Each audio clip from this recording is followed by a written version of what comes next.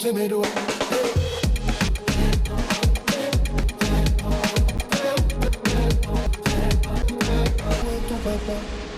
Dis-moi où est ton papa. Comme devoir lui parler, il sait ce qui ne va pas. Ah sacré papa, dis-moi où es-tu caché. Ça doit faire au moins 1000 fois que j'ai compté mes doigts. Hey. Dis-moi où est ton papa. Sans même devoir lui parler, il sait ce qui ne va pas. Ah sacré papa, dis-moi où es-tu caché. Ça doit faire au moins 1000 fois que j'ai compté mes doigts. What's going on, everybody? I hope everyone's having a fantastic evening, afternoon, pre-noon, no matter where you are in the world. I'm Hasan Piker, and this is the HasanAbi broadcast coming to you live from sunny California, Los Angeles. Folks, we're live, but I hope all the boys, girls, and MBs are having a fantastic one because today's a beautiful day. Today's a wonderful day. Today is a Thursday. It's thirsty Thursday. Stay hydrated, ladies and gentlemen. The prodigal son returns Thursday, March 26, 2026. We're live. 72 degrees and sunny here in Los Angeles, California on stolen Tongva territory. And I hope everyone's having a fantastic one. Whew, goddamn. This is part of the broadcast where I tell you about my personal news about what's going on in the world of HasanAbi Piker in between the time period where I press the stop streaming button and press the start streaming button. So help me God, that's precisely what I'm going to do right now. We're going to go right into it because there's a lot of news to cover and I'm also late. And the reason for why I'm late is, of course, because we just shot another episode of The Fear and podcast. That's right. Quick question. When going to Dominican Republic, also, how's your ankle doing? My ankle's not doing great, but you know, I mean, I can walk, I can run, I can do stuff. I just can't like do too much crazy physical activity. Is the America gonna attack Iran? Is the world cooked? Yes, and yes, potentially, and yes. Anyway, where was I? It's weird that you said in Cuba that it's not stolen land when all of the Americas is stolen from the natives. Yes, but the Cubans are also, you know, they are more attentive, and they have they're not they had their own liberation movement aside from like they had a real proletarian revolution rather than a bourgeois revolution like we did here in the United States of America. Anyway. Where was I? What was I going to talk about? Oh yeah. Personal news wise, I watched How to Blow Up a Pipeline with Noah last night. It was fucking awesome. Really good movie. Really tense. Liked it quite a bit. And also so much shit happening. How do you keep up with it? I don't know. I'm just monitoring the situation all the goddamn time. Okay, so I saw you hating on the bald people on the timeline yesterday, bro. I mean, this was a specific bald that I had to do a specific attention to, specific anti-bald action towards. But folks, personal news wise, I've been working on putting in VO and like creating a cohesive narrative in the mini doc. And it's been, you know, taking up a lot of my time and a lot of my attention. And that's precisely what I've been doing on, like, you know, any moment that I'm not actually broadcasting. You got a shout out from Ebro today? Wait, no way. What was it? That's sick. Was it good or bad? Make sure you give your vocal cords plenty of rest, big dog. Yeah. Oh, good? Hell yeah. Yo, Timmy Miller showed a clip of you to Phil Gordon, Kamala NSA, to his pod yesterday. Nice. How long is the mini doc? It's mini, so it's gonna be like 36 minutes, I believe. Like maybe a little bit shorter than that. We're trying to cut it. But the thing is, like, I've never put like the amount of effort that I'm putting into this is probably not going to be like, it's probably not going to, the return on investment as far as like attention, eyeballs is probably not going to work. But we'll see. I'm still going to do it because I want to put out a product that's like good. So yeah. Thank you for the playlist. Tamasius Sono, Dominican Republic. Maybe one day, chatter. Maybe one day. Will there be another flotilla convoy? Potentially. Right here. Here's the shout out. Like we were saying the other day, this is very unserious. I mean, it's very serious what's going on because bombs are being dropped. But it's very unserious because we can't trust our government at all. We can't trust the news outlets at all. So we end up going on Instagram and shout to Hasan Piker, who I think is a reliable source, to some degree. He's got a lot of followers, and he seems to be covering things in the right way when you look at his comments. Here he is covering all the different things that Trump said and the contradicting things he said the other day. Hasan Piker. Yes, he's a very big leftist social media and YouTube dude. I gotta check him out. You never heard of Hasan Piker? No. Yo, he's gigantic. The biggest 8-9 million followers. Yeah, he's the biggest left-wing personality. We're making waves. Okay, I need to check him out. At 12:03 p.m., President Trump told reporters he wanted a ceasefire with Iran. At 12:05, he declared victory. At 12:07, he announced he was sending Marines. At 12:08, he said no boots on the ground. How could you do that in 60 seconds? At 12:11, he said he did not want a ceasefire. At 12:16, he declared victory again. At 12:17, he asked for a ceasefire. At 12:23, he told NATO they were cowards. At 12:29, he said Iran was begging for a ceasefire. At 12:31, he said everything was perfect. At 12:36, he said $500 oil was a good thing. At 12:37, he demanded Iran open the HORMUZ. At 12:39, he said HORMUZ was never closed. At 12:41, he said the U.S. was not at war with Iran. At 12:42, he declared victory in Iran. Did you hear the next thing though? We've had some developments since this. Where now it appears that we may jointly operate HORMUZ. Yeah. Well, sorry, you're wrong. Pentagon weighs development deployment of air troops to Iran. Their sound effects. You see what I'm saying? That sound effect is like the biggest internet sound effect right People now. love that on the internet. But you see what I'm saying? You can't. How do you take this serious? I know. This is unserious. Vindication, this is baby. Not. It's so ridiculous. It's sad. It's embarrassing, but it's also expected when you have a population that would vote for a person with all. If you look at the resume of Donald Trump and all of the things that we were told about this person, that we've been hooting and hollering about on our platforms for 10 years. 10 years Rosenberg. now. Yep. 10 years we've been talking about how much of a clown this person is. And we end up here. Can I get an absolute soundboard vindication right now? For all the haters out there, that were talking big shit about the soundboard, saying like the soundboard sucks, they liked it. They said I'm the soundboard guy. Okay? That's right. That's why y'all the soundboard enjoyers rise up. The soundboard enjoyers that have subscribed to the Piker Broadcasting Service, show yourselves. Show yourselves in the chat. All I'm saying is soundboard is certified now. It's a certified banger. It's a certified classic. Okay? You just don't use the best effect enough. Maybe you're right. They were being sarcastic. It's clearly the worst part of the stream ever. Who are these guys? Why should we care about their opinion on your soundboard? You are too white, my friend. That's what it is. This is the Ebro and Laura Rosenberg show. Okay? Are you kidding me? It's crazy. A new genre FPV drone footage dropped. Oh, damn. I had not seen this before. Bland Saltine showing their asses right now. Yeah, they called you a madman, vindicated. A lot of vindication coming in, you know? A lot of vindication coming in these past couple of years and maybe in the past couple of weeks as well. May Allah awaken the people and help them to see the evil doings of Israel and the United States. Get those, yo, get those subs rolling for the Piker Broadcasting Service. Also, we're live.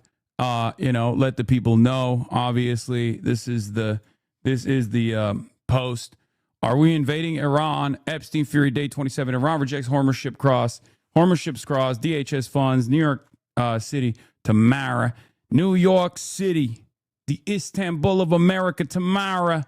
A lot of coping and seething by the pro-imperialists.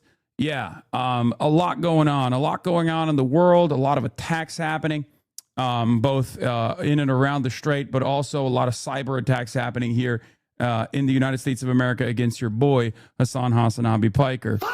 But it's all good. Can you collab with them in New York, please? I think you and Rosenberg will get along well, probably. You have a new Fox News piece. Illinois Democrats condemn party members rallying with far-left streamer Hasan Piker. Yeah, it doesn't, none of this works. Okay, this is no motion. This only has enough motion. This has as much motion as you give it motion, right? Like if you look at this situation and you're like, who gives a fuck, bro? We're not doing this. We're not playing this game no more. Then it's done. It's over, right? And that's precisely what we're going to be doing. Michael Rappaport is doing having a normal one, it seems. He's having a normal one. Like, these guys tune themselves up. These guys basically are in this like weird echo chamber, very right-wing weird echo chamber on Twitter, where they like tune themselves up. They get unlikely and maybe some likely allies on board, and they think like, oh, the whole world feels this way, you know? And it's fine. You know, what are you going to do? Come to the Bronx for the Tax the Rich rally? Yeah, probably, most likely. Libs crying about your Slate article without having read it seemingly? Yeah, I know. Izzy thread on turning into the death rattle for APAC? Yeah. Yep. Please check the White House post. Oh, God, you guys get so annoying about like silly shit like that. What does Charles Downs from Loomer News have to say about this? Dude, so many peps, progressive except for Palestine, have become hard cons. It's been such a mask-off moment. Yeah. My brother texted me last week to tell me they shipped him out to the Strait of Hormuz. He's sitting on a boat waiting if they're deploying the Marines in Iran. I'm so tired, dog. This administration is holding my brother's life in their hands. I've been literally spamming the conscientious objector thing over and over again. I don't know why you guys won't do it. Also, apparently Hezbollah killed an IOF soldier. An IDF soldier was killed and 4 others were wounded in a Hezbollah anti-tank missile attack in southern Lebanon earlier today.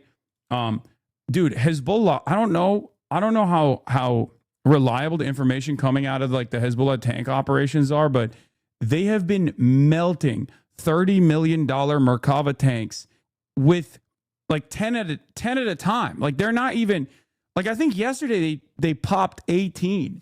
I don't understand what the fuck Israel was thinking, because like this has always been a failure, right? Like the whole the Hezbollah line of like they come in vertical, they leave horizontal. Like, there is a reason for that, right?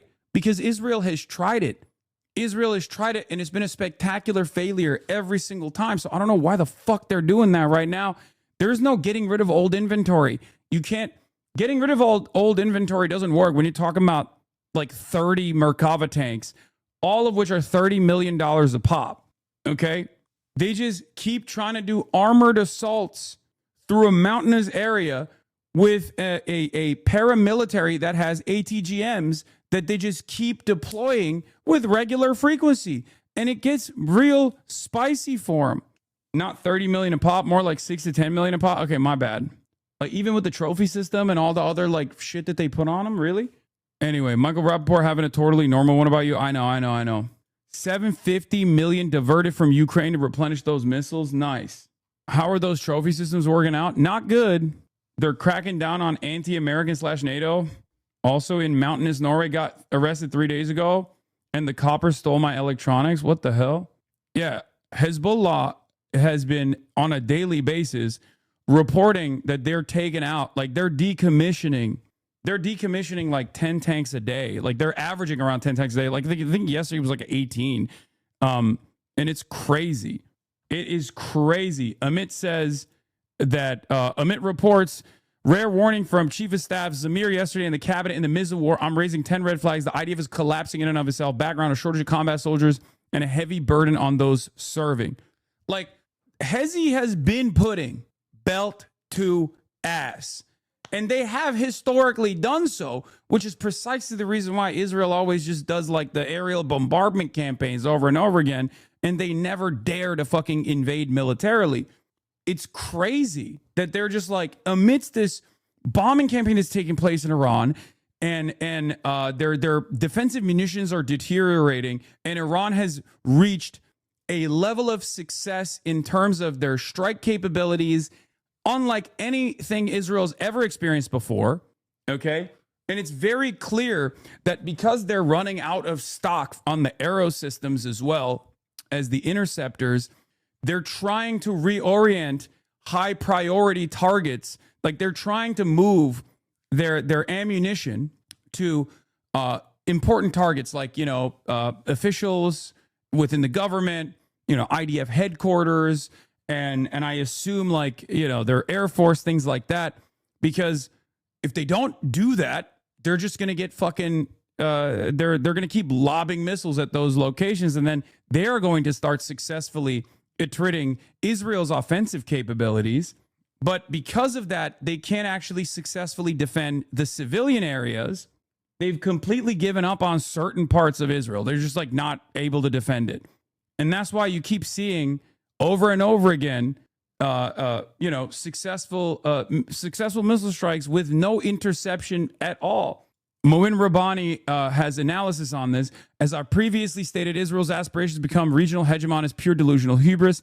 Israel's too small and vulnerable, lacks the required demographic and resource base, and is fully dependent on external support. Already in Iran, we are learning that Israel has bitten off more than the U.S. can chew on its behalf. A state that can't decisively defeat a second-order militia like Hamas or administer a fatal blow to Hezbollah and needs the full might of the U.S. to wage war against Iran, a state under comprehensive sanctions since the 1970s, is now threatening to take on NATO member Turkey. And after hubris comes nemesis. Okay? The IDF chief of staff has warned that the IDF is on the verge of collapse after 900 straight days of war. This is what he told the government yesterday. Reservists are being stretched to a breaking point across multiple active fronts simultaneously: Gaza, Lebanon, Syria, West Bank, and the Iranian front. No ultra-Orthodox conscription law has been passed, leaving thousands exempt from service and practice. The cabinet approved legislation of dozens more outposts and farms of the West Bank, requiring additional troops to protect them. Jewish nationalist terrorism is surging in the West Bank, requiring an additional battalion to be deployed there, with possibly another needed soon. Because, they have this endless ambition of advancing the Greater Israel Project, right? And in order to do, with possibly another needed soon. Because, they have this endless ambition of advancing the Greater Israel Project, right? And in order to do this Greater Israel Project, you need more troops, because it's like this unlimited violence that you're subjecting the indigenous population of Palestinians to, and therefore there's going to be some retaliation. And when that retaliation comes, you have to defend the settler terrorists, right? Mandatory service is set to shorten to 30 months in January 2027, the opposite of the IDF's request to extend it to 36 months. The government is avoiding passing the necessary laws, conscription, reserves, extended service, largely due to political pressures related to the Haredi exemption controversy. The expansionist policies of the government are straining the army to the point of no return. The IDF cannot carry this load and will collapse into itself, according to the chief of staff. Soon, if the wars of expansion do not stop, Israel is simply not big enough and not rich enough to dominate the Middle East in the long term. And it's the craziest part about it is Israel and America are not even big enough and rich enough to continue this, right? That's what's so wild about it, because the first time there is actually a sovereign state with defensive and offensive capabilities willing to fucking go to bat, willing to actually do the unthinkable, which is fight back in a way that only sovereign states can, all of a sudden, the dynamic shifts so dramatically, okay? This is huge. This is huge as far as diminishing American capabilities, diminishing America's force projection capabilities, diminishing America's actual surveillance capabilities in the region, radar systems, and destroying American military equipment in the process is bloodying the American nose a little bit. And I've already explained to you guys, especially many of you in this community that are obviously anti-war, that this kind of militant deterrence is not necessarily a bad thing, because in the absence of a sovereign state that is willing to take on American hubris, we have dominated the entire planet in very violent ways, and in ways that actually do not benefit the American citizens either. None of our imperial endeavors actually are beneficial to the average working class American. But because we've been able to, continue this war machine without much domestic impact, right? Because at the end of the day, Americans can just not know whatever the fuck we're up to, on the other side of the planet, and be totally sheltered from the impact, with the exception of what's going on right now with the oil prices, the price that Americans experience at the pump, right? With those exceptions, Americans can just live their normal daily lives, and the American government is so powerful that they can shelter the American population from the impact. But all of our resources in this somewhat invisible way is being allocated to constant military adventurism overseas. And those are resources that are much needed here. So my argument has always been we should put an end to this endless warfare all around the world and eventually spend our, collective output, our resources on ourselves. This will give breathing room to the rest of the planet. This will give breathing room and offer sovereignty and dignity to the nations in the periphery that have often been dominated by Western imperialism. And this will be beneficial for us Americans as well. So that's the reason why I don't have this like American imperialism is falling apart, and therefore this is a bad thing attitude that I think American chauvinists have, and their attitude has started shifting a little bit. I think like people are seeing exactly what's going on, right? For the past, 3 weeks, I think people were just like holding on to this idea that like America's going to pull through. Obviously, our dicks are so hard. We have the mightiest military. We have the most sophisticated equipment. It's the most expensive military, not realizing that we were not achieving our war goals, right? This is beyond the fact that obviously we were goaded into doing this thing because of Israel directly. And I say that all the time because it's true. And my first principle is say the truth, right?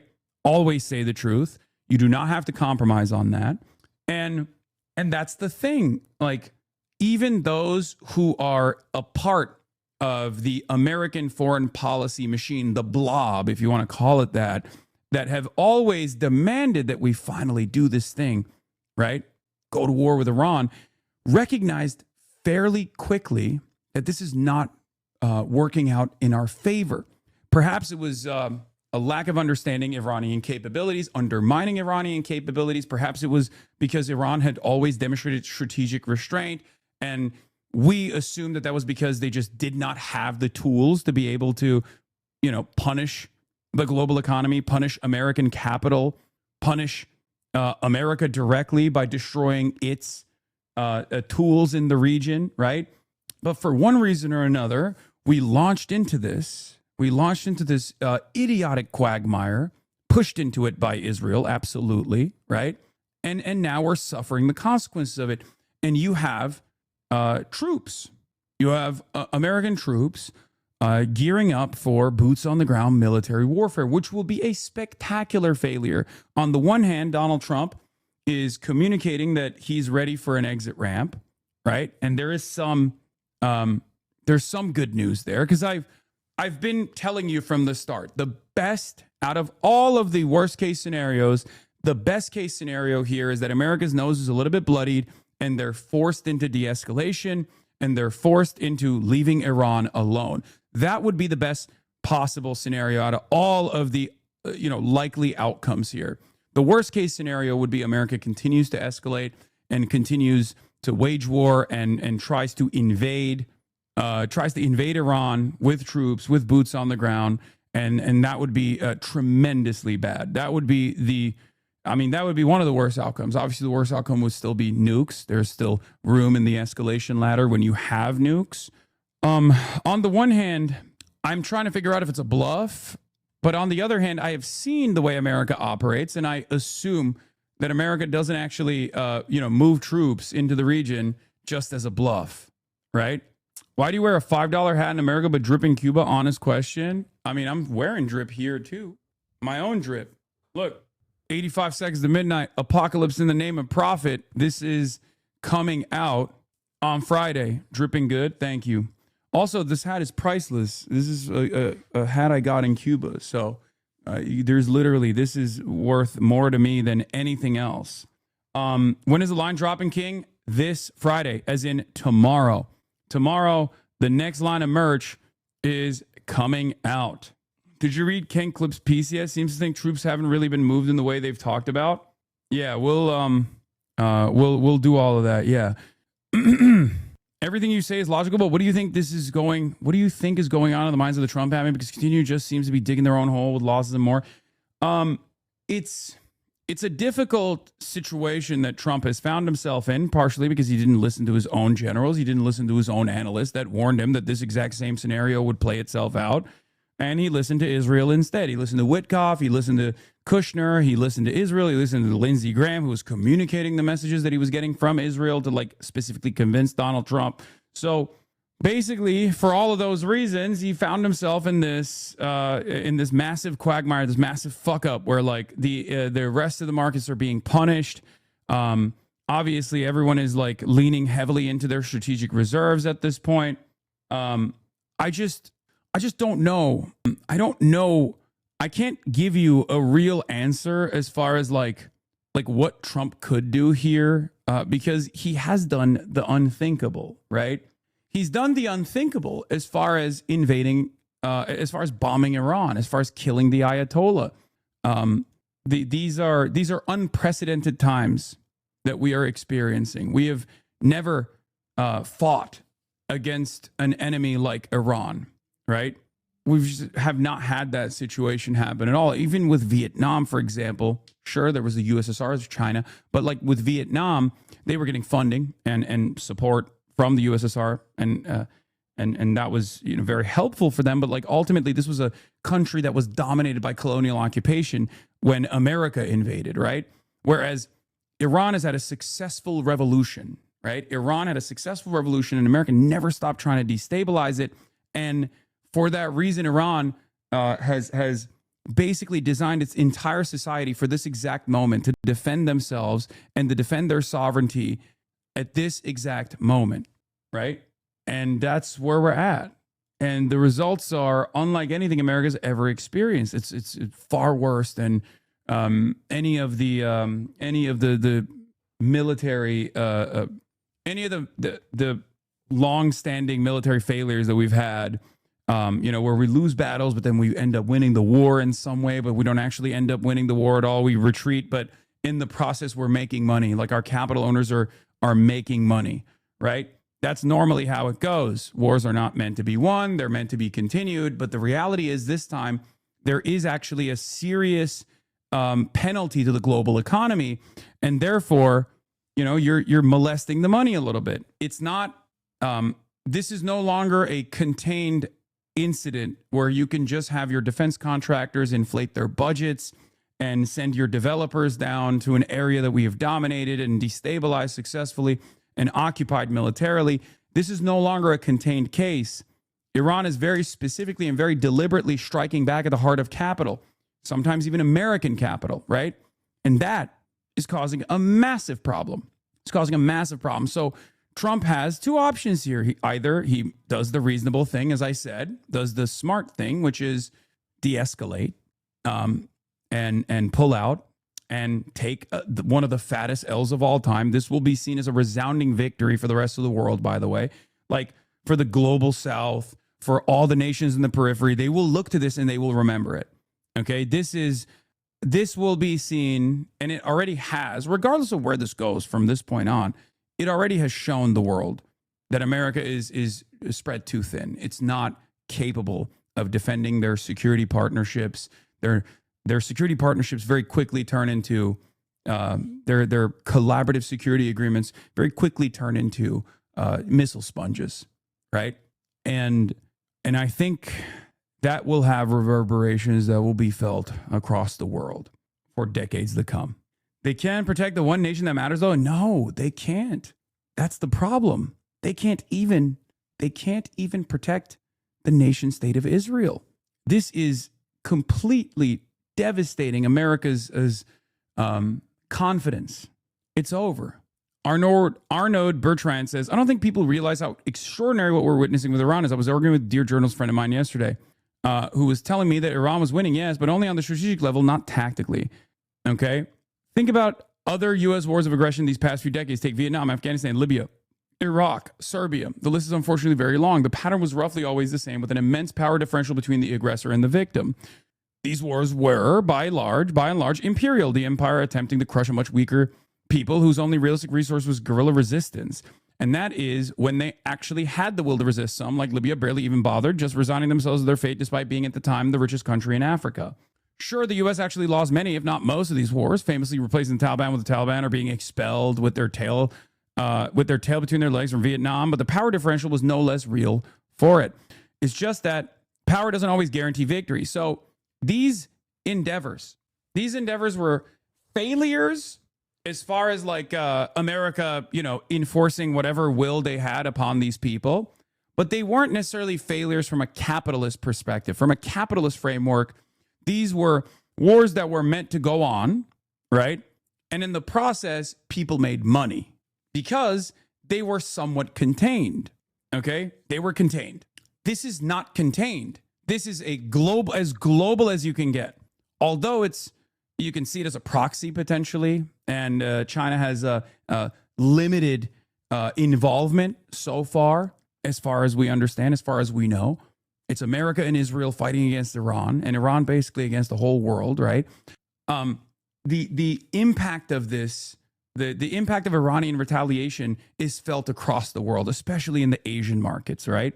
So it's not necessarily good for American capital right now, especially because there's a balance, right? You lose some of your forces, you lose some of your tanks, maybe you lose some of your machines, and then those can be replaced. But you start losing radar installations, okay? Hard fixed positions. You start completely running out of munitions, like defensive munitions, and you're in a very different ballpark. You can't go above a certain level of attrition and still maintain your dignity and still maintain your leverage, your upper hand. America has gone far past that point. Okay, the moment that they abandoned their military bases and openly and readily admitted, by the way, something that you could have found out if you were watching this broadcast for the past couple of weeks, something that we talked about from like day 2 or day 3, something that we saw here was that these bases were fucking getting cratered, right? They were getting lasered by Iranian ballistic munitions and also Shahed drones. And for the price of like relatively cheap gear, Iran was able to destroy billions of dollars of radar installations and make these bases uninhabitable, unusable for a future campaign where troops could be stationed and create a logistical supply chain between the front lines and these bases, right? Like they were able to successfully destroy this stuff. And at the time, a lot of people were saying, "Oh, you can't, this is nothing. I mean, we killed the Ayatollah. That's far more consequential. That's far more significant."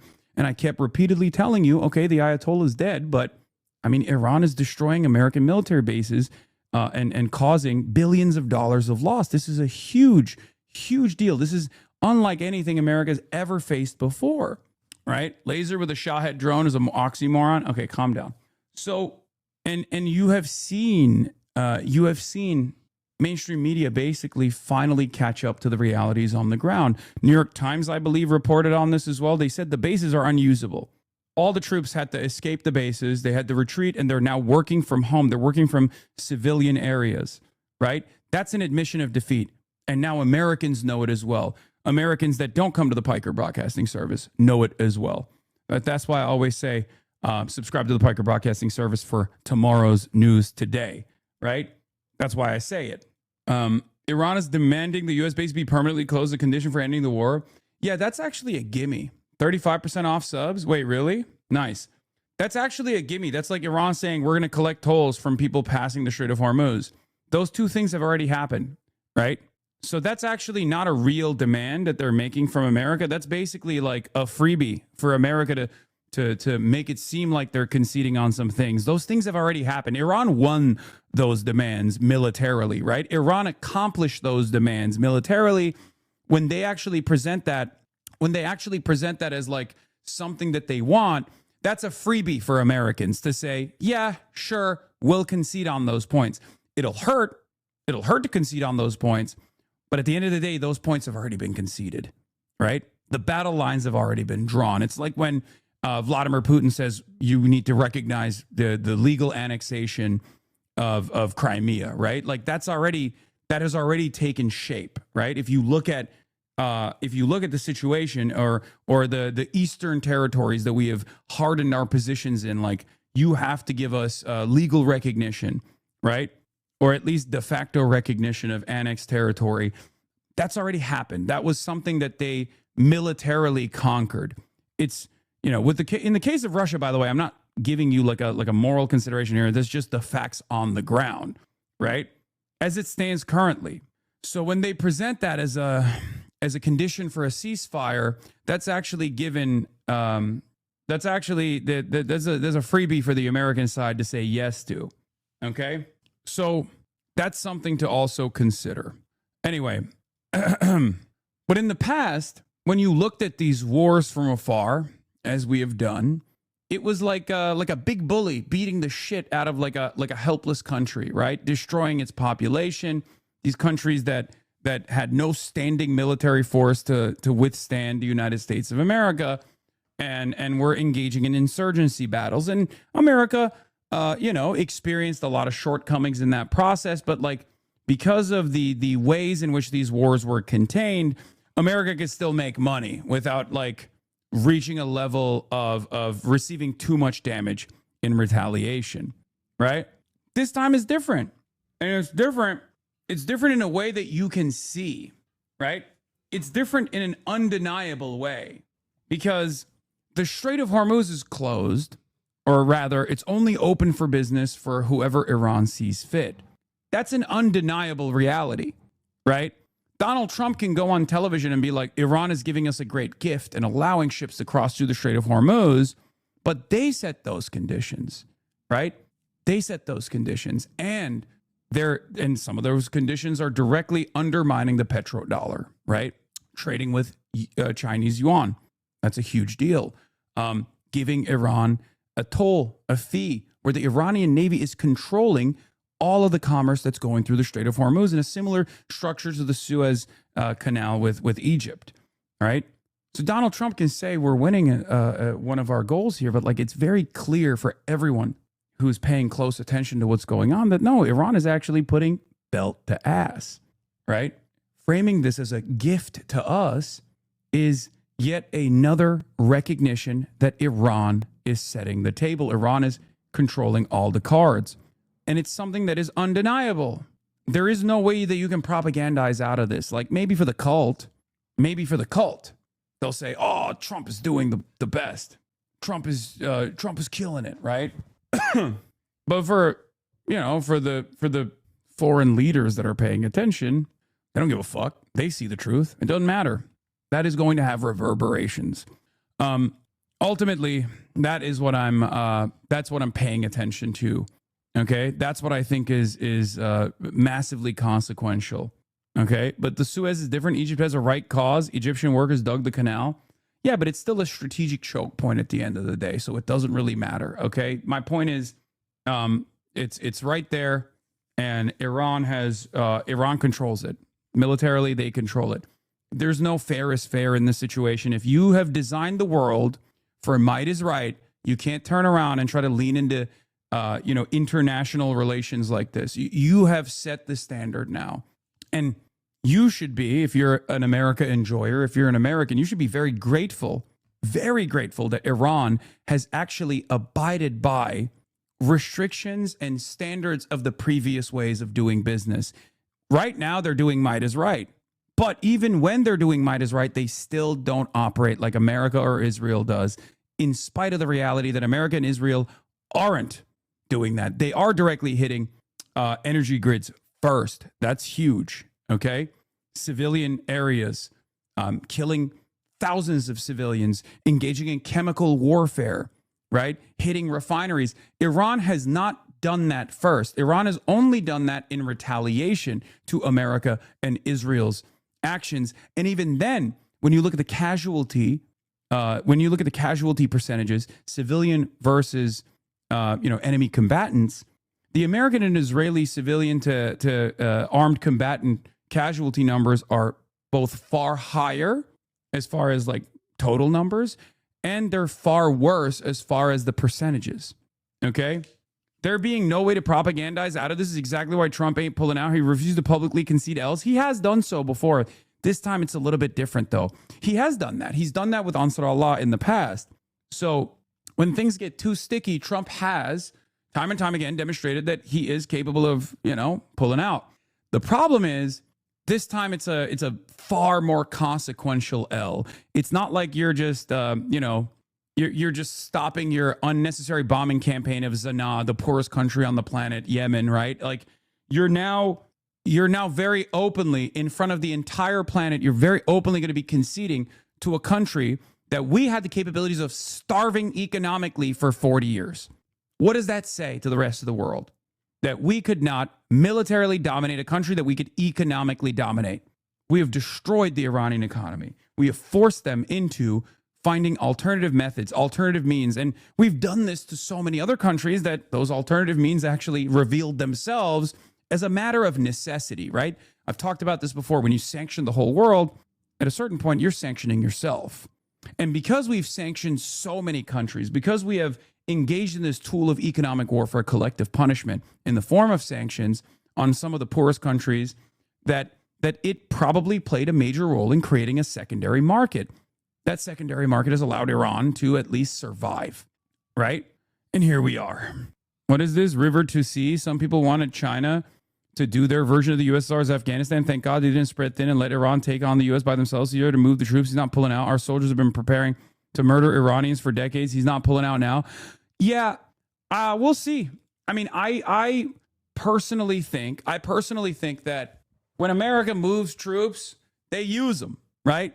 At least when Donald Trump moves naval assets, he uses them. Even if there's a talk of an off-ramp, even if there's a talk of de-escalation, when America moves troops into an area, they're going to try and use them. We'll see.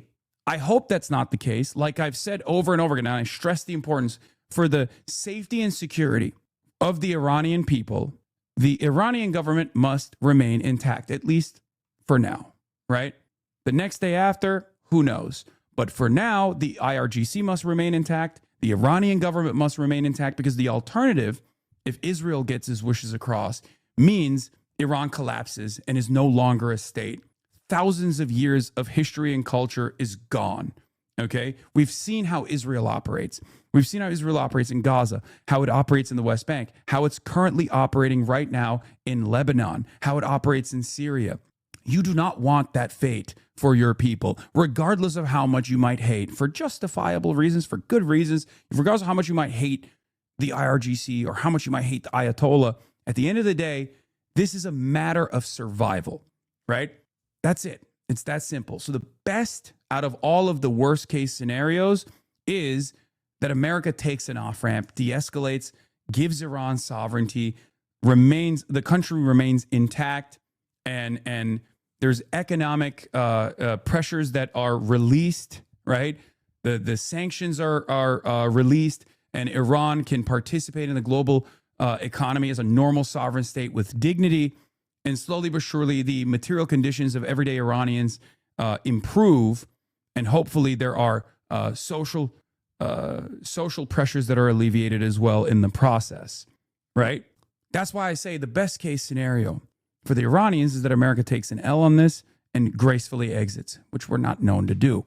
And this is actually good for Americans as well, because if you understand that our endless military conquest around the world is not beneficial for the people that we're dominating, and is not even beneficial for us here in the imperial core, any sort of pushback that causes American restraint is good for the American people.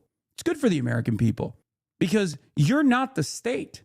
You're not Mr. Lockheed, and you're not Mr. Martin, okay? You're not John Raytheon. It might be bad for them if we stop funding these behemoths that demand more and more taxpayer-backed subsidies with their inflated budgets. But if you're a regular guy, if you're an ordinary American, all of your productive output is going to that. It's not going back to you, right? It's not going back to you. You might feel like it's going back to you somehow because your 401k is invested in like Raytheon or something, but that's marginal. If we were to restructure our economy to focus on ourselves, because we've taken this big L and we've decided, okay, we have to retreat from the rest of the world a little bit and focus on ourselves and build our infrastructure, focus on ourselves and build our education systems, focus on ourselves and build our healthcare systems, something that people like yourselves in this community and myself, people like Bernie Sanders have been advocating for decades at this point. If we were to be able to achieve that by force, because of the bloody nose that we receive in this endeavor, that's a much more prosperous future for the United States of America. Okay? That's it. So this is not a bad thing at all. It's the best case scenario. Turkish people have a saying, zararın neresinden dönersen kârdır. Okay? It translates to, no matter which point you turn away from, harm or loss is a profit. Okay? That's it. And there has been a lot of loss so far. The IMEU Policy Project says just 1 month of the Trump-Israel war in Iran has cost U.S. taxpayers over $31 billion. Now, that is the most conservative estimate, okay? That is the most conservative estimate. It's far larger than that. That money could have been spent on you. That money could have been spent on all of the deterioration that you have experienced in your day-to-day activities. You walk around, there's homeless people everywhere. Buildings look dilapidated, okay? There is a downward trajectory for the United States of America. Our infrastructure is crumbling. We have no more rural hospitals in this country. These things require money to fix. We have the money. We're the wealthiest nation on the planet, right? And yet, we don't spend it on ourselves because instead of spending it on these things that would improve the day-to-day experience of ordinary Americans, all that money goes to the CEOs and the major shareholders in the military-industrial complex. This must change. This is an infuriating indecency. It's unjust. And if America was able to dominate Iran militarily, it would never stop, right? It just wouldn't stop. And things would get worse and worse year over year.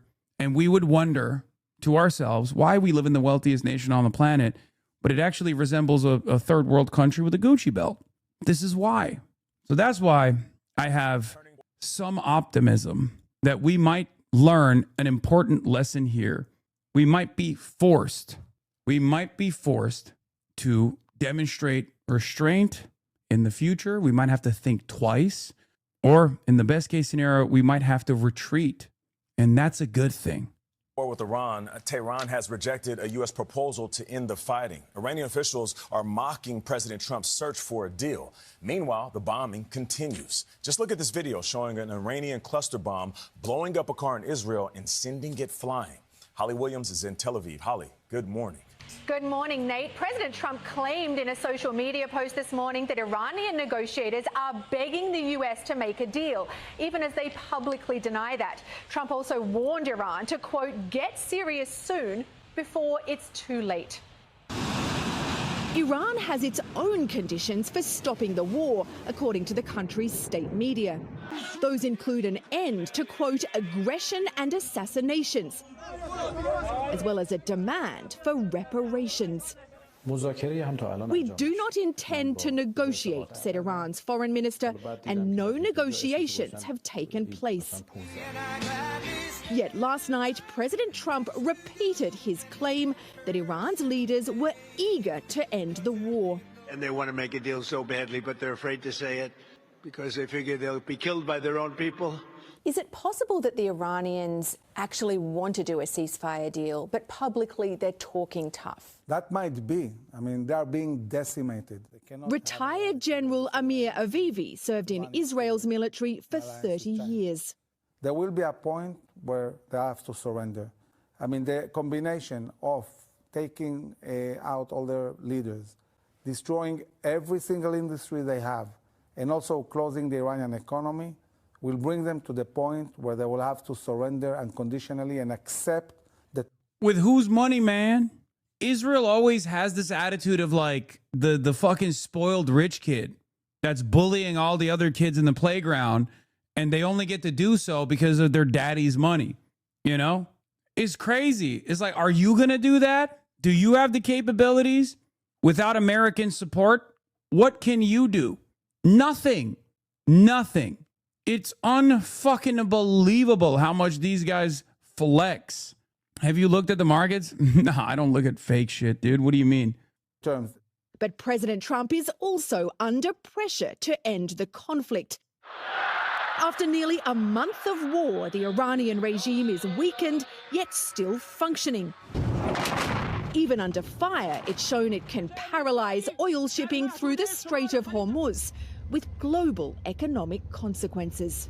There's speculation that the US could use ground troops to seize control of Iran's Karg Island, through which the Iranians export around 90% of their oil. Now, that would pile more economic pressure on the Iranian regime. But one big question is whether the Iranian leadership would rather do a deal for their survival or die fighting. Vlad. Holly Williams in Israel for us. Thank you, Holly. Day 27 of the Iran war. President Trump claims to have obliterated Iran's military capability. And he said that 27 times. Well, he said that 2,700 times because he says it like 100 times a day, and it's been 27 days. It doesn't really mean much, does it? Considering that there is no negotiations, at least like Iran has sent out their demands, and Trump keeps like following along with whatever Iran is doing and trying to make it seem like he actually made these demands ahead of time and Iran is following their pressure when that's not the case. There's never been a moment where like the leader of the free world, right, which is something you don't really see or hear anymore from people. Have you guys noticed that? The leader of the free world? That's how we used to refer to American presidents. The arrogance. Oh my God. Anyway, there's never been a moment where like the American empire's king, God King, the American president, has been so thoroughly humiliated. It's actually unbelievable. But there's no evidence on the ground that Iran is ever close to actually capitulating just yet. Yesterday, we looked at the US strategy for this war. Let's now look at what the Iranian strategy might be. What we are seeing is no let-up in Iranian attacks against its neighbours. But the key element here is there's two different wars going on. The US are conducting a war of choice. They're a superpower, and they are systematically using conventional military action against Iran and writing it down. For the Iranians, this is a war of national survival, completely different. They therefore are the David to America's Goliath. They've been planning for this for 35 years, and they've got to combat America. That's the other thing. Is it still a bannable offense to be from Naperville? Yes. Free me. Take a second off. It's still a bannable offense. Komünistim diyorsun, ipek gömlek giyiyorsun, nasıl olacak o? Salak herif. What was I going to say? The Turkish guy fucked me up. Addicted to monitoring situation, same. I've totally dropped what I was going to say. And quality with quantity. And that explains why so many drones are being used in this conflict. Oh, David versus Goliath. Thank you. People love an underdog story. That's the other thing. People love an underdog story. So it's pretty hard to look at the situation as anything but like the underdog kind of actually pushing back against the bully for once. Because like I'm not a hater of Americans. I believe in the notion of American prosperity. I believe that we have tremendous potential. We're just not using it because, unfortunately, the system of capitalism is designed to follow along the agendas and the profit, the interests of capital accumulation and continuing to expand profit margins. So we've been very violent. We've been very bloody. And it's not necessarily been beneficial for the regular American citizens in general. But ultimately, you don't have to be an America hater. You can be an American and recognize that we are the fucking bullies around the world, right? And now you got a situation where one of the people that we thought we could mercilessly whip around and bully is fighting back and actually succeeding. It's hard to look at that situation as one where you feel kind of sad and humiliated. Maybe some do. But I guess the people that would most likely feel a sense of humiliation in this moment are cattle and therefore are reading a totally alternative set of realities and events. So the ones who would normally be mad, right?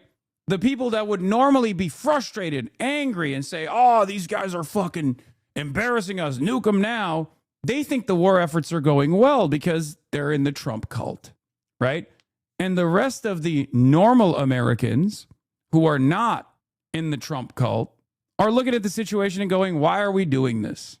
This is Hassan's most liberal take yet. I don't know, man. I have to believe that there is a better future possible. Otherwise, I wouldn't be able to do what I'm doing, right? And there is something hopeful about the way that things are going.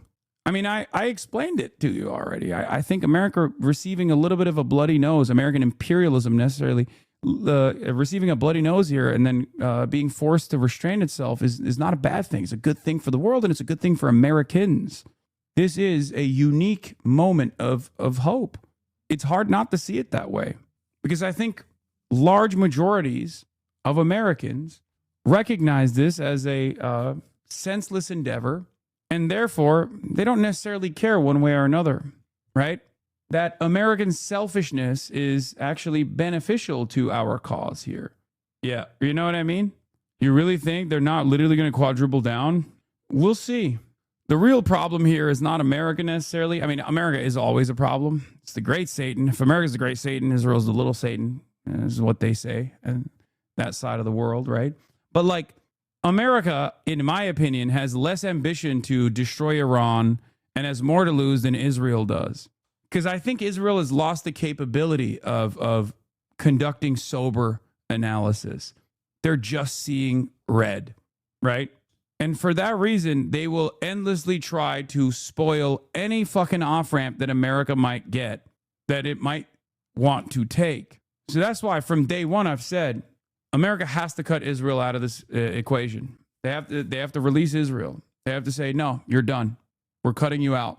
The American government has to remember that they hold the cards.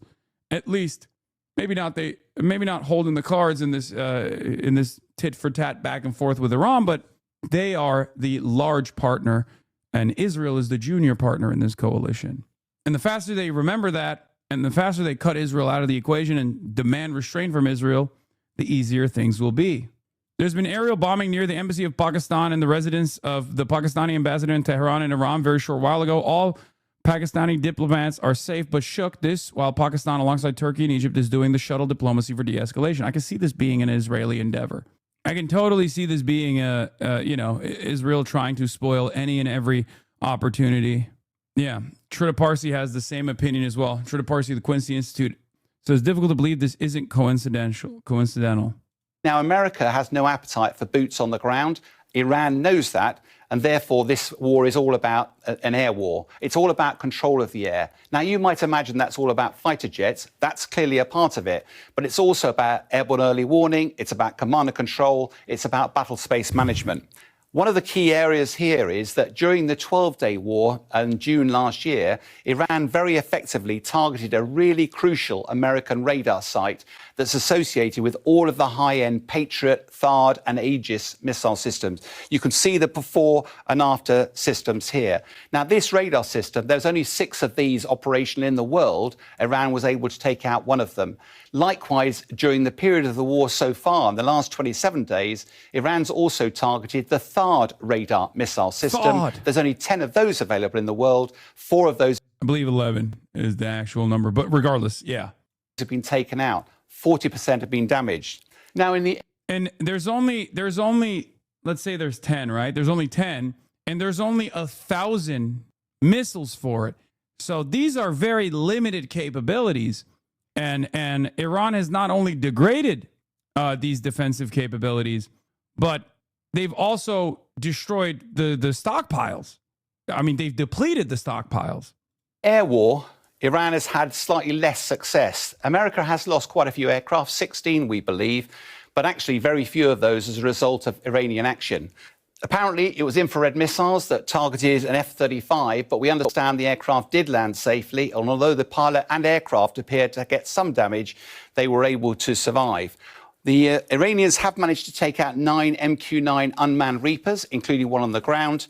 The Americans have lost a KC-135 aircraft, but that looks like a tragic accident where 2 aircraft hit each other, losing, unfortunately, all of the crew on board. And America has also lost 3 F-15s, but that was all by a Kuwaiti F-18 that managed to shoot all of them down. Where the Iranians have had more success is in the use of drones. And particularly, there's a good example here in Iraq, on a US military base where the Iranians have used a drone to target a Black Hawk helicopter. And the crucial part about this message is that the drone is probably only a few $1,000s worth, whereas the Black Hawk helicopter is tens of millions of dollars and takes a long time to replace. The key here is that President Trump is fighting a conventional military campaign, whereas for Iran, they've just got to survive, they've got to gain leverage and then be in a position to have some strength in negotiations. And that's why the Straits of Hormuz is such a crucial part of this war. At the moment, the Iranians control this. There's no easy American solution to resolve that. And that's probably what explains why President Trump's getting increasingly erratic with his broadcasts on social media, particularly Truth Social. In summary, the US military campaign in Iran is definitely achieving results. It's breaking a lot of stuff and it's being celebrated by President Trump. But the Iranian strategy, as the underdog, appears to be one at the moment that is going to prevail. This morning, I want to give an update on the Operation Epic Fury, which is an appropriate name because we are absolutely obliterating them. Over the past 3 weeks, we've been hitting Iran's military capabilities at a level that few people have ever seen before. People never knew there was such a capability. We have the strongest military anywhere in the world by far. I built it during my first administration, and I used it during my second administration. Unfortunately, because I'd rather not have to use it. But it's a display of force and precision and skill like nothing the world has really witnessed, although you get a pretty good witnessing of it in Venezuela also. And that was a smaller version of what we're doing now. We're crushing their missiles and drone stockpiles, destroying their defense industrial base. We've wiped out their Navy completely, their Air Force completely. We've wiped out a large percentage of their missiles. And the missile launchers, without the launchers, the missiles don't do any good. And we've knocked out probably. This is the funniest cope too, because like the TLs are just like, they're literally K trucks. So when they talk about like wiping out missile launchers, these are unimaginably inexpensive tools. They're very easy to repair. You can repair with like, I mean, they're basically commercially available products. So like the Iranian defense capabilities are designed in a way where they're easy to replace, easy to repair, and quick to build. It's all retrofitted commercial trucks. So even as far as like as far as the economic damage that they're receiving, it's marginal. It's inconsequential. And as far as like limiting their strike capabilities, it's also clearly not true, right? Hoodie check. Yeah, I'm wearing Operation Woke Sharia Law. New merch. Close to 90% of the launchers, probably more than 90% of the missiles themselves. Between some they fired and more than they fired, we knocked out. We've also destroyed a lot of the factories. We're continuing to do that, but a lot of the factories where they manufacture the drones and the missiles. The drones, too, are way down, but the reason they're down is they go one way and they don't come back. Yeah, that is insane. This is in, I assume this is in, is this in Iraq? Looks like it overheated after firing rockets at the military installation at Baghdad International this evening. Yeah. Technical alignment charge. Doctrine purist. A technical is used for raiding, recon, skirmishing, and patrol for an irregular force. Structure purist. A technical is a non-standard light tactical vehicle based on civilian pickup truck. A Toyota Hilux with a machine gun is technical. Structure neutral. A technical is any vehicle modified for combat. A Tachanka is a technical. A gun truck is a technical for the doctrine neutral, but the structure neutral. A technical is used for any combat activity. A doctrine radical. A technical can be used by anyone for anything it is good at. A Pok Pung Ho tank is a technical for the doctrine neutral and the structure radical. The Killdozer was a technical. I mean, this is insane, dude. This is insane. This is beast mode, and it's also impossible to fucking withstand. Impossible to... A Hezbollah fighter wears his own burial shroud in the battle. He's already accepted death in defense of homeland. Yeah, I mean, that's the other part of the story as well. But like this is crazy, man. This is some Mad Max shit. You see what I mean? The missile car is so spiritually Latino, I'm crying. What am I looking at? This is a regular car that they retrofitted the trunk space with missile launchers. Like they basically take the car, position it in the direction of the Baghdad International Airport, and then just fucking launch missiles from it. I've been thinking about this a lot. If the AK-47 was like the symbol of revolutionary warfare, gritty, cheap, effective, could work in all terrains. Now it's the Shahed drone. Like, it's turned into the I mean, this is not a Shahed drone launcher, obviously, but like, it does feel like the AK-47 platform in the modern iteration of that is the Shahed drone. Incredibly cheap, incredibly efficient, incredibly successful.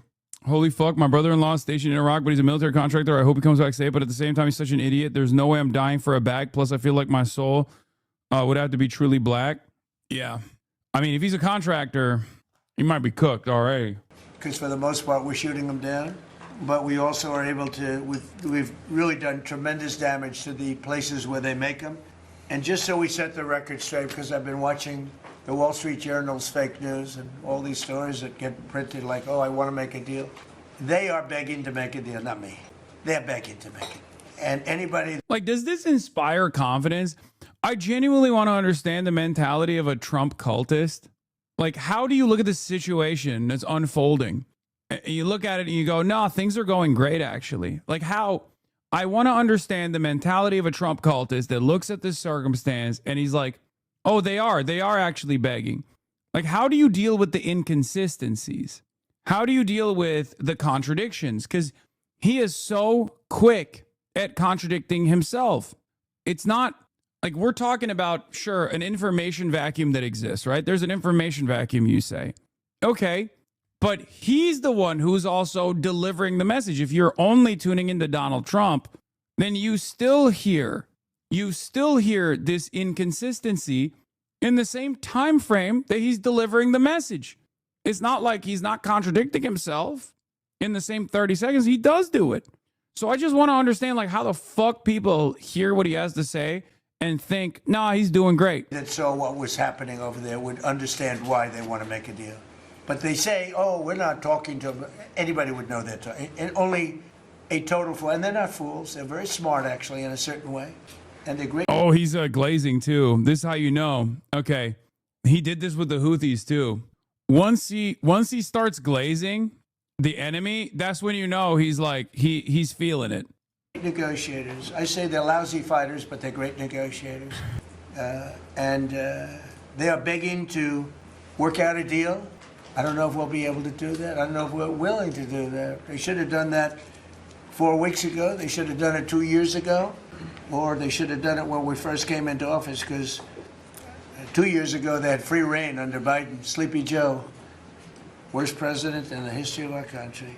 When he allowed to happen to our country at the borders, and even with a thing like this. But not just him. Every president for 47 years, every president should have done this. They should have done it a long time ago, because you cannot give lunatics a nuclear weapon, and they would have had a big one. It stopped really when we did the B-2, but even before that, the Barack Hussein Obama, what he did where he gave them the Iran nuclear deal, gave them free will toward a nuclear weapon. Basically, he chose Iran over Israel and others that didn't want him to do it. But I terminated that deal. Had I not terminated... If I was in his shoes, I probably would not remind people of the last time that there was actually a positive direction in our negotiations with Iran where they hadn't shut off the Strait of Hormuz and had destroyed billions of dollars of American hardware. Like, it's very strange. It reminds me of how, like, Israel would always be like, Hamas is ISIS, or Hamas is like Nazi Germany. I'd be like, if I'm Israel, I'm not reminding people of ISIS or Nazi Germany, because people are eventually going to go, wait a minute, no, it's not Hamas that's Nazi Germany. You are behaving like Nazi Germany, actually. So you're kind of reminding people, you're kind of reminding people of like a really big success in a moment of devastating failure that you've brought about. So strange thing to do, but what are you going to do? Examples of the cult. Oh, I love this. Iran is begging for a deal. You know why? Because they got the shit beat out of them. Trump, we don't deserve him. They hate anything to do with Trump, and instead see the people of Iran begging for us to bomb the regime. They just see their hate in Trump derangement syndrome and couldn't care less about Iranians. Do you care about Iranians? I mean, you're talking about, continuously bombing them and killing them. Doesn't seem to be you care about them at all. New angle for why Israel and America aren't winning this war. The Iranians simply don't understand just how severe the damage to them is, and that's why they keep going. Oh my God. Oh my God. Brigadier General Oren Solomon, the Iranians are taking very hard blows from Israel and the US on the military front, and in my estimation, they don't understand how severe the damage to them is, and that's why they keep going. Wow, that's crazy. I mean, one could say this is projection. You might think it's hubris. I say projection. I say Israel, as a matter of fact, doesn't understand what is unfolding. And that's precisely the reason why they're continuously sending armored vehicles without infantry cover into mountainous territory in Lebanon and getting their $6 million tanks turned into fucking, tin cans where people catch on fire inside of them when they incur ambushes. So, yeah. And that's all while, the Israeli defenses have been depleted and Iranian missiles keep striking targets. Because what's going to end up happening is right now, the cluster munitions open up at higher altitude, which is imprecise, right? It's just to take pot shots and frustrate the civilians, right? Because those submunitions can't actually penetrate shelters or anything like that, right? But eventually, even if they're lobbing those cluster munitions, they're going to start opening the submunitions up in lower altitude. And when that happens, they can be significantly more precise with their targeting. When that happens, you're busted. You're cooked. That's when you'll know the Israeli defenses have been spectacularly diminished. Okay? And it's already happening. It's already happening right now where Israel is making hard choices, hard calculations as to which areas that they can defend with their diminishing capabilities. And that's precisely the reason why you're seeing more and more Iranian ballistic munitions penetrate the aero systems and actually strike targets inside of Israel. Amit Segal agrees with you. Of course he agrees with me because he's reporting on the reality on the ground. Israel has become convinced that Trump may try to end the war soon and therefore shifted most of its airstrikes from targeting the destabilization of the Iranian regime to inflicting severe damage on its military. The shift indicates that Israel has given up. This is Cope, by the way. The shift indicates that Israel has given up on the dream of toppling the regime through air power. This is Cope. This is face saving. Why wouldn't you have destroyed their military capabilities ahead of time if you had the capacity to do so? It's so fucking stupid. It's a lie. They've literally flexed and said they've bombed Iran 5,000 times. Okay. Oh, really? You were just bombing the same, regime targets 5,000 times? No, you were bombing their military targets as well. How much success you have had in terms of deteriorating their strike capabilities, well, that remains to be seen.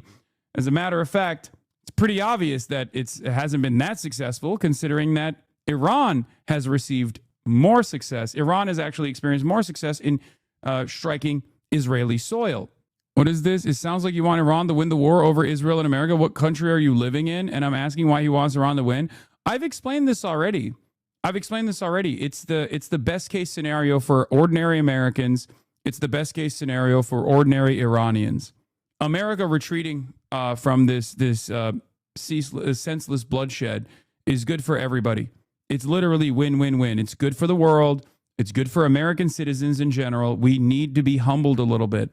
Okay, our forces, our endless, expansive military ambitions, our senseless bloodshed all around the world needs to come to a close so that we can actually focus on ourselves. Ironically enough, Donald Trump actually kept repeating this point, not in those terms, but he kept repeating the same energy, right? He would be like, oh, why are we doing all these regime change wars, right? I assume you're a little bit of a Trump sympathizer, so you should be sympathetic to this message. Trump presented himself as an isolationist initially. Obviously, he's changed that now because he's clearly not an isolationist, but he ran and won on isolationism.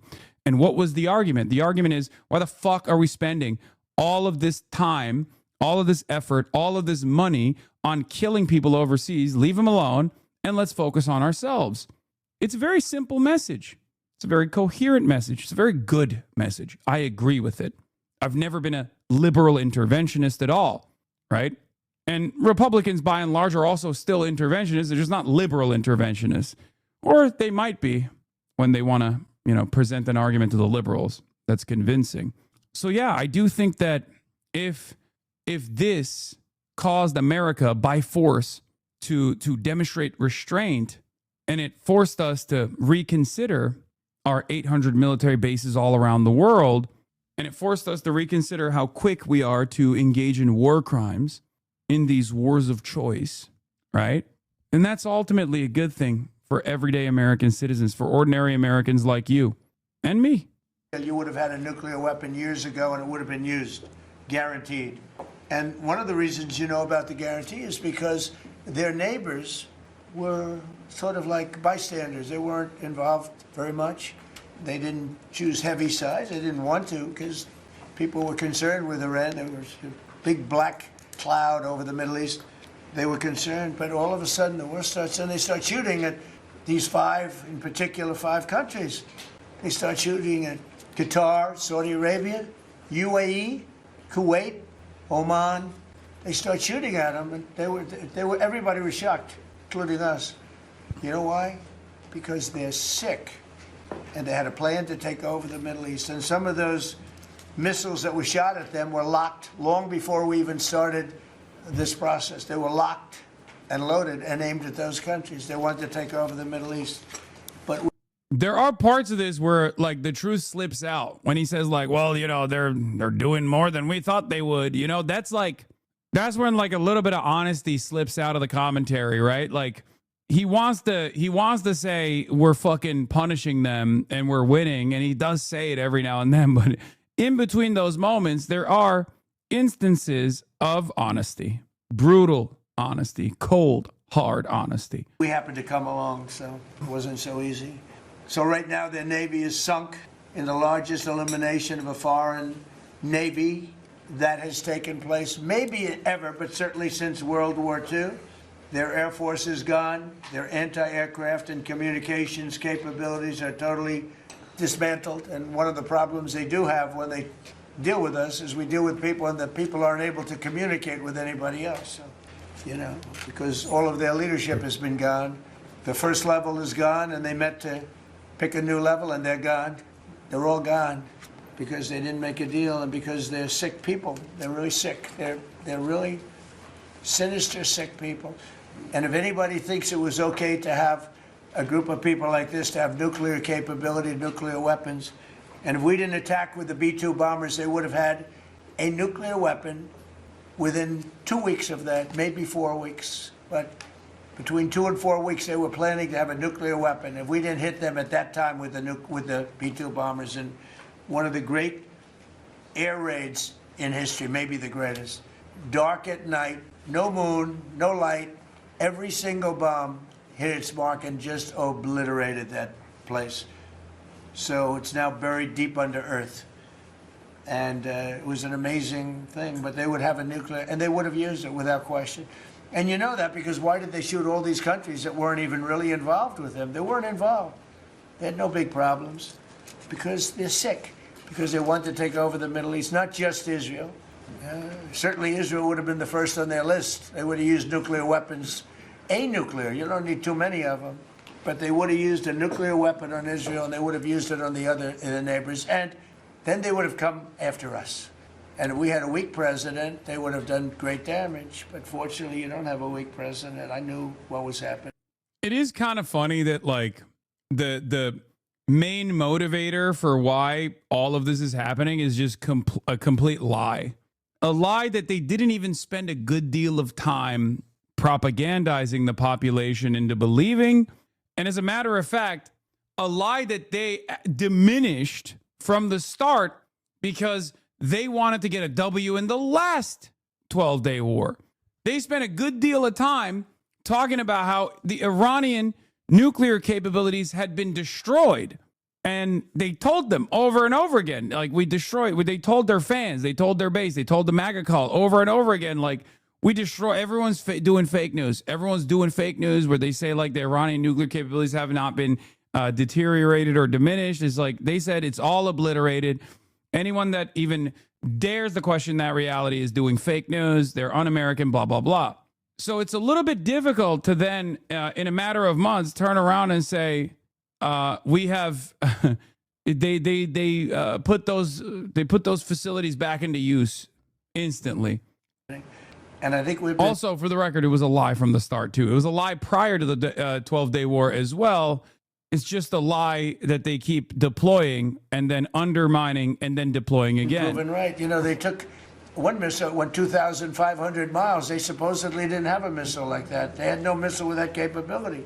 But they shot the now famous Ireland, the island that the UK was very afraid to give us because they didn't want to get dragged in. But we don't want to get dragged into their wars either. You know? One thing, we're very disappointed, I'll say it publicly, we're very disappointed with NATO because NATO has done absolutely nothing. And I've always said, 25 years ago, I mean, I was somebody that wasn't a politician, but I was always involved in politics and I understood politics. I said 25 years ago that NATO's a paper tiger, but more importantly, that we'll come to their rescue, but they will never come to ours. And I want you to remember that we said this. We're not the paper tiger. NATO is. Okay, what's NATO? NATO is America, dumbass. When you say NATO is a paper tiger, you're saying we are a paper tiger. We are NATO. Without us, there is no NATO. Who is this argument for? He's doing the classic, like, throw allies under the bus move that he does all the time. Yet another clear-cut sign, at least if you know how to read Trump, this is yet another clear-cut sign that he knows the war efforts are not going well, right? Think about it. This is what he does. He throws motherfuckers under the bus when shit actually goes south. Come to our rescue. Now they all want to help. When they're annihilated, the other side is annihilated, they said, we'd love to send ships. They actually made a statement, a couple of them, that we... This is the traitorous lobby AIPAC trying to tell Americans who they can and can't speak to. Israel will decide for us who is allowed to speak in American media, they say. Then this lobby pretends it has no control. Good, then you can fuck off. We don't care what you think. Yeah. want to get involved when the war is over. No, it's supposed to get involved when the war's beginning, or even before it begins. We had the UK say that we'll send, this is 3 weeks ago, we'll send our aircraft carriers, which aren't the best aircraft carriers, by the way. They're toys compared to what we have. But we'll send our aircraft carrier when the war is over. I said, oh, that's wonderful. Thank you very much. Don't bother. We don't need it. And we don't need it, and we don't need them. We estimated it would take approximately 4 to 6 weeks to achieve our mission, and we're way ahead of schedule. If you look at what we've done in terms of the destruction of that country, I mean, we're way ahead. Think of it. They have no Navy, and they had good ships. 154 ships have been shot down and are resting very nicely at the bottom of the sea. This is such a funny, it's just such a like a stupid W that is so inconsequential.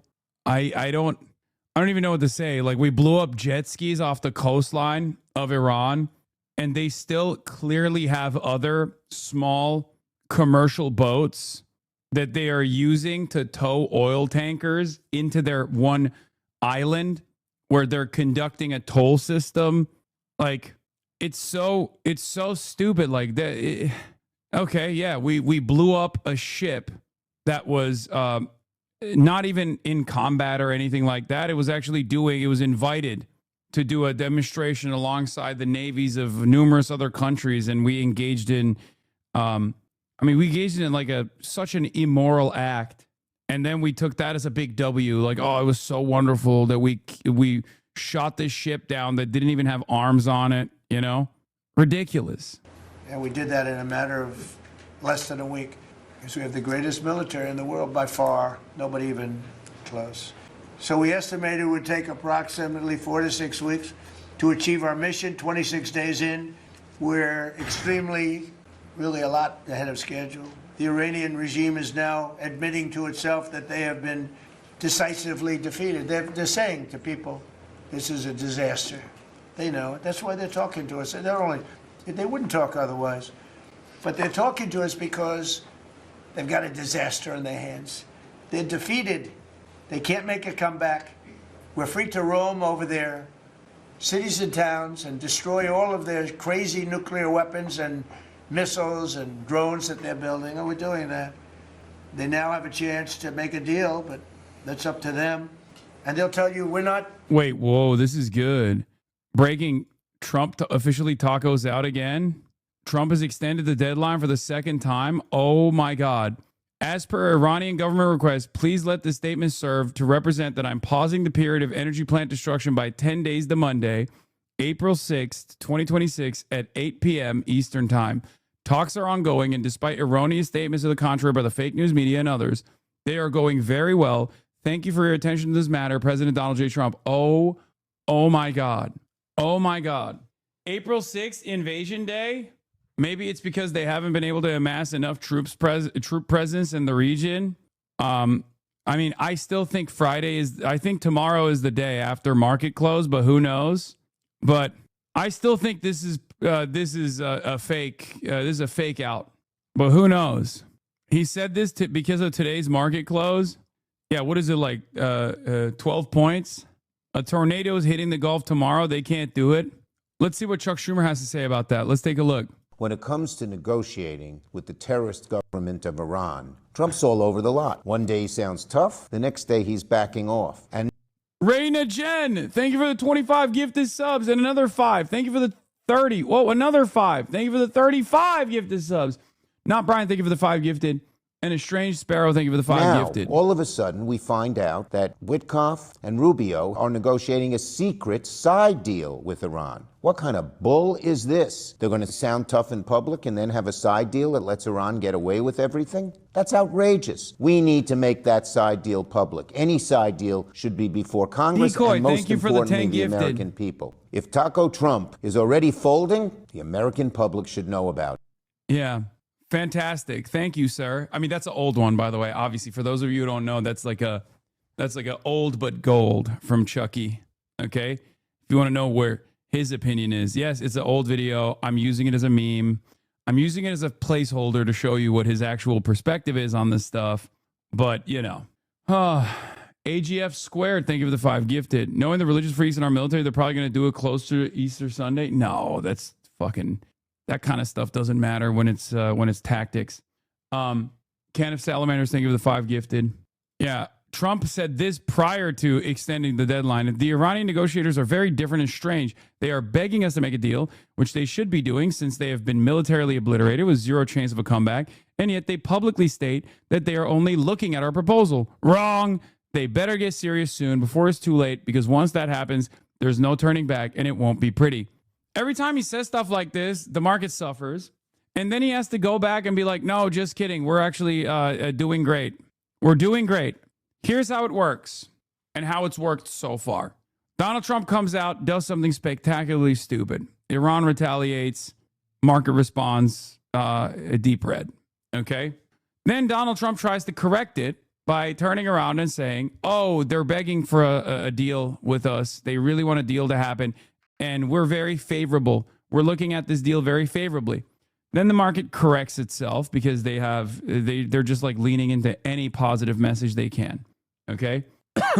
Then the Iranian government comes out and says, that's not true. We're not dealing with you guys at all. Fuck you. Here's a couple missiles in the direction of Israel and in the direction of your military bases in the region. Okay. Then the market plummets again. And then when Donald Trump sees that market plummeting again, even after the tough talk and the niceties, he turns around and does more tough talk, only to then pace it with positive messages once again. And it's just so unbelievably stupid. NASDAQ in correction, down 10%. Tech Bros made a call. NASDAQ closed in correction. Gold and bond slump as Iran war jolts markets. What are the markets even for if it's not based on anything happening in reality? Just for like the wealthiest Americans to keep making money and also to do insider trading, I think, at that point. White House envoy Steve Witkoff, this according to Barack Unit 8200 Ravid. Once again, wee woo. Barak, Unit 8200 Ravid, says White House envoy Steve Witkoff says the U.S. has strong signs that Iran can be convinced that it has no better alternative but to accept the U.S. terms for ending the war. They're looking for an off-ramp, Witkoff said. We told Iran they should not miscalculate again. This is going to be increasingly more difficult to sell to Americans. That's the other side of the story. I know that... What is this? Holy moly. Have you seen the Cope on MAGA TikTok? When mom sees the poop sock? Okay, take a week off. Fucking asshole. You got me. Israeli media is Monday, April. Excited at the possibility of extending the war or extending the pause. 6th, in the middle of the night, or it's early, actually Tuesday morning in the Middle East, but in terms of America, Monday night. It comes right after the Easter holiday. It comes in the middle of the Passover holiday. Emily Giselle, thank you for the 5 gifted. 10 days. It's only tolling the period for 57 Cal, thank you for the 10. Donald Trump taught. Ken of Salamanders, thank you for the 5 going gifted. Going back to his initial threat to hit Iranian energy installations, Nicole, if Iran didn't abide by the deadline. The upshot is that it looks as if the war, again, with all of the usual caveats with Donald Trump, the war will continue until then. And that we in Israel will be fighting in Iran as we sit down to our Passover Seders next week. And that this gives potentially more breathing room in a kind of opposite way for the Israeli military, again, with all of the usual caveats.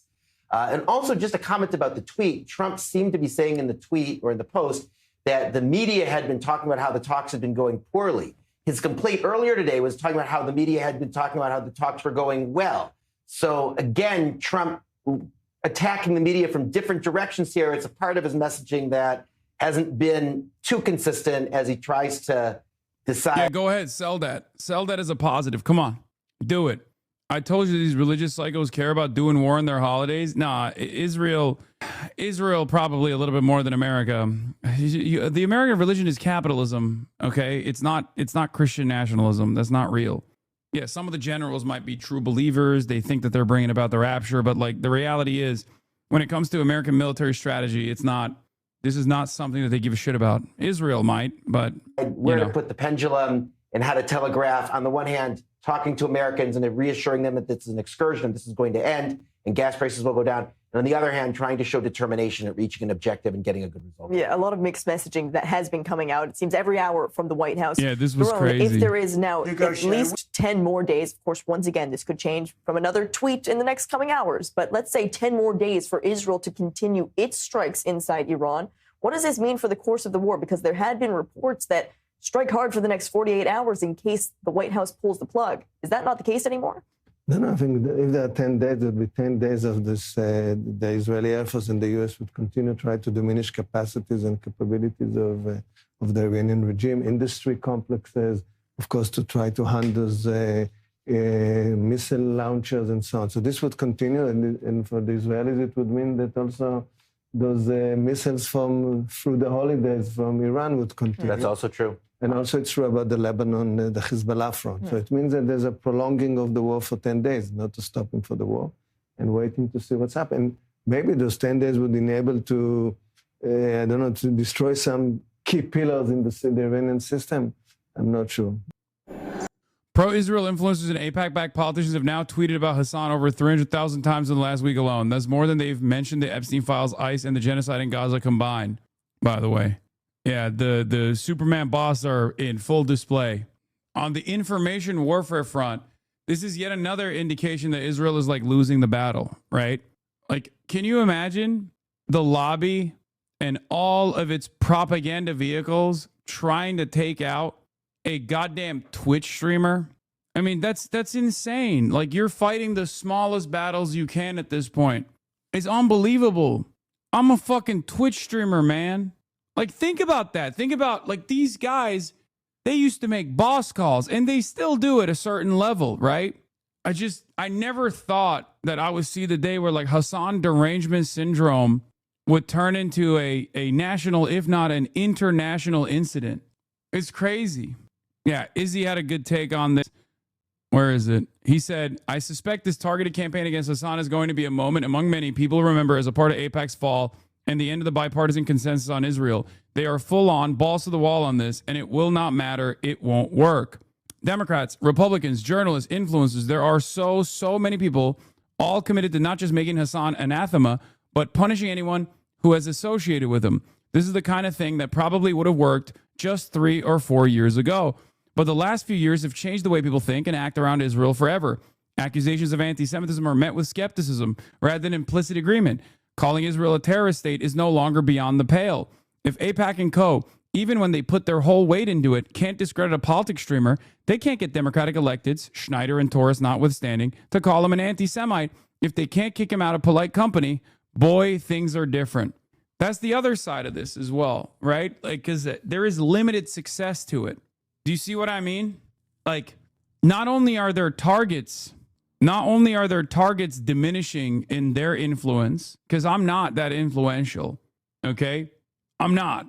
I'm just a Twitch streamer. Like, I'm not saying that to be humble, like fake humble or whatever. At the end of the day, like, these guys used to take out politicians, and now they're trying to take out Twitch streamers. And it's crazy that they're so far not successful in doing so. Okay? Like, they can't do this to like major celebrities any longer. They used to try to do this with like Bella Hadid, Mark Ruffalo, and the like. They've gone after now less influential targets. I would go so far as to say that in mainstream media, I'm nowhere near as influential as like a Mark Ruffalo is, right?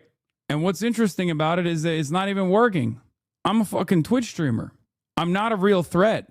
They're trying to take out El-Sayed by linking him with you, but it's not. The problem is it's not going to work, right? It's just not going to work at all. The ADL's weaponization of liberal anti-racism rhetoric in service of a nation state is truly a masterclass, says Adam Johnson. Here they, 1, blame Piker for an attack he has zero connection with. 2, reinforce the discredited racist terror framework. And 3, traffic in shallow, mopey standpoint theory. ADL Michigan says, is deeply troubling to learn of proposed events at University of Michigan and MSU featuring Hassan Piker on April 7th.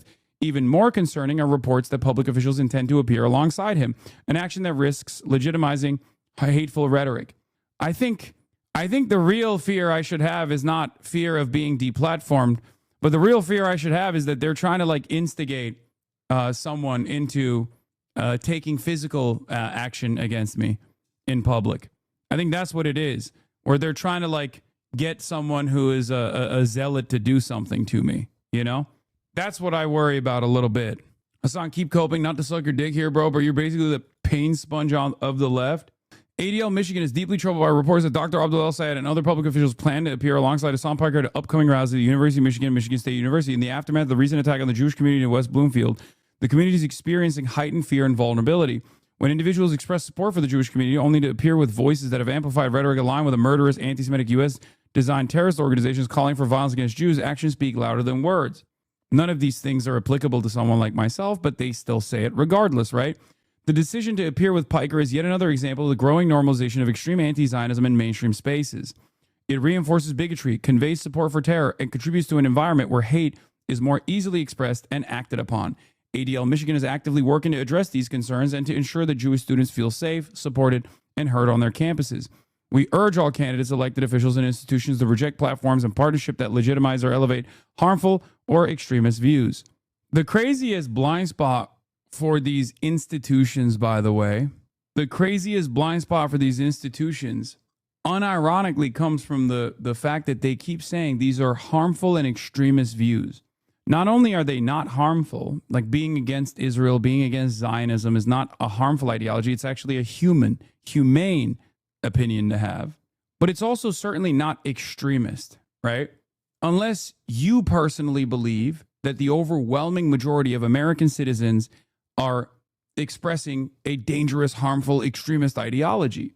But yes, my name being Hassan and, you know, the candidate that I'm appearing alongside's name being Abdul El-Sayed is a big part of the reason why they're doing this.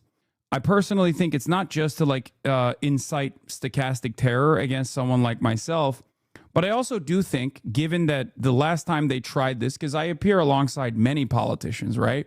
It's my job. I do this all the time, reluctantly, but it's necessary.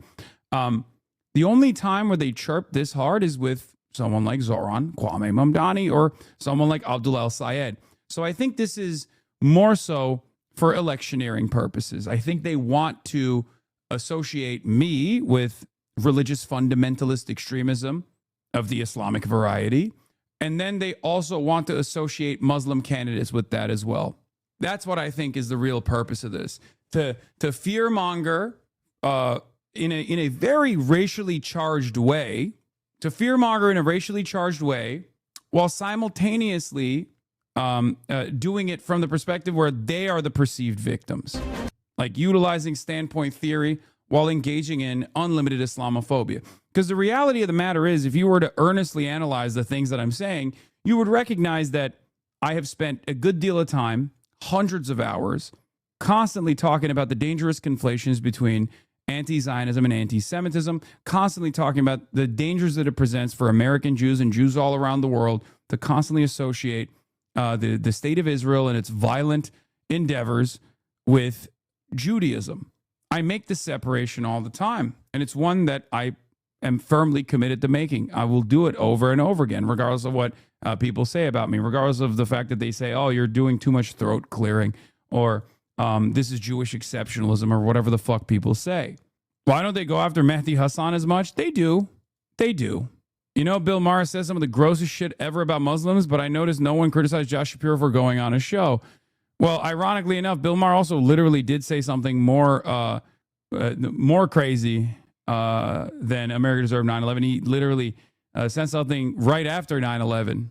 He was canceled for it, but no one actually brings it up any longer because now he has the appropriate point of view. But yeah, I will say I'm pleasantly surprised with how much people have actually come to my defense, because I feel like in a different media landscape, in a different media environment, we would not have seen this many people, not just from my community in general, but from like people far outside of my community saying, yeah, we know what's going on here. This is obviously a targeted way to this is a targeted way to harass a known prominent anti-Zionist and then associate him with smears, associate him with anti-Semitism through manufactured outrage and smears. So that I did not expect, I will be honest. So I'm pleasantly surprised about it. Because they actually watch our streams and not clickbait and clip shipping? No. People in my community watch the streams and they're trying to correct the record to the best of their ability. But I'm talking about people who don't watch my streams at all. I think the people who don't watch my streams at all are actually being negatively polarized. Like, I think a lot of people are seeing the unlimited barrage of smears, and they see where those smears are coming from, and that's causing them to get more defensive, even if they don't know who I am or don't know if there's any veracity to the claims or not. They're basically saying this is ridiculous. Like, he is, it's very obvious that this is a coordinated smear campaign. All the while, you have Jewish Insider and Fox News Digital and New York Post consistently pumping these articles out to limited success, right? My friends who don't like you dislike the ADL more. Exactly. By calling you an anti-Semite and a terrorist, they try to turn people off / against you, especially the normies who are easily swayed by propaganda and lies against you. I just don't think that there is much success there when it's AIPAC seeing it, when it's AIPAC saying those things, right? Oh God, you sound like Ethan Klein, but it's real law. I mean, I don't think there is. I don't think there are a lot of people who experience this kind of coordinated barrage of hate. There are very few people who have received this. It's kind of funny because the only time these institutions actually mention Nick Fuentes is never to directly attack Nick Fuentes. It's to say I'm like Nick Fuentes to directly attack me. That's what's so crazy to me, because Nick Fuentes is actually an anti-Semite, right? There are real anti-Semites out there, and their prominence is growing. And yet, the only time that he ever gets a mention, because he's not seen as a real threat, but the only time he ever gets a mention is when they're attacking me, and then they're trying to say I'm an anti-Semite, just like Nick Fuentes. It's very interesting. Pro-Israel groups are in denial. Israel's reputation has plummeted because of their own abhorrent actions, but pro-Israel groups can't accept that. It's the most moral country on earth, after all. So they say, no, that can't be wise because Hassan Piker led people astray. Exactly. This is the problem. This is the problem. They don't recognize it. Yeah, there were so many people who didn't even know who you were, commenting under things, calling people out, seeing through the coordinated attacks. I even introduced an older woman to your stream on YouTube, and she said you look good, and she enjoyed the first video she watched, lol. Hopefully it works. But yeah, I will say I see all of the people out there defending the truth, not just defending me, but just defending the truth and seeing through this barrage of endless smears, and I do appreciate it. if this wasn't Islamophobia, they'd be saying this with every politician now Muslim was. Yeah, I think that is part of the puzzle. As I've said over and over again, the real reason why they do this, by the way, is because I'm not anti-Semitic. That's a big problem for them, because if I was anti-Semitic, then it's easy. It's like, see, every single hater of Israel is a Jew hater. That's the argument that they could easily craft. But when you have people who actively push back against anti-Semitism, educate people on anti-Semitism, and I do hope that there is like, maybe one day we'll just make up like a massive compilation of like the many years that I have spoken about anti-Semitism, to just like bring people to one place where we can just like point to one singular thing. Because like the reality is our enemies have compilations, clips out of context, moments of high impact, that they can just like readily drop at a moment's notice. Read my message. What is this? Please read. Last year I made several compilations that prove you're not anti-Semitic. Also made the inbred compilation. I can send and post them again if you want. Hell yeah. Oh, definitely. Raina Jen, thank you for the 50 gifted subs. I'd appreciate it. It would if you actually made it easy to defend you, because when I tell people you own a house and a car instead of living in a barrel using a pogo stick to travel around, it really undercuts your message. Yeah. Secondhand debate bro syndrome. You don't debate, but you still got a lot of hot mics. Well, the hot mics are born out of both the medium that I am in, right? Because like it's impossible. It's impossible for there not to be instances that I get taken out of context. Washington Post posted earlier today, and they don't mention you. Bigotry among young conservatives is Republicans on edge. Many Republicans dismiss such party members, even as white supremacists like Nick Fuentes gain popularity, but there's growing unease at their presence in the rank and file. Yeah, we already mentioned that there's a new deadline. All right, let's continue with the situation monitoring. We will not negotiate. Of course they negotiated. They've been obliterated. Who wouldn't negotiate? They are begging to make a deal. We'll see if we can make the right deal. And if they make the right deal, then the strait will open up. HORMUZ Strait will open up. And even now, we don't know if there are any mines. They have 22 they call mine droppers. Think of it. Who would have 22 mine droppers? There's a boat that drops mines. Who has 22 mine droppers? Except for people with very evil intention. So every one of those mine droppers has been struck with the same weapon we used to stop drugs from coming into the United States of America. When we hit those boats, it's the exact same weapon, extremely effective. We have unlimited supplies and extremely effective. But they have no more mine droppers. By the way, speaking of drugs, we're 98% down drugs coming in by water, by the ocean, by the sea. 98%. And we're trying to find out who are the 2%, because we think they're the bravest men anywhere in the world. Maybe women. But whoever's on those boats is very brave or doesn't watch television. But where drugs coming in by sea, coming in by water, are 98% down. And now we'll stop the drugs coming in by land. The land is the easy one. You had to stop the water. A lot of it came in through the water. Now it's all pinched. And these people are trying to come in by land. And we will, that's it, that's the easy one. But we had to take care of the water first. Nobody's coming in. Virtually nothing is coming in anymore. It was hundreds of millions of dollars a week were coming in by water. But they now have the chance, that is Iran, to permanently abandon their nuclear ambitions and to chart a new path forward. We'll see if they want to do it. If they don't, we're their worst nightmare. In the meantime, we'll just keep blowing them away, unimpeded, unstopped. Well, there's not a thing they can do about it. They can't do anything about it, I tell you, if they could, you'd be hearing about it. You'd be hearing about it. You don't hear anything about it. They can't shoot our jets. We have the best military equipment in the world. No, not even a contest. And you see that with Venezuela. They had other equipment. They didn't have ours. It didn't work. Didn't work. Think of it. We did a situation in Venezuela. It was a great military operation, getting a very, very dangerous man who's killed a lot of people, forced people into our country. Incredible. He emptied his prisons in Venezuela emptied his prisons into our country, and I hope that charge will be brought at some point, because that was a big charge that hasn't been brought yet. It should be brought. He emptied his prisons into our country and was a major purveyor of drugs coming into our country. And he's now been captured and, you know, I guess. Again, lies upon lies. Establish an underlying base of lies. Doesn't matter. No one's going to correct you, right? And then you just like build on top of that. Like the idea that like Maduro was a drug trafficker is totally ridiculous, right? It was so ridiculous that like even the FBI dropped some of those charges because they realized that it would not stand even a modest amount of scrutiny. It's, you know, I don't even know what to say. Like they didn't empty out their prisons to dirt. They didn't empty out their prisons to the United States of America. Like all of that shit is just completely fucking made up.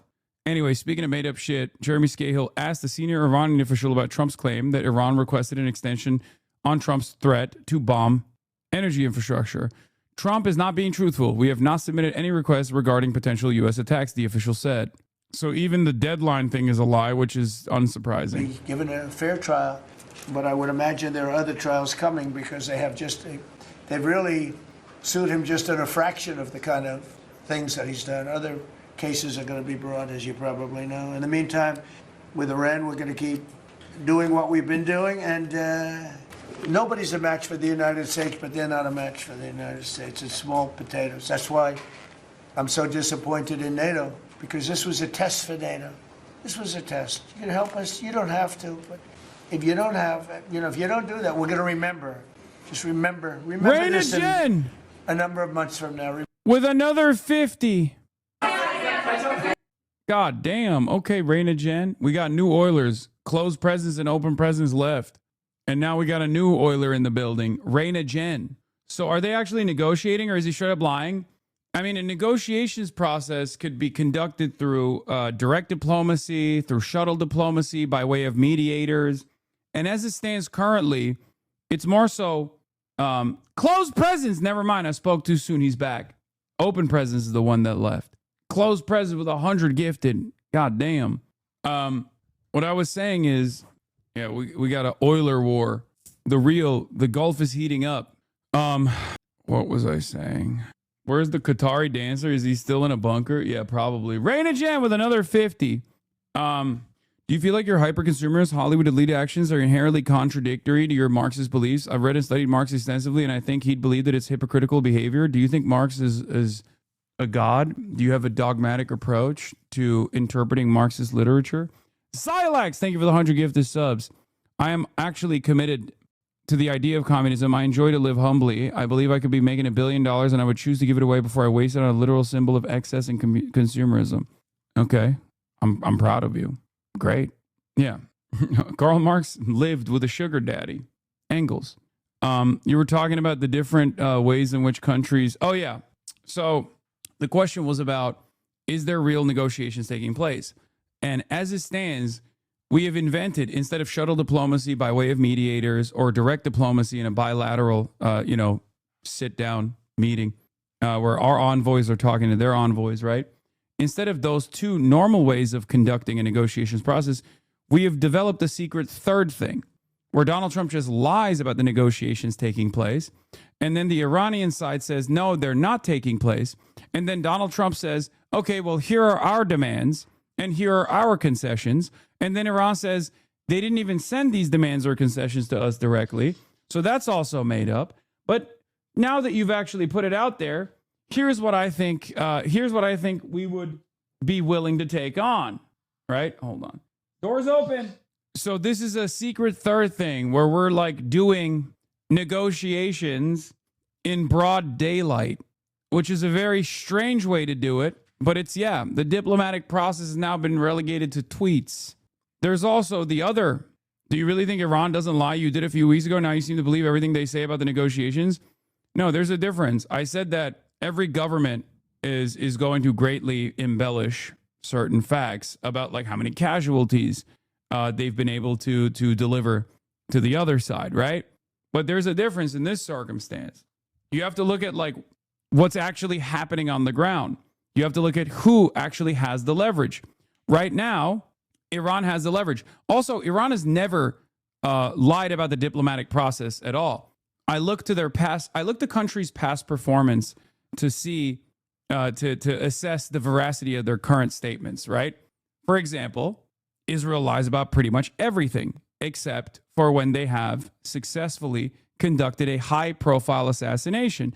That's why in the early stages of the revelation that Ayatollah Ali Khamenei had been assassinated, Israel said that had happened. Iran said that had not happened. And I leaned on the side of Israel on this because of their past performance, right?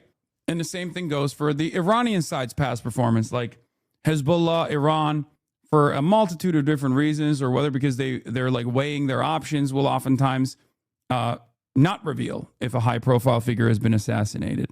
Okay? I'll give you another example.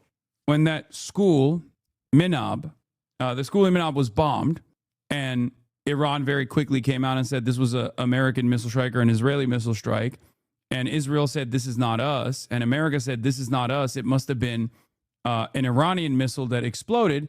Judging by past performance, that was impossible to believe, literally impossible to believe, because Israel has lied over and over again about bombing schools and bombing mosques.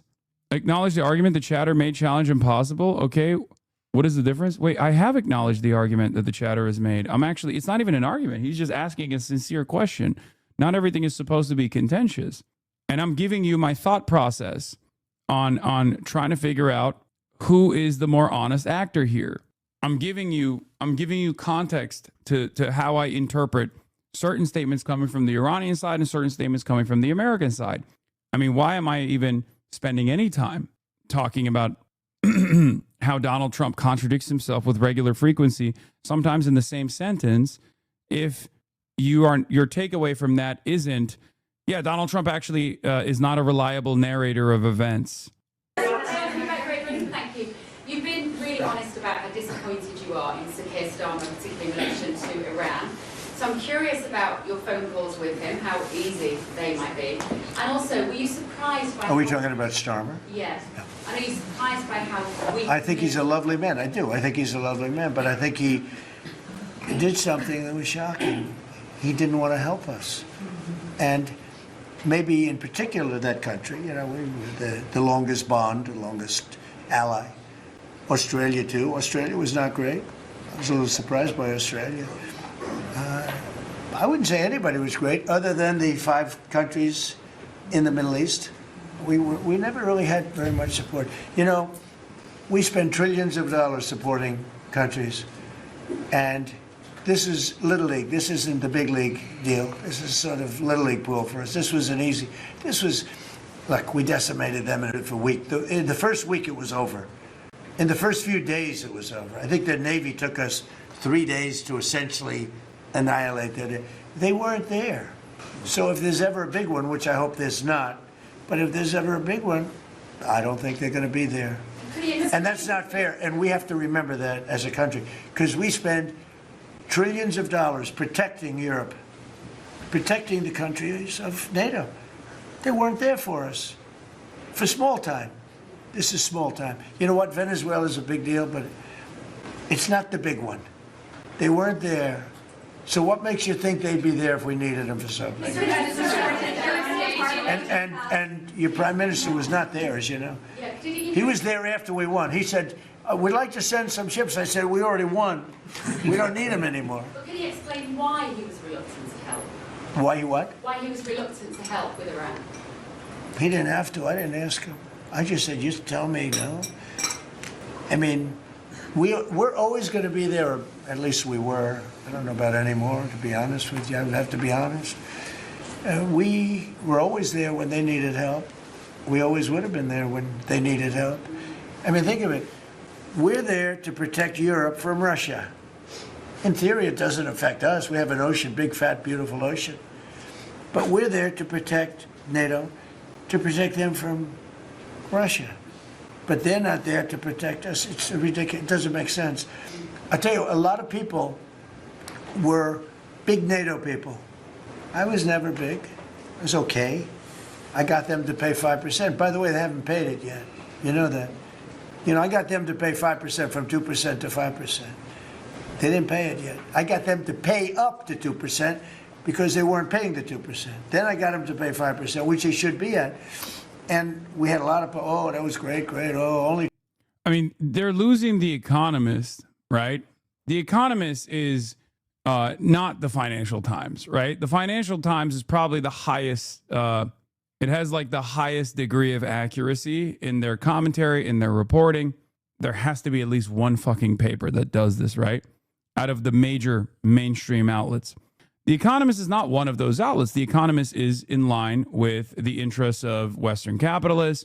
The Economist is reflective of its output is going to reflect a Western chauvinist output, right? So when you lose The Economist, I mean, the next step in that equation is like losing the Wall Street Journal, right? A month of bombing Iran has achieved nothing. Will Donald Trump escalate or talk? For now, at least, the advantage lies with the Islamic Republic.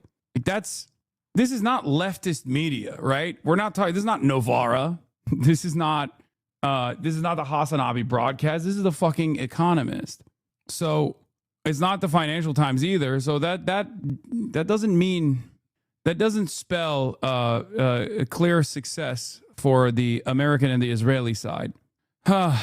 U.S. President Donald J. Trump from OSINT Defender, Israel's favorite OSINT account. Well, not maybe it's one of Israel's favorite OSINT accounts. U.S. President Donald J. Trump appears to be leaning towards ordering a major ground operation in Iran involving the seizure of Iran's Karg Island and northern Persian Gulf, with Washington convinced Tehran will buckle under such military pressure. An official from one of the countries mediating between the U.S. and Iran tells the Times of Israel. This is being reported on in the Times of Israel, so I don't know how real it is, but, Trump could do it, but the problem is they haven't paid. Because if you look at the numbers, they haven't paid yet.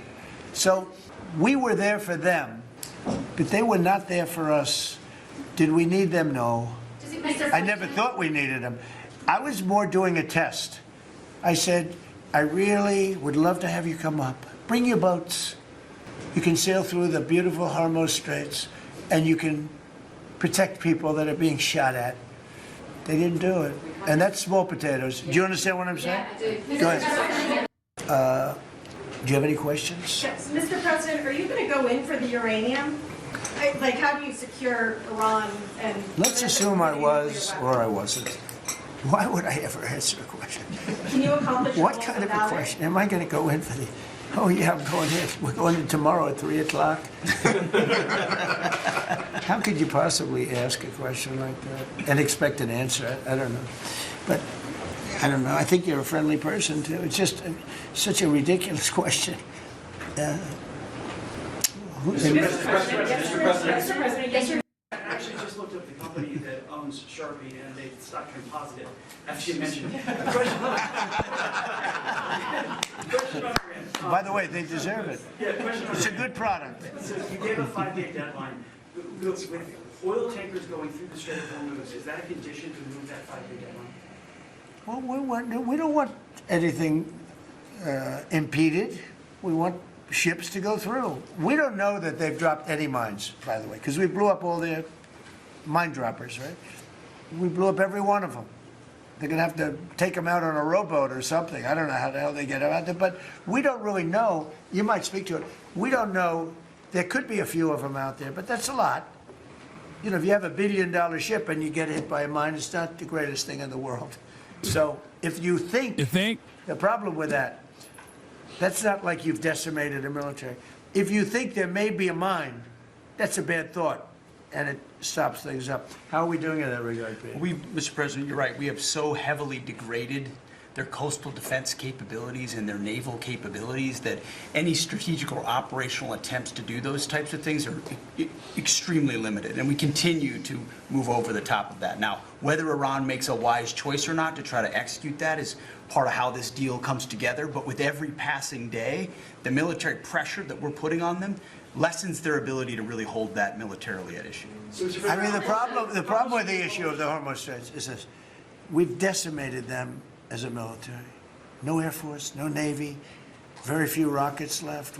We blew up so many. Hard to manufacture them. Same thing with drones. The leadership is gone. The problem with the Straits is this. Let's say we do a great job. We say we got 99%.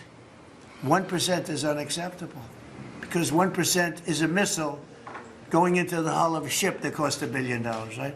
So 1% is we can't. If we do a 99% decimation, that's no good. So it's really, you know, a little bit. But I have a feeling it's going to clean up pretty quickly. I could just say this: they want to make, and I probably hurt our little negotiation. It gives them a little impetus to say, well, I wish you didn't say that. But they said yesterday that we weren't negotiating with them, and now they admit that we were negotiating with them. So they want to make a deal. The reason they want to make a deal is they have been just beat to shit. So are you thinking of taking control? That there are some talks now? Do you have a new deadline before taking? No, I'll announce it. I mean, right now, you're talking about a deadline for doing some pretty big damage, even bigger than we've done. We'll see. Look, we have very substantial talks going on with respect to Iran, with the right people. You know, I told you about a present, right? Steve, can I reveal the present? You can do anything you want to say. Thank you. They said to show you the fact that we're real and solid and we're there, we're going to let you have 8 boats of oil, 8 boats, 8 big boats of oil. This was 2 days ago. And they'll sail up tomorrow. That was 3 days ago. And I didn't think much about it. And then I watched the news and they said, a very good anchor, actually. Happened to be Fox. But I watched it, and he said, something's unusual happening. There are 8 boats that are going right up the middle of the HORMUZ Strait. 8 big tankers are going loaded up with oil right through. And I said, well, I guess they were right, and they were real. And I think they were Pakistani flagged. And I said, well, I guess we're dealing with the right people. And actually, they then apologized for something they said, and they said, we're going to send 2 more boats. And it ended up being 10 boats. All right? I hope I haven't screwed up your negotiations, but I thought it was appropriate to say, because I did taunt you the other day by saying they're going to give us a present. There's some reports that Gulf allies are concerned about winding down the war too soon and potentially leaving Iran. Well, they'd probably like us to stay. But the concern, if we don't stay, look, it's a beautiful thing about airplanes that go 2,000 miles an hour is you can get back there very quickly. If we don't stay, we're going to be protecting them. We know, they've been very good. Hey, Qatar, Saudi Arabia, in particular, Qatar, Saudi Arabia, UAE, the 3 of them, Kuwait, Bahrain. They've been 100%. Now, in all fairness, they could have gone the other way. They were surprisingly missiled. They were shot at. Nobody ever thought they'd be shot at. UAE had 1,400 missiles aimed at them. Fortunately, they had the greatest anti-missile weapon in history called the Patriot. Almost every single missile was shot down. We had an incident recently where 101 missiles were shot at a certain thing that we own. It's very valuable. 101 missiles going 2,000 miles an hour. Out of the 101 missiles, every single one of them was shot down in midair and fell into the ocean. It's amazing technology. There's nobody has equipment like we have. Iran still has that enriched Tell us where it is. Tell us the coordinates. Is it even possible? Well, you're going to have to see. I feel like this is low key something that you could get him to reveal, like totally classified information in a moment where he's trying to flex. You'd be like, yeah, the coordinates are clear. It's in Kuwait. We got a super secret weapon there. They've been trying to blow it up, but they can't get it. Here are the weapon systems that we have that are taking those, that are putting up a strong defense. But, I think we're in just very good shape. We're roaming. You know what we're doing? You know the word roaming free? We're over their skies with the most beautiful planes you've ever seen. Roaming free, there's not a damn thing they can do about it. And it would be nice if, like the fake news New York Times, which writes so fake, and the Wall Street Journal is terrible, terrible. I mean, I read a story today that I'm desperate to make a deal. If I was desperate, he'd be the first to know. Pete, let's get the hell out of there. I'm the opposite of desperate. I don't care. I want to know. In fact, we have other targets we want to hit before we leave. We're hitting them on a daily basis.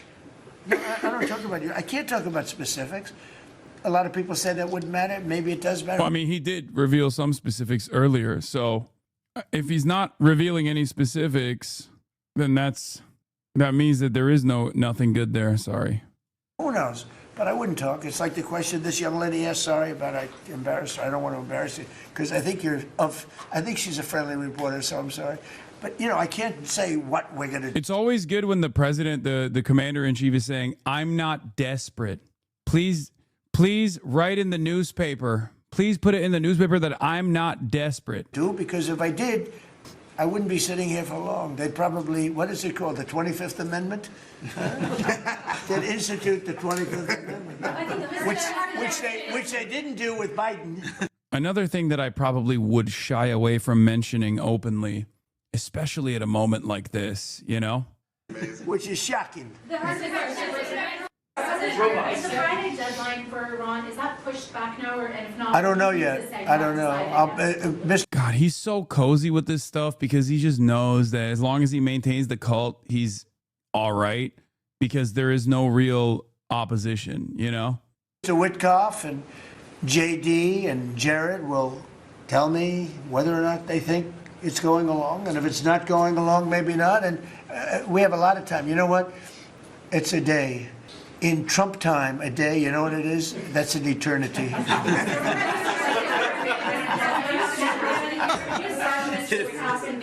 Say it, what? European Parliament leave the region because Steve said that they've got enough uranium to make 11 bombs. That's a very scary thing. So, well, it's again, I can't talk to you about that. You're asking me a question. You're essentially saying, will I go in and do something? Oh yeah, we'll talk about the UK terror attack that took place and the suspicious details that have been revealed or perhaps not revealed by the British government, which I think is very interesting. You're looking at a coalition of ships to help, warships to help protect tankers. How close are you to getting that coalition? Well, we have a coalition for them, but they should have been up here a long time ago. And they're affected. The amazing thing is we don't need the Hormuz Strait. We don't need it. We don't need it at all. We have so much oil. Our country is not affected by this. We have twice the amount of oil as Saudi Arabia or Russia, and soon it'll be 3 times the amount. Chris, do you want to speak to that for a second? Yeah, that's correct. Our total oil production is greater than Saudi Arabia's plus Russia, and more than we consume in the United States. So we're the largest. Pretty good. Pretty you know what they call it? Drill, baby, drill. Yes. Mr. President, anything else you want to say? Well, it's same thing for natural gas. We went, before your first term, we were the largest exporter of natural gas in the world. Today, we're just by far the largest. I mean, we're the largest importer. Now we're by far the largest exporter, and it's growing rapidly this year. New facilities are coming online. New production's ramping up. We're doing an amazing job. We're getting a lot of help from that man right over there. He's getting approvals done quickly and very environmental. He's an environmentalist, actually. He does a great job, but he gives you a fast approval or rejection. Who cares that we're producing more because oil prices fixed worldwide, morons? Yeah, it doesn't matter because even though the oil prices fixed, they're still engaging in some financial engineering, right? They're still engaging in some financial engineering in an effort to keep the prices almost completely decoupled from the hard barrels of oil that are being shipped or currently not being shipped. So I don't know where this goes. I don't know how you make up for just this hard commodity not existing, right? Obviously, all these other countries have already tapped into their strategic reserves and they're burning through them.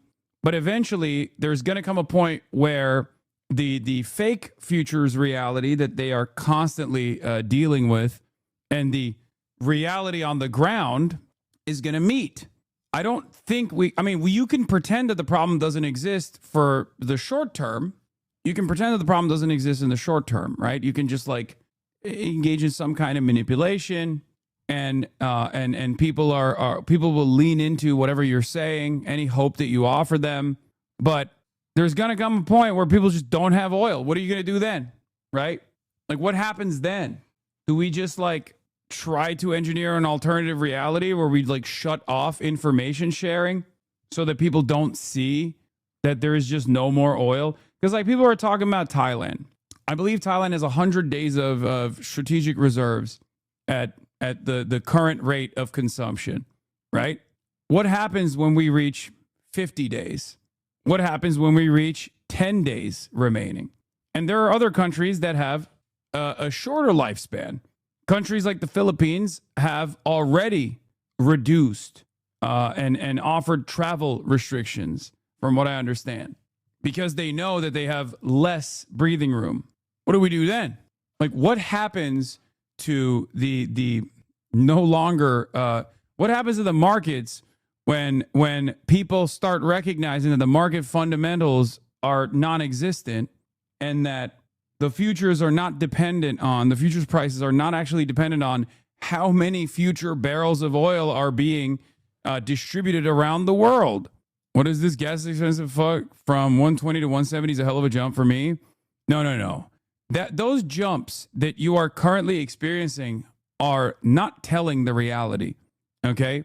20% restrictions, like 20% of all energy stopping almost entirely is not going to lead to the gas prices going up 50 cents, okay? And I don't even know where in the United States of America or where in the world is 120 to 170. I don't know. Or maybe you're talking per liter, but do you see what I mean? Countries that are exporters will have more breathing room to change their prices if they can get their oil and gas industry to shut off exports. But that only accelerates the problem elsewhere, right? That only accelerates the problem elsewhere, and we're already seeing the beginnings of that. Countries are already tapping into their strategic reserves, for example, to make up for the diminishing supply. But that only works if you take an off-ramp. If this continues for months, right? If this continues for another month, there's going to come a point where people are like, okay, the markets seem to be doing all right, but the reality on the ground is totally removed from the way that people have deluded themselves into thinking that things are doing all right in comparison to how not all right things are. So what do we do? What do we do then? Yeah, in Southeast Asia, Thailand are switching back to coal due to gas shortages. In the United States, gasoline prices have risen more than 30% in some states, while Europe faces additional pressure on top of the energy crisis caused by the war in Ukraine. Governments are trying to contain the crisis. The U.S., Japan, South Korea, and others launched the largest ever coordinated release of strategic oil reserves, but these reserves can only cover part of the supply loss if the disruption continues. You can't, we know what it looks like when there's energy shortages. I just saw it with my own two eyes in Cuba. That's a man-made disaster, a man-made crisis. Well, I guess this is as well, but it's not something you can hide, okay? Because at a certain point, people are going to see it when there's simply no oil at the gas pump and the grid is starting to suffer. Now, Thailand going back to the coal, Thailand switching back to coal-powered power plants is a way to try and avoid that, right? But that's on the LNG side. There's also additional problems. Fertilizer. Without fertilizer, there's no agricultural output. Without no agricultural output, there's not enough food. There's no crops and therefore no food.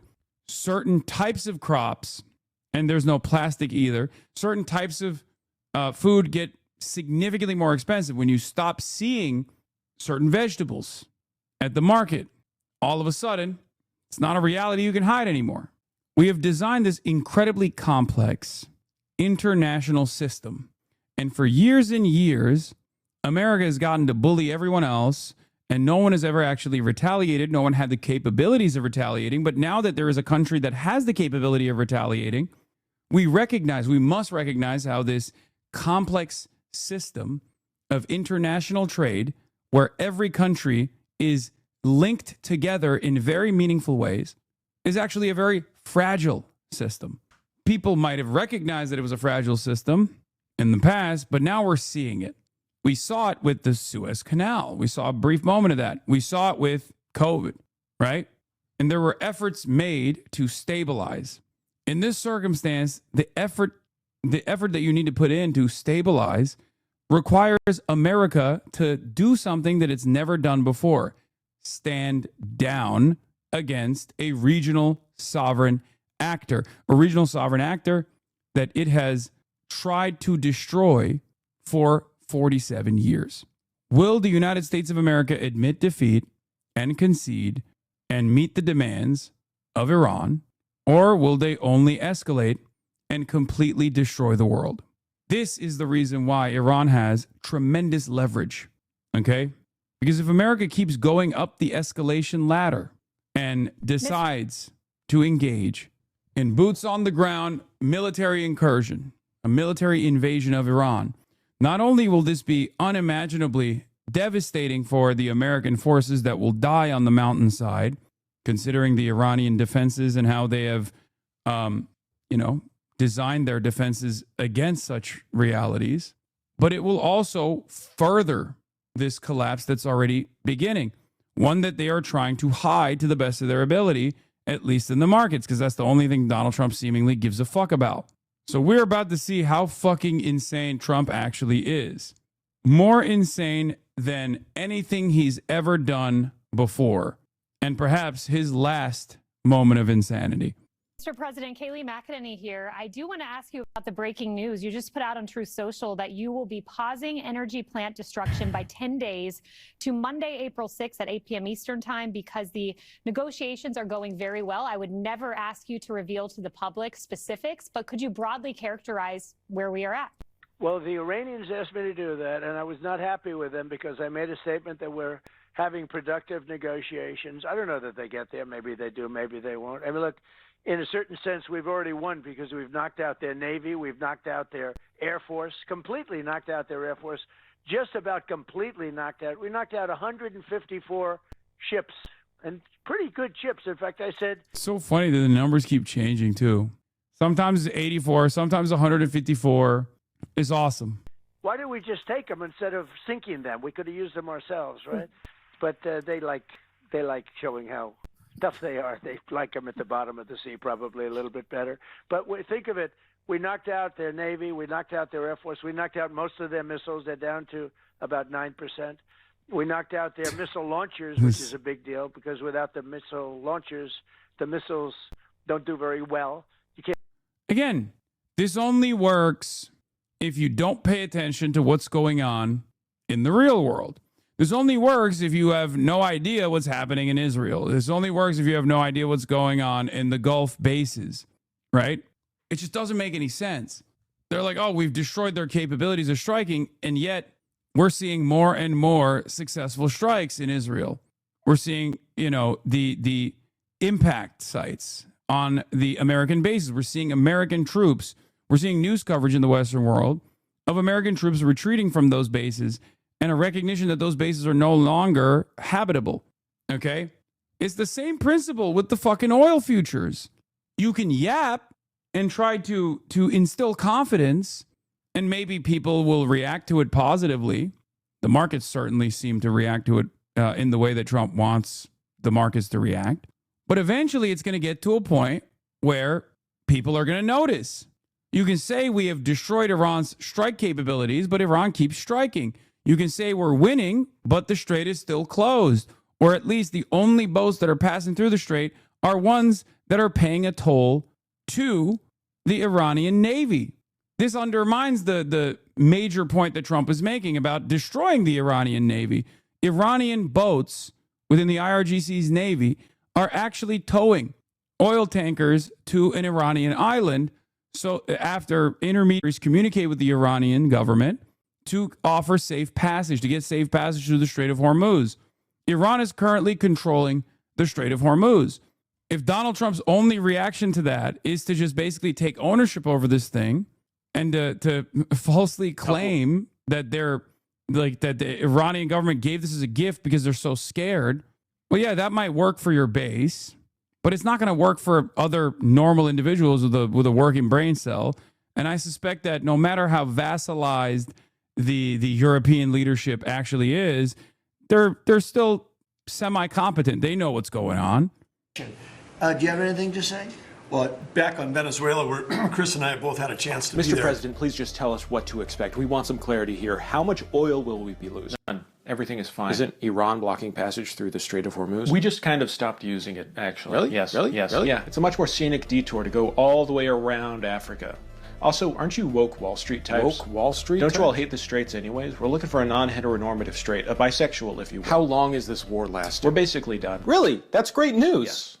Okay, that's market close. Shit's fucked, man. Why did you? What was the point of that?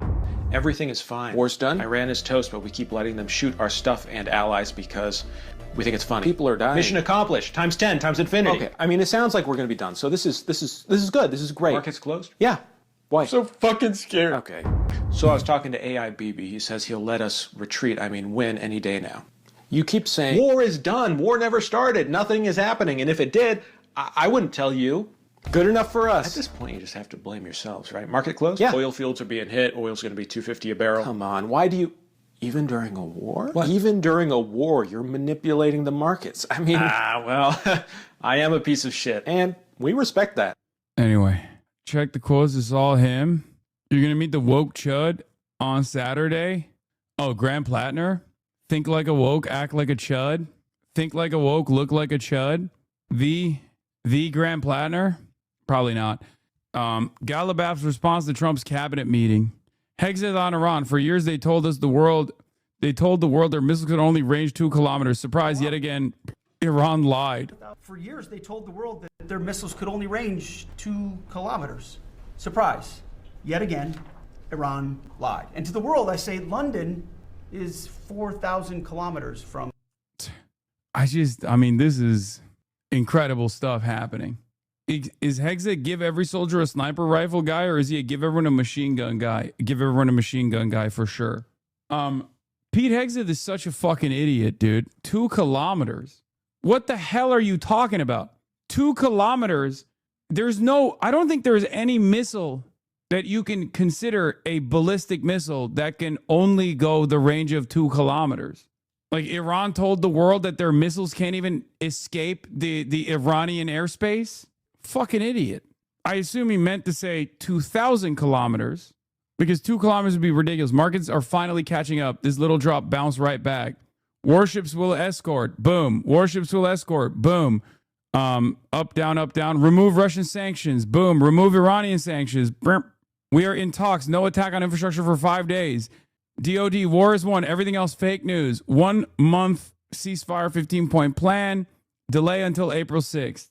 Trump calling into the 5, rambling like a drunk unk on Iran delay. Oh, that's awesome. 2 kilometers of medieval trebuchet range. Yeah. Iran, for the longest time, we just thought Iran had trebuchets. Asked me if they would, Kaylee, importantly, they said to me, very nicely, through my people, could we have more time? Because we're talking about tomorrow night, which is pretty quick. And if they don't do what they have to do, I will knock out their power plants. And he said, does that include nuclear? Because they have nuclear, plenty of money. They have a lot of money, and they built nuclear and they built regular power plants, but they're massive and very expensive, billions of dollars. And so I gave them a 10-day period. They asked for 7. You're going to say, oh, Trump's a terrible negotiator. They asked for 7, and I said, I'm going to give you 10. Because they gave me ships. We talked about the 8 ships, the president that I talked about the other day. But they asked for 7, and I gave them 10. You got 10 days, and they were very thankful about that. Now, they may say, oh, we're not speaking. I don't like that because that wasn't true the last time, as you found out. But we are speaking, and it's going fairly well, and so I gave them 10 days. Well, that was nice of you. Very generous, Mr. President. It's Kennedy. I am. Yeah. Watch him on television, a total loser. And they use this, I watch poor Chuck. Chuck Schumer is a great Palestinian, represents the Palestinian nation right now. He's no longer Jewish, I guess. What do you fucking say to that, dude? That's so crazy. He just treats Palestinian as a slur. What he's done to the Jewish people is incredible. They hate him. But remember this. Watch him on television. He's a total loser. Chuck Schumer, he's a great Palestinian, I guess. He's no longer Jewish. Isn't that incredibly anti-Semitic as well? He's denying his Jewishness. I think we've moved past that point, don't you think? Like, I personally have given up on the idea that, like, you can convince anyone who sees themselves as a gatekeeper of what is and isn't anti-Semitism that Donald Trump is ever capable of saying or doing anti-Semitic things or saying anti-Semitic things. It's just not going to happen. Donald Trump could literally say the K slur against Jewish people, and all of these institutions that are supposed to represent the safety and security of Jewish people would be like, yeah, he gets to say it. You know what I mean? Straight up. He is not like, people don't care. Okay. At this point, it's been almost 3 years, right? Since October 7th. Like, we're moving into the third year, right? It's 2.5 years now. At some point, you got to realize, like, these institutions do not give a fuck about actual anti-Semitism. They don't care. That's not a thing. That's not a consideration at all. They only care about Israel. They're just simply weaponizing anti-Semitism allegations, and anti-Semitism smears as a way to defend the foreign policy interests of Israel. Yeah, John Podhoretz said the quiet part out loud. He said, Trump bombed Iran. He can say Shylock 100 times a day forever as far as I'm concerned. Sammy Gold, hey, John, if Trump bombed Iran again, would you allow him to call us the K word too? And the answer is yes. We know that the answer is yes, for the record. 100%. Like, he could call Chuck Schumer that word, and at most you would hear from the ADL, like, slight concern. They'd be like, we are very concerned about the reports coming out that Donald Trump has used a heinous bad word, but ultimately he is a defender of Israel and therefore a defender of all Jews. You know? You can see just how brain dead they all are with how badly they fumble every strategic battle in the short-lived war. What is this? You probably already saw this. HasanAbi had defending you on Cuba. Oh, I did, yeah. Why he was staying in a 5-star hotel. Tourism is the lifeline for the Cuban economy as it stands currently. The government has very limited resources, and the American government makes it illegal for Americans to stay wherever they want when they're in Cuba. They have to stay in what they've declared as 5-star hotels. It's actually the opposite, Hassan. This is the U.S. government's prohibited accommodations list while you're in Cuba. This list is all of the major hotels because the U.S. government doesn't want Americans supporting the regime. They want you to stay in local places to support the local Cuban people. Look what's on here. Ibero-Star selection and likely where he's staying, Gran Hotel Manzana Kempinski. Let me get this straight. So Hassan Piker went to Cuba to deliver aid, and your takeaway was to speculate on what hotel he might have stayed in. If there are restrictions on where Americans can spend money in Cuba, why would it make sense for him to stay somewhere he wasn't allowed to? Let's think that through for a second, please. The irony is not lost on me that your bio says you and your husband are proud Gusanos, so you are openly aligned with the politics that support U.S. pressure on Cuba. But you're mad at someone who actually went there and brought aid. None of this even matters because you're literally just trying to discredit the fact that he was there helping people. And another thing I'll never understand is why people feel the need to point out things like how expensive his glasses are or how expensive his clothes are. I don't give a fuck if he's wearing a $6,000 pair of glasses. He still went to Cuba to deliver aid, and he still uses his platform to bring awareness to important issues. And then we have people like you who sit behind a screen and criticize everything he does while doing absolutely nothing yourself. Hassan Piker went to Cuba and helped people, and you made a video about a hotel. Give you one guess who posted that first lady on their Instagram story? I mean, it could be a million people. Let's be real. All of which are increasingly less relevant than the next, right? All of the above. A source with knowledge of the mediation efforts, Barack 8200 Ravid is back. Okay. What is this? Another one? All right, we'll look at this in a second. Real talk, man, you need to get better at winning. Brother, I don't give a shit about chirpers. If I cared about what people were saying and how they were actively trying to disparage everything I do, I would have fucking killed myself a long ass time ago. Winning, first of all, this is not about winning. It's about doing your very best to help people. That's number one. Number two, even from the point of view of like, if the victory condition for someone like myself is to reach broad awareness on key issues that I care about, then, I mean, look at the issue of Palestine. If there wasn't broad salience on issues that I care about and my advocacy, we would not be receiving this amount of pushback, this amount of coordinated pushback.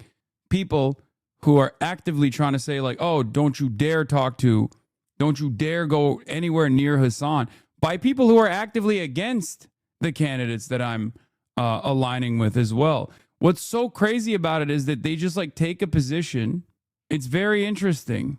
It's very interesting that the people who are like, for example, with Abdul El-Sayed, there are so many people right now that are genuinely afraid or genuinely antagonistic to Abdul El-Sayed that are trying to give him good advice on who he can and can't collaborate with. You don't want Abdul El-Sayed to win. So if I'm this terrifying figure, then isn't that better? You don't want him to win the primaries. So why are you giving him what you perceive as good advice? It doesn't make any sense, does it? The fact that Cuba, for whatever reason they cook up, is in the mainstream discourse centered around Jews, a massive W in the current media landscape is a huge win in my opinion. Yeah, that's not good for your cause. Someone that hates your cause. It's always people who hate your cause that say that's not good for your cause. Why should I listen to you? You don't fuck with me. You don't fuck with my values. You're antagonistic to them. Who cares? Trump came after your goat. Not Jessica Tarkov. Not my Jessica Tarkov. Not my Jessica. Hold on, we'll look at this in a second. Hasan Piker hate is so forced because one second he's on the Vanity Fair red carpet, the next second he's on humanitarian aid to Cuba. Like, come on, a man with duality. Most influencers can't even tap that. They can't even crack into that mentality. And you want to hate Hasan Piker? Impossible. And let me add, he looked great on that red carpet. He looked beautiful. He comes with a pretty face, too. Hasan Piker hate is so forced because one second... They also misrepresent your and Abdul El-Sayed's positions in the attacks. What is this? Shameful and embarrassing tweet by co-founder of Democratic Majority for Israel equating all Jewish Americans with AIPAC, a group dedicated to supporting pro-Israel U.S. policies, is an endorsement of a blatantly anti-Semitic dual loyalty trope. I hope he apologizes and retracts. They're not going to do that. Let's be real. Regardless of what one might think of AIPAC, this tweet is blatantly anti-Semitic. Abdul El-Sayed, who wants to be a U.S. senator, is literally blaming Jewish Americans for the war in Iran when it was Trump that decided to go in. AIPAC does not represent Jewish Americans. AIPAC represents Israel, okay? It's that simple. This typical Elders of Zion bullshit is a disgraceful and shameful tweet. I hope Michigan sees through this and votes for anyone but. What is this? Apparently, this is your fault too. Check the words typed out in the pro. What is this? I don't know what this is. I don't know what you're showing me. Conflating AIPAC with all Jews is unironically more anti-Semitic than anything they actually say is anti-Semitic. Yeah. All right, let's hear what Donald Trump had to say about my girl, Jessica Tarkov. Mr. President, the next time you do this on the 5, can we have you on set? Because we really want you to sit next to Jessica. I think you'd be a good influence on her. Can you do that? Well, I think I watch Jessica, and I'm not a fan.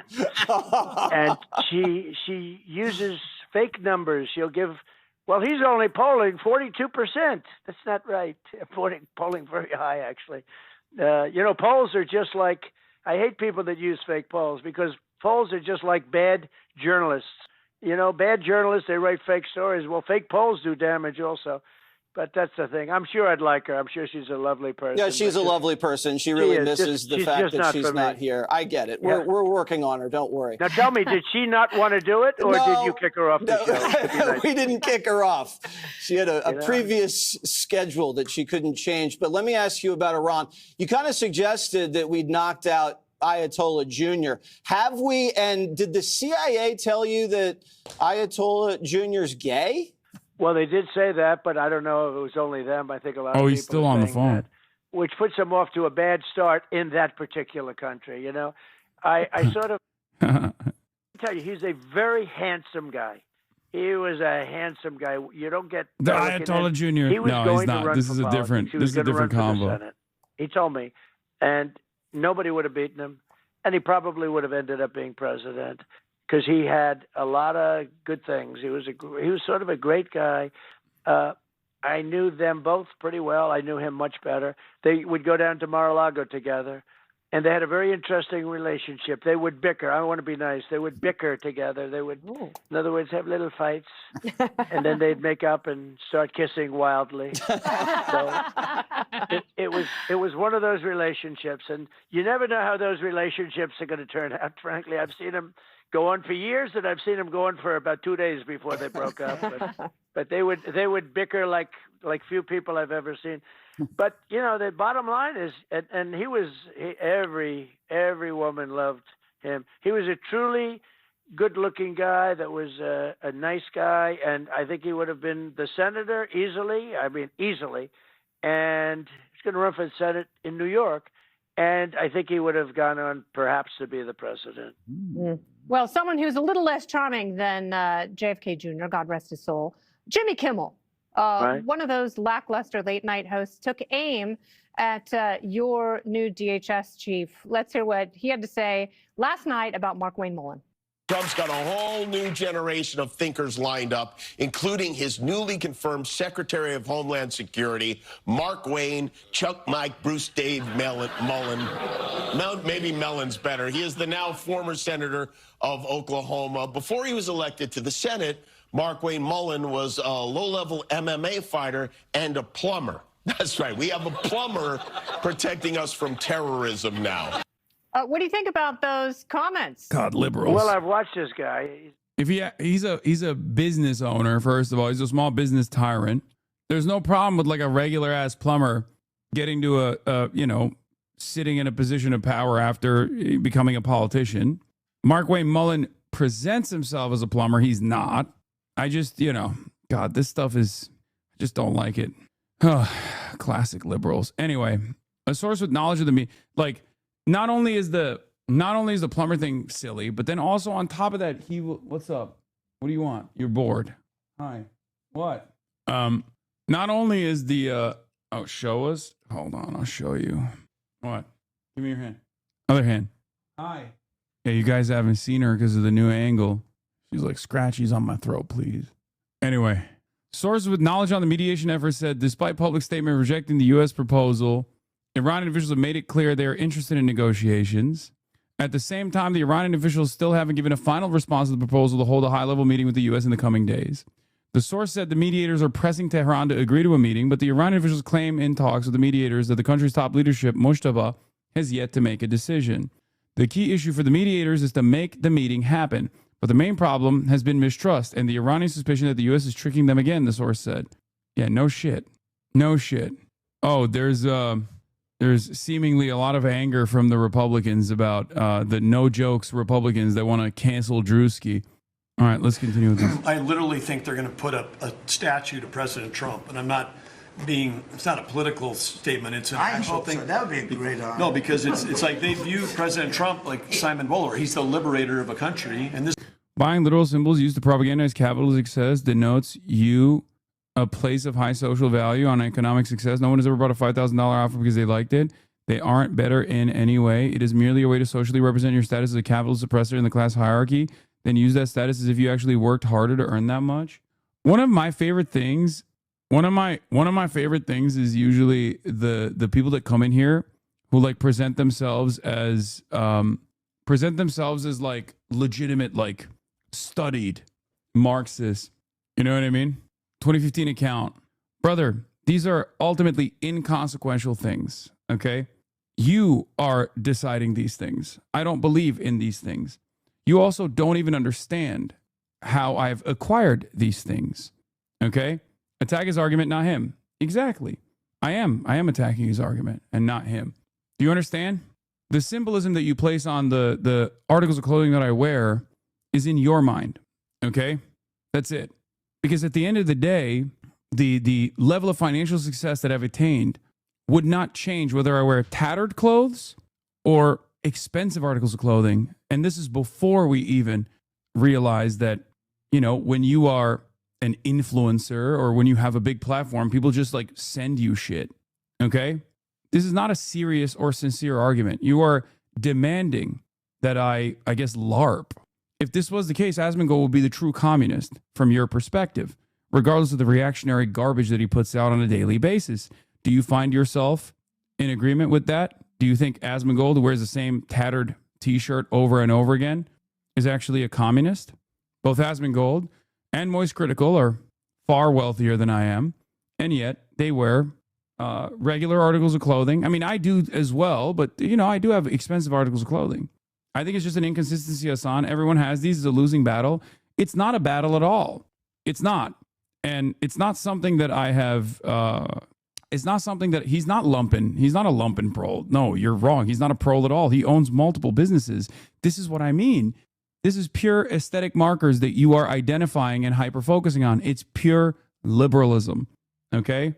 That's it. Why are you so smug, Lamau? I don't know. It might just be my ESL brain. For people who fancy themselves to be Marxists, orthodox Marxists, they should be focusing on not how much money that someone has, what clothes they wear, but how they make the money. Are they making it through wages? Is the overwhelming majority of their revenue coming from voluntary subscriptions or direct wages? Do they continue to accumulate capital if they stop working? These are the questions that you must be asking yourself. Okay? It's a self-defeating argument to begin with. It's a self-defeating argument to begin with because it is a demand oftentimes made by reactionaries, and it's yet one that unfortunately self-identifying socialists also engage in. It's very strange. Okay? It's a very strange thing that I see people do all the time. And I'm the worst person to potentially make this argument because everyone, whenever I talk about it, even though I had this exact same perspective when I didn't have any expensive clothes whatsoever or didn't have any money whatsoever, and yet now that I make it, people say, oh, you're just defending yourself. You're engaging in a defensive posture. You just want to do consumption. You just want to do hyper-consumption. You're selfish, right? But it's also a self-defeating argument, and it's oftentimes one that, like, it should make you realize that it's a stupid argument to launch against people who are socialist. You should recognize that when you see the primary vectors of this attack coming from right-wingers. And yet, in many circumstances, a lot of self-identifying socialists also lean into it as well, not realizing that they're like joining forces with the reactionaries. It's just a way to say, like, oh, being a socialist is about being a woke scold. Being a socialist is about living an ascetic life. You can't have markers of success in any way, shape, or form. Not that it matters to me, right? Because I don't do it because I want to present myself as like a successful person or whatever. Though, bro, you've always had some influence and money. Yeah, I was 7 years old as an influential content creator. Does that make sense? I met your uncle. You think Jank is fucking caked up? What are you, crazy? That's not a great argument. Cars and clothing have a physical value and does represent something more than just a shirt. We agree on most everything. Just I saw you on the street in that car. I think you were a complete douche. There's ideological substance behind clothing and cars. They represent something more sometimes when used as symbols of propaganda. Okay, good. There's also a propaganda component to it anyway. Okay? The propaganda component comes from the fact that by and large in society, these are markers of success. People look at that and they go, wow, I would like to have that. These are lifestyle signifiers that are presented as like aspirational goals. At the end of the day, it all stems from this. You don't personally care about fashion, which is fine, right? There are other things that you like. And if I were to identify whatever the thing that you like and spend a good deal of money, the same deal of money, or even larger lump sums of cash on the thing that you like, you would find that excessive consumption to be appropriate. It's just on this circumstance, many people don't give a shit about it. That's it. But ultimately, it's unproductive all the same. Isn't your mom a mega landlord? Yes, the biggest. Very wealthy family and background. Yes. Super powerful. Notice how this is just an entry point into establishing like some kind of insincerity. I take care of my family financially. I'm very fortunate. I'm very, very fortunate. Therefore, I can do that. You know, I paid for their student loan debt. I paid for my mom's student loan debt, my brother's as well. These are not substantive critiques, many of which is just made up. And it's endlessly frustrating that people who are claiming to be Marxist or people who are claiming to be self-identifying socialists who get duped by totally reactionary framing that hyper-focus on the aesthetics like as this person is doing. People are gangbanging with all sorts of stuff. I can't address it at all. and I don't really care that much. It seems like you do, but I also don't believe Hasan. He wears that shit because it's expensive to brag, whether he realizes it or not. Or maybe that's not the case at all. Maybe it's because I like fashion, and some fashion brands are very cool, and they send me shit, and sometimes I even purchase it myself. Perhaps that's the case. If you've watched me for long enough, you know I'm very transparent about my beliefs and very transparent with my actions, perhaps a little bit too revealing. So why the cynicism? Why do you think I have an ulterior motive in this case? It's totally surface level, totally hyper-focused on aesthetics. And it's ironic because oftentimes it is a reactionary critique, and yet a lot of self-identifying Marxists and socialists find themselves whipped up into a frenzy by this reactionary critique that is deployed insincerely, especially this last iteration of the insincere manufactured outrage campaign came at the heels of a humanitarian aid mission to a country that is currently being starved by the largest imperial superpower. The United States of America is directly and deliberately starving the Caribbean island nation of Cuba, okay, a communist country. How can you call yourselves good socialists or anti-imperialists when falling for the most bottom-of-the-barrel propaganda, becoming warriors for the reactionary cause, adding on to the distraction, diluting the goals of this trip? Personally, think. You're eating the bait. You're swallowing it. Yeah, see, my hobbies have creative value. Designer clothing only holds value because of how expensive it is, and I guess to be a clothing item, but 99% to be only expensive. See, exactly. You just already revealed they're worthless if you can't brag. It's ironic because I've never mentioned any of the prices of my clothing ever in my entire fucking life. And the only reason why you think you know what it is, by the way, there's no truth to what these people are fucking claiming anyway. Okay. Most of my shit is vintage or gifted or sent in PR drops. But the irony is there's never been a point. You saw that because someone who's reactionary presented it as a talking point and you got fucking played. Also, you literally admitted, yeah, your hobbies that you like have creative value. You feel like your hobbies are important to you. You have a different set of standards. But at the end of the day, fashion is also artistic expression. I'm not going to defend that. It doesn't matter. My point is, this is an utterly unproductive conversation, and I hope you can comprehend that. Where you take pics, everyone knows how expensive the brands are. That's the entire point. No, they don't. No, they do not. No, they do not. None of them have like branding on them. But again, you refuse to recognize this. When I was broke, I was still trying to seek out drip. And now that I have the capabilities of purchasing it, oftentimes it's free regardless. In any case, let's get back to situation monitoring. This is a country where they love American baseball. You look on the street, they're wearing NBA jerseys. And Delcy and her team working with us, getting back. Chris and I both experienced it. Was the first. The thing is, you keep getting hit by this criticism time and again. Why haven't you developed more visible work that would provide an effective counter narrative? You've been in here for 39 months. You've given me a $5 subscription for 39 months. How the fuck is it my fault, dude? What are you talking about? I haven't created visible work. Okay, now I'm starting to get pissed off. Brother, why do you think this became a point of controversy, a point of contention? You literally are blaming me for you eating the fucking bait. The visible work in this circumstance would have been, going to Cuba. You have to, at a certain point, realize, if you read my earlier comment, I said, I don't care about your clothes. Okay, at a certain point, you have to realize, if I stay at home and do commentary, I'm actually just farming donations off of other people's plight. If I actually directly go to an area of impact to try to physically help, then I'm performative and fake once again. Okay? If I wear expensive clothes that I never reveal how much they are, they say, oh, you're a hypocrite. You're socialist, but rich. Which, again, those two things are both true, right? But it's not hypocritical. If I wear tattered clothing, then they say I'm a LARPer. You know what I mean? I want to see people's work enabled by my donations. I mean, you've been in here long enough. I think you know that that's happening, right? Not just the one-time fundraisers. Okay, brother.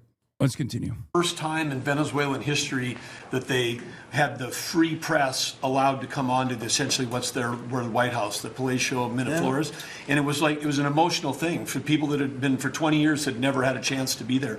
So whether it's and then production, it's showing up in production. The American companies that are coming back, most of those American companies have many American Venezuelan team members. One company in Houston's got 600 Venezuelan Americans that know more about reviving that industry. So their GDP is 1/4 of what it was before. They want to get back. They remember what it was. Their production on oil production is climbing towards 50% increase just in the 3 months we've been here. That flows to American refineries on the Gulf Coast, lowering the price of gas in America. So it's a forget that. When are they going to do the statue? The hell with you. Are you thinking of taking control of Iran's oil? It's an option. I mean, I wouldn't talk about it, but it's an option. Is that something you thought about? Well, in Venezuela, we've done very well working with Venezuela, certainly. And we've taken in billions and billions of dollars. And by the way, Venezuela is doing better right now than they've ever done in the history of their country. And it's sort of like a joint venture.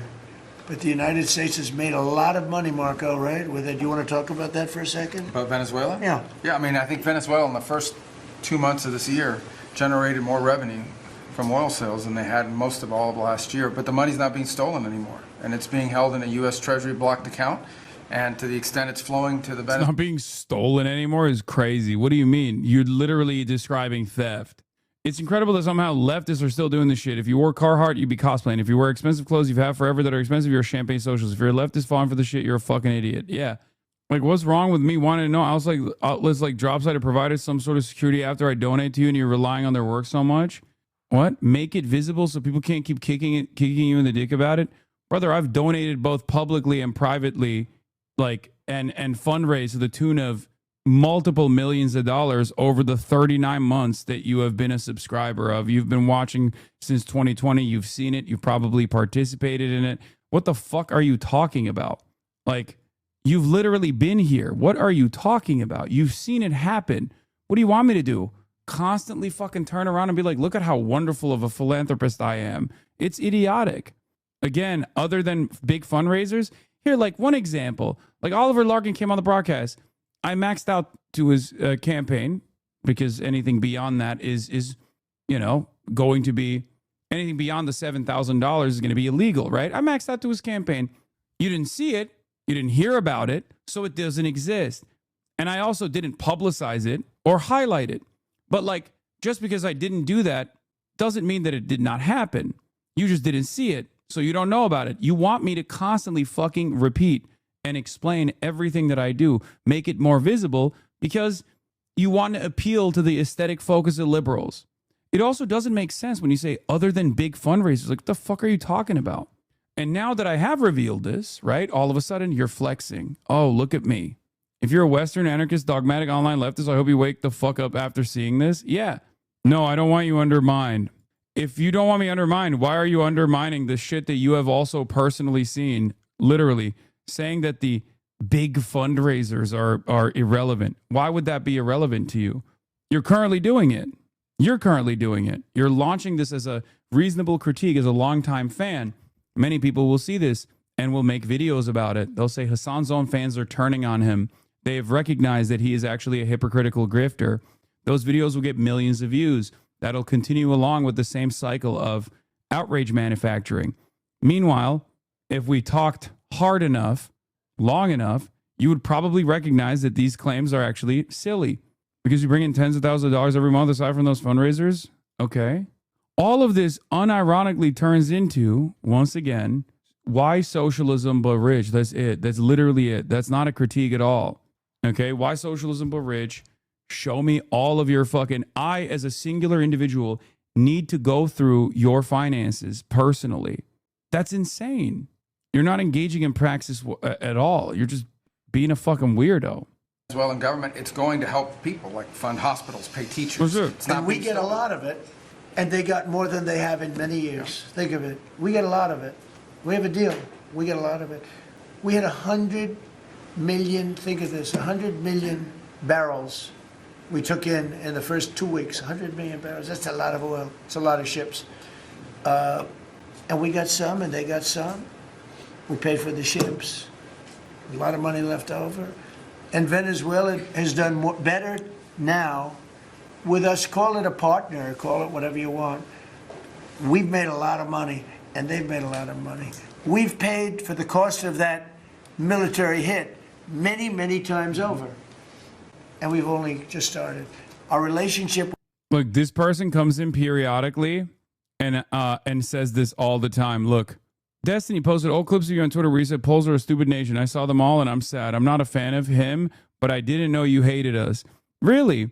So why did you come in and on 317 and say, why do you hate the Poles and repeat Polish jokes from the times of the Ku Klux Klan when we were not considered white in the same way as the Irish? And then you heard me say that and you said, thanks, based, love you. So did your brain reset? What took place here? Are you sincere? Or are you just trying to get a clip? Like, this is so strange. It's jokes, chatter. It's jokes. Like when I say people from Naperville are banned, imagine if people would come in here and be like, how dare you say this about Naperville? With Venezuela has been amazing. The people, actually, I'm the highest polling person. And in other words, after the presidency, I think I may go to Venezuela and run for president against Delcy. So, JD, please. Yes, sir. Well, thank you. It's good to see everybody. Proud to be part of this team. Proud to be serving the president of the country. Let me just say a couple things. The first of all is the president summarized this very ably. But look, the Iranian conventional military is effectively destroyed. They don't have a navy. They don't have the ability to hit us like they could have even a few weeks ago. And what that does is that gives us options, Mr. President. Now, there's been a lot of reporting about diplomatic options, about negotiations. There's, of course, Pete and his team. There are further military options. But what we have now that we didn't have when the president took over just a little over a year ago is the ability to use every tool at our disposal to ensure that Iran doesn't get a nuclear weapon. Because when I say options, I think it's important the American people know options for what? And it's options to ensure that Iran never has a nuclear weapon. You talk about people who walk into a crowded supermarket and have a vest on, and they blow up the vest and a couple of people. That's a weird thing to say. That's a strange thing to say. Hold on. And it's options to ensure that Iran never has a nuclear weapon. You talk about people who walk into a crowded supermarket and have a vest on, and they blow up the vest and a couple of people get killed, and that's a terrible tragedy. What happens when what's on the vest is not something that can kill a couple of people, but can kill many, many tens of thousands of people? That is the most important American national security objective that exists for any administration at any time, is you don't want the worst people in the world to have a nuclear. What the fuck's he signaling here? Strange. Dick Cheney. Welcome back, Dick Cheney. He said 9/11 too might happen. Who knows? I mean, Iran, a nuclear vest, by the way. I don't even think that's such a capability exists. Is he leaking the script? Is that what it is? Nuclear weapon. That's why the president is doing this. That's why the president cares so much about this particular issue. I'll let Steve talk a little bit about the details of the negotiation, but the last thing I'll say before I turn it over to Marco is I'm very mindful, of course, that we have a lot of folks overseas. Yeah, he said we can't let the smoking gun become a mushroom cloud. Fighting very ably for the United States of America. I know Pete and the whole team, we're very proud of them, but they're fighting at a time where we are about to enter as Christians the most important week of the Christian calendar, the Holy Week that celebrates the return of Jesus Christ to Jerusalem. And so I want to say to all of my fellow American Christians, but particularly those serving in the Gulf, that I wish you all a very blessed Easter, a very blessed Holy Week, and we continue to stand behind you and continue to support you every step of the way. Thank you, sir. Thank you very much. Be sure to like and subscribe. Kind of shit's so goddamn annoying. Mr. President, it is my distinct honor to be a member of your cabinet and to report to you and your team on our negotiations with Iran. Mr. President, you directed Jared and I to pursue a diplomatic resolution with Iran prior to Operation Epic Fury, which we did. However, it became quite clear during these meetings with the Iranian negotiating team that we could not make a deal that fulfilled your objectives of the following: no enrichment whatsoever, no chance of weaponizing whatsoever, decommissioning of Fordo, Natanz, and Esfahan, which you destroyed in Operation Midnight Hammer. No stockpiling of any material, which they flagrantly violated. Turning all enriched material over to us, and a cutback in Iran's missile inventory and range capability of those same missiles. Throughout our meetings with the Iranians, we heard the following from them. The Iranians have the inalienable right to enrich.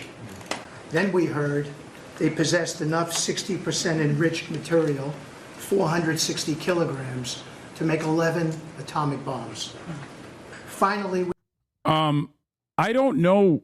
Someone asked in the chat, like, is this the turning point for Trump? I just don't know what it will be. It will come. It's inevitable.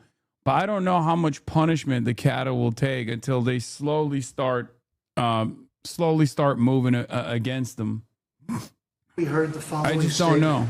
They would not give up diplomatically what we could not win militarily. In other words, they were again miscalculating the success of Midnight Hammer, which was a total success. These are incontrovertible signs, among many other signs, sir, that their regime had not given their negotiating team authority to make a deal required by you. We conferred with you and all the other members of your foreign policy team, Susie Wiles, Pete Hegseth, the chairman, Marco Rubio, JD, Scott Bessent, Chris Wright, John Radcliffe, throughout all of these negotiations, and we were repeatedly rebuffed on everything we asked for. I have no doubt that we exhausted all efforts on behalf of a peaceful resolution, as you directed. Jared and I both agreed that the Iranians were there to buy time until a weaker president arrived. This was a flawed strategy, as your clear direction was to never allow Iran to obtain a nuclear weapon today or any time in the future. Against that backdrop and our compelling military successes in epic fury, we have had multiple reach-outs from the region and others who want to play a role in ending this conflict peacefully. I can report to you today that we have, along with your foreign policy team, presented a 15-point action list that forms the framework for a peace deal. This has been circulated through the Pakistani government, acting as the mediator, and this has resulted in strong and positive messaging in talks, as you just indicated to the press. But these are sensitive diplomatic discussions, and you have directed us to maintain confidentiality on the specific terms and not negotiate through the news media as others do. I can say this: we will see where things lead, and if we can convince Iran that this is the inflection point with no good alternatives for them, other than more death and destruction. We have strong signs that this is a possibility, and if a deal happens, it will be great for the country of Iran, for the entire region, and the world at large.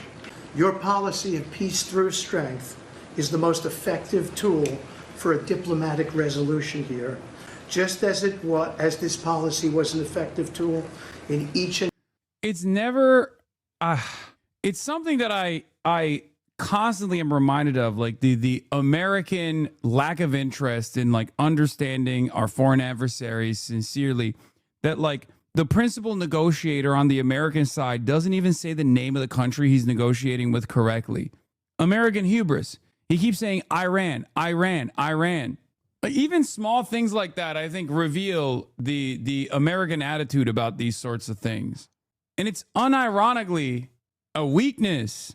It's a weakness. It shows that you don't care enough about studying this country that you're dealing with, even in a moment where like this country is actually punishing you, right?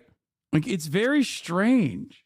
Idiots view it as a flex. Yeah, I don't know. Maybe, but like, you can only get to do that if you're winning. You don't get to do that when you're losing.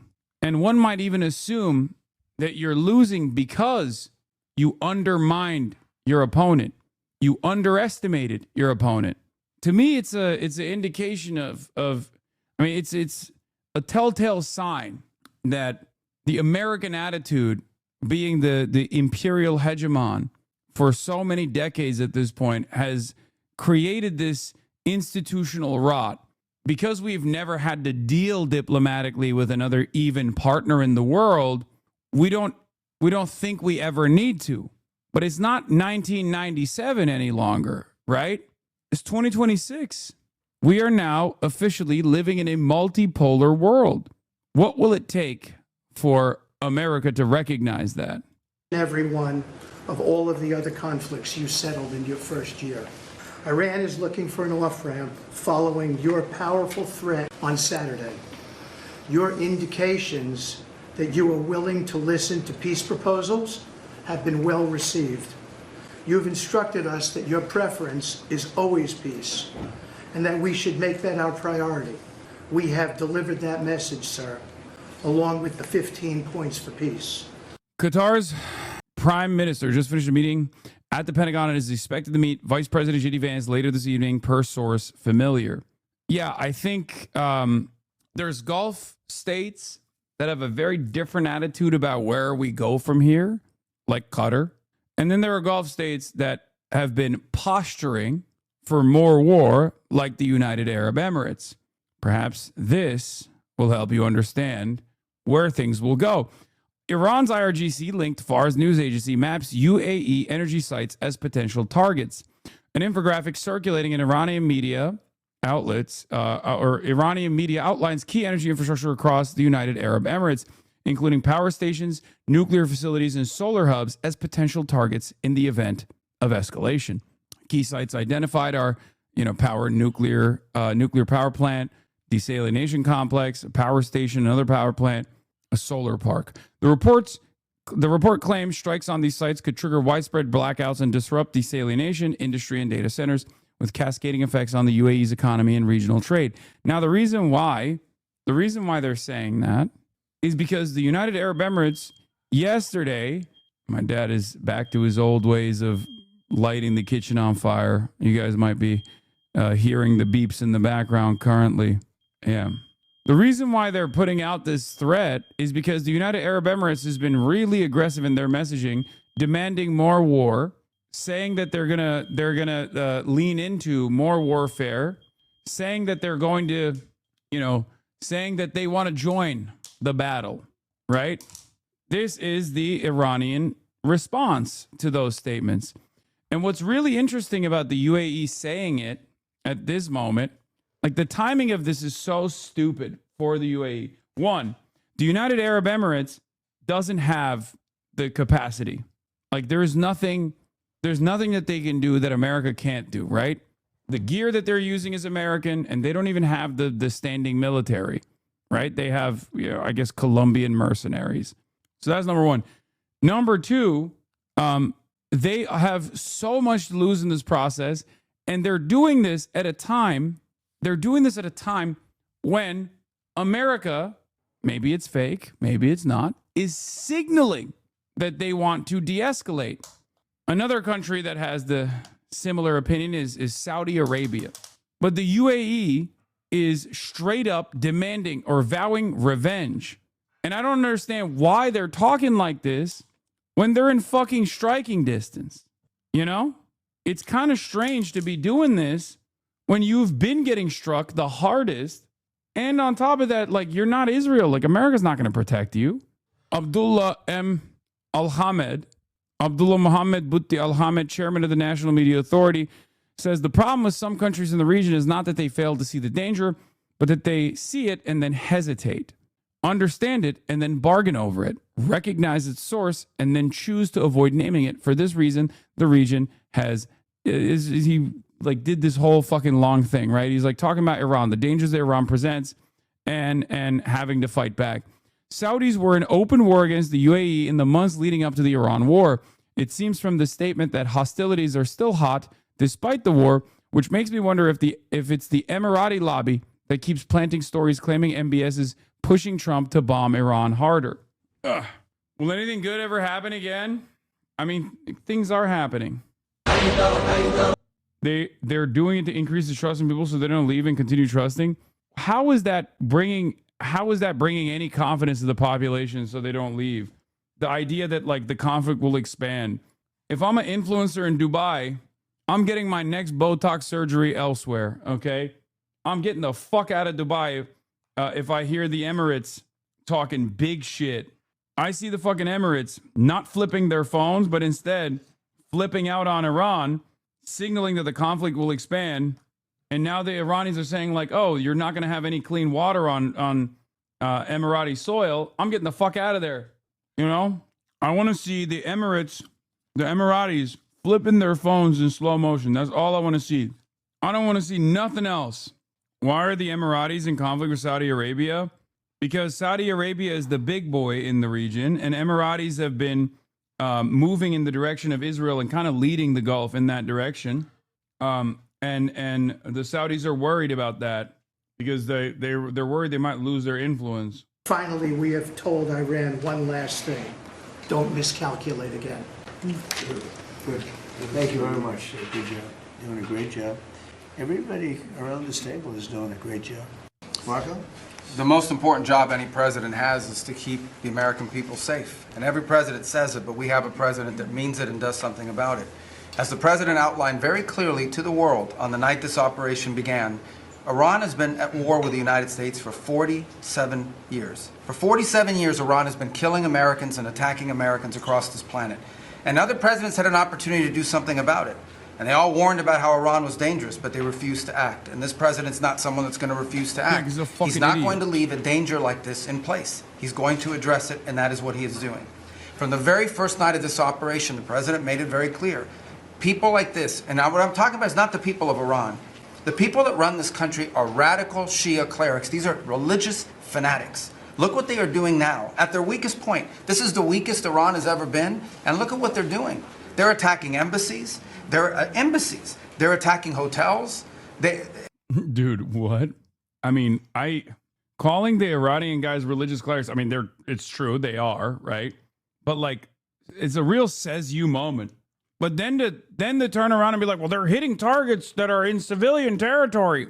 Brother, you are the Secretary of State for the United States of America. Fuck you mean?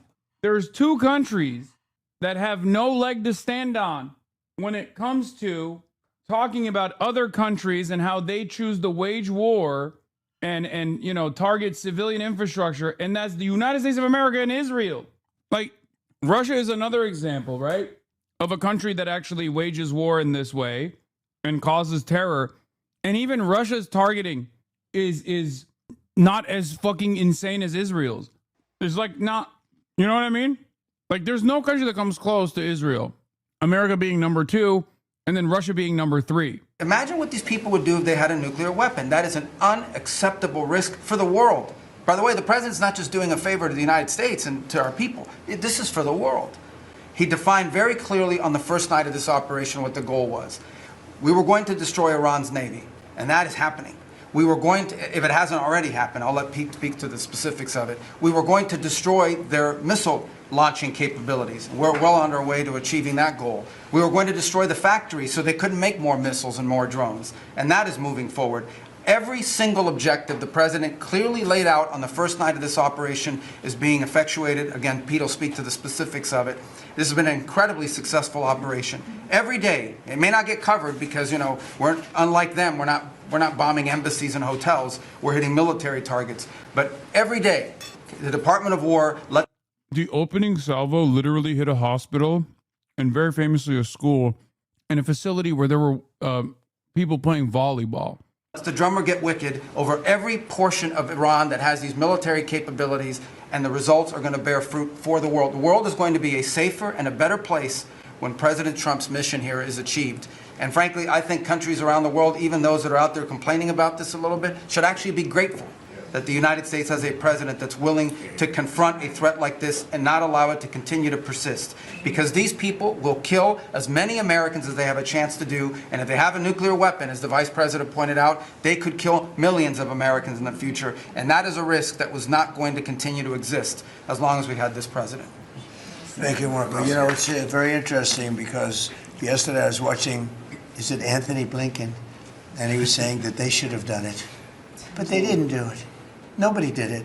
Nobody did it. For 47 years, Marco, that's... Yeah, because it's insane. Look at the results, dumbass. Posters of Iran's supreme leader, along with Hezbollah flags, line the one remaining road to the city of Tyre, as does debris from repeated, devastating Israeli airstrikes. Southern Lebanon is being cut off from the rest of the country, with at least 7 bridges destroyed by Israeli missiles in the past few days. This is what's left of the main bridge that connected the city of Tyre over there with the rest of Lebanon. And the Israelis have said they plan on seizing all territory south of this, the Litani River, as what they call a security zone. It would in reality, of course, be another occupation. Israel is talking about taking control of around 10% of Lebanon. It says to prevent Hezbollah rocket fire across the border. Tyre, one of the world's oldest inhabited cities, would fall within the so-called security zone. Most of its residents have fled following Israeli evacuation orders, but not all.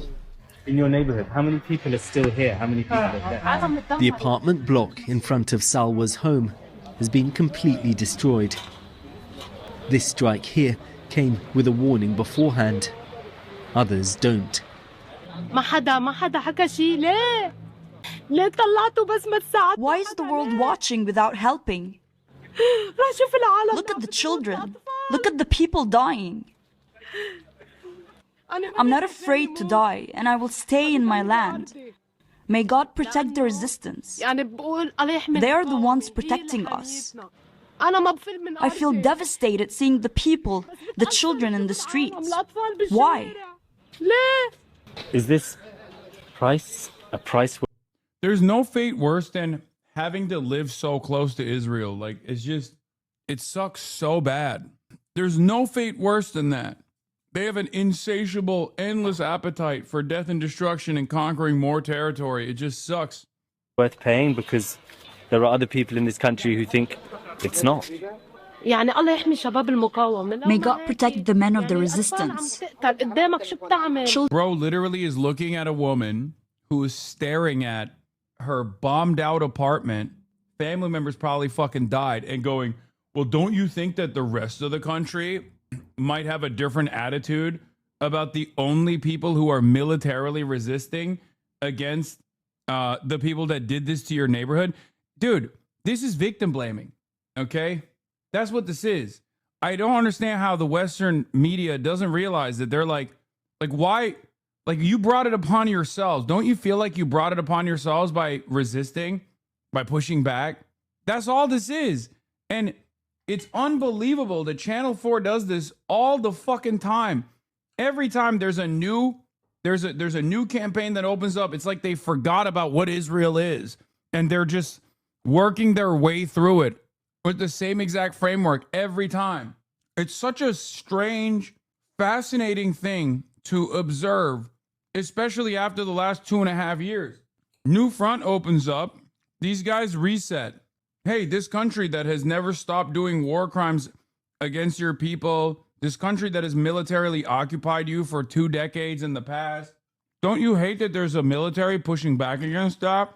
Don't you feel like the existence of said military force justifies these bombed out buildings that we're looking at where your family used to live? Who is Too Lazy to Try? Why are there so many people saying, what the fuck, Too Lazy to Try made a video about you? I don't know who this is. I have no idea who that is.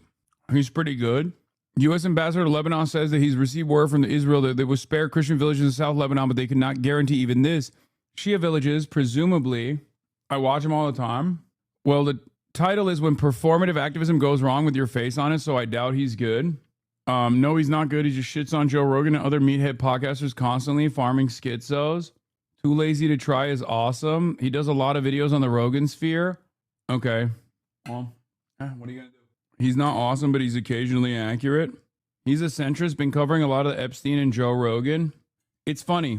Yeah, we'll check back with him in 2 fucking years when the dust is settled, and there'll be saying the exact same shit that I'm saying now, you know? That's usually how it goes. All these fucking centrists, all these fucking dumbass centrist accounts or people who present themselves as apolitical will shit on me endlessly for being at the fucking tip of the spear.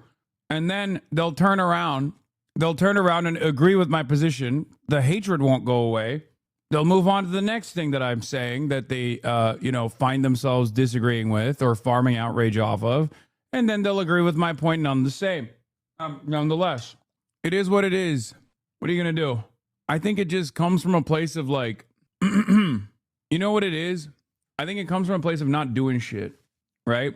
A lot of people don't do anything and they feel they feel a sense of despair around it. So instead of being like, why am I not doing something? Maybe I could do more. They just choose to disparage people who do actually do things. That's where it comes from. Why do so many haters say you flip-flop on your opinions? I can't think of an example. I think most people don't know what my positions are, and they just see other people hating, and they either believe the framing, or they just don't really give a shit, and they want to farm views off of it because they know it'll get a lot of views. But yeah, I don't know who this guy is. He called you a man-child? Yeah. Yeah, unlike my activism, which is operating a comedy YouTube video essay channel where I just yell at people who are trying to do their best, you know? This is peak activism, peak praxis. Guys, it's performative to try to do shit. It's performative to try to do shit, okay? That's why I am not performative. I never do anything. You made a hate video 4 years ago when you blocked him on Twitter. I blocked him on Twitter. Sounds like he's going to piss off some viewers. Anti-Rogan, anti-Hasan is a weird niche. No, it's not. No, there's a lot of like dumbass centrists who've never actually thought about. There's a lot of dumbass centrists who've never actually thought about anything beyond like, oh, Republicans suck. But you know, I hate extremes on both sides, who never actually think about like the impact that American actions have on places like Cuba. It's very easy for them to feel like they're in the moral center above everyone else. Intellectuals. Children are dying in front of us. Don't we have to resist? Look at the destruction. We can't sleep. I'm not afraid for myself, but for my family. Here in southern Lebanon, Hezbollah, also known as the Resistance, has widespread popular support. For some, staying is a political statement. Others feel they have nowhere else to go, so remain in this seaside city. The Tyre Christian quarter has largely been spared Israeli bombs. Madonna, yes, that's right, Madonna, refuses to let the war disturb her daily morning walk. Of course we are worried, but I'm not afraid. We worried to leave our home forever, yani, and this I don't want to leave my place. I want to stay here. Some people in Lebanon supported the idea of going into this war. Other people have been critical about it. What do most people We don't want the war from the beginning. It's not our choice to make the war. We don't want the war. We want the peace. Peace is not an option for now. With Israeli planes overhead and Hezbollah's cross-border attacks continuing. A country that has seen so much conflict wonders when and how this war will end. Well, in the last few moments here in southern Lebanon, we've heard quite a bit of both outgoing and some incoming fire. Now, after the last round of fighting here around 18 months ago, Israel occupied a number of positions just across the border inside Lebanese territory. In response, they say, to Hezbollah's refusal to disarm. Now they're trying to expand that area of territory that they control, deliberately flattening civilian homes in some villages along the way. It's hard to envisage them reaching up to this city of Tyre, though they did that in the 1980s. It does seem as if Israeli soldiers are advancing slowly on the ground, even if they are encountering resistance from Hezbollah. What could get in the way of Israel's plans is an Iranian demand. Apparently, Iran...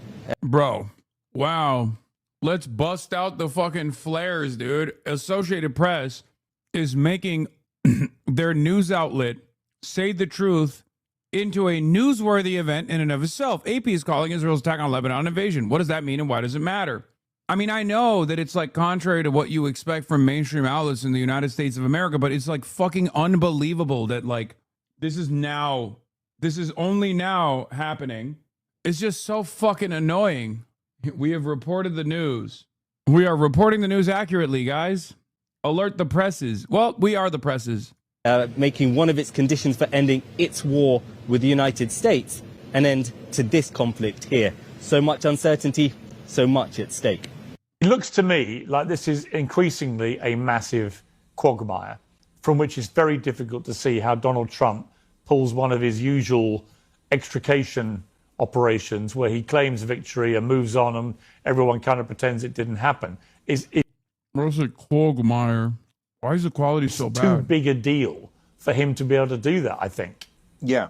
So I have a solution to this, but first let me wade through all the lies that have been said. So if you notice, before the war, people like Ben Ferguson were saying, oh, we're not necessarily going to attack. Donald Trump's a peace president. He's not going to attack. He's not going to put in ground troops. That's not what I said ever.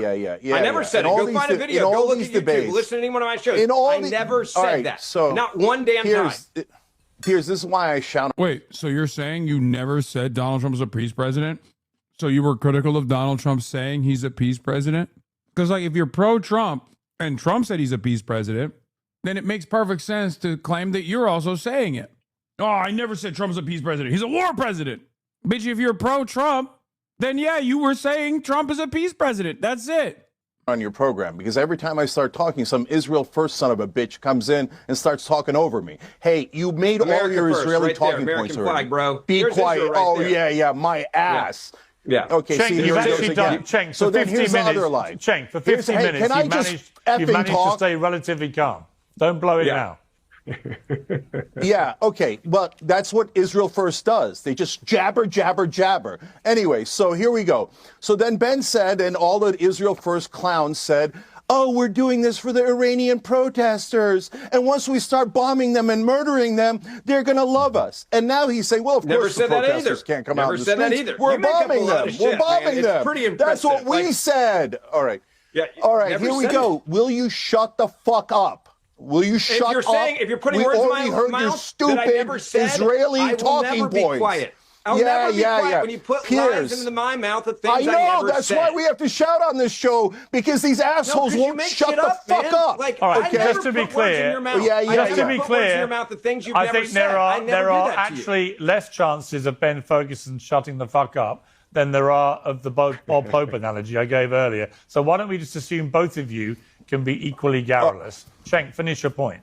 No, I haven't interrupted him once. Okay, so look, guys, we're ignoring the 800-pound gorilla in the room. For example, if somebody was to come in here and they were going to listen to this discussion or debate, but we told them ahead of time, hey, these guys are all clean and honest, then they'd listen to it and try to figure out what's happening. If we told them ahead of time, someone gave them $100 million to all say the same thing, we'd go, well, then we're a little bit more skeptical, to say the least. So that is what's happening with our politicians.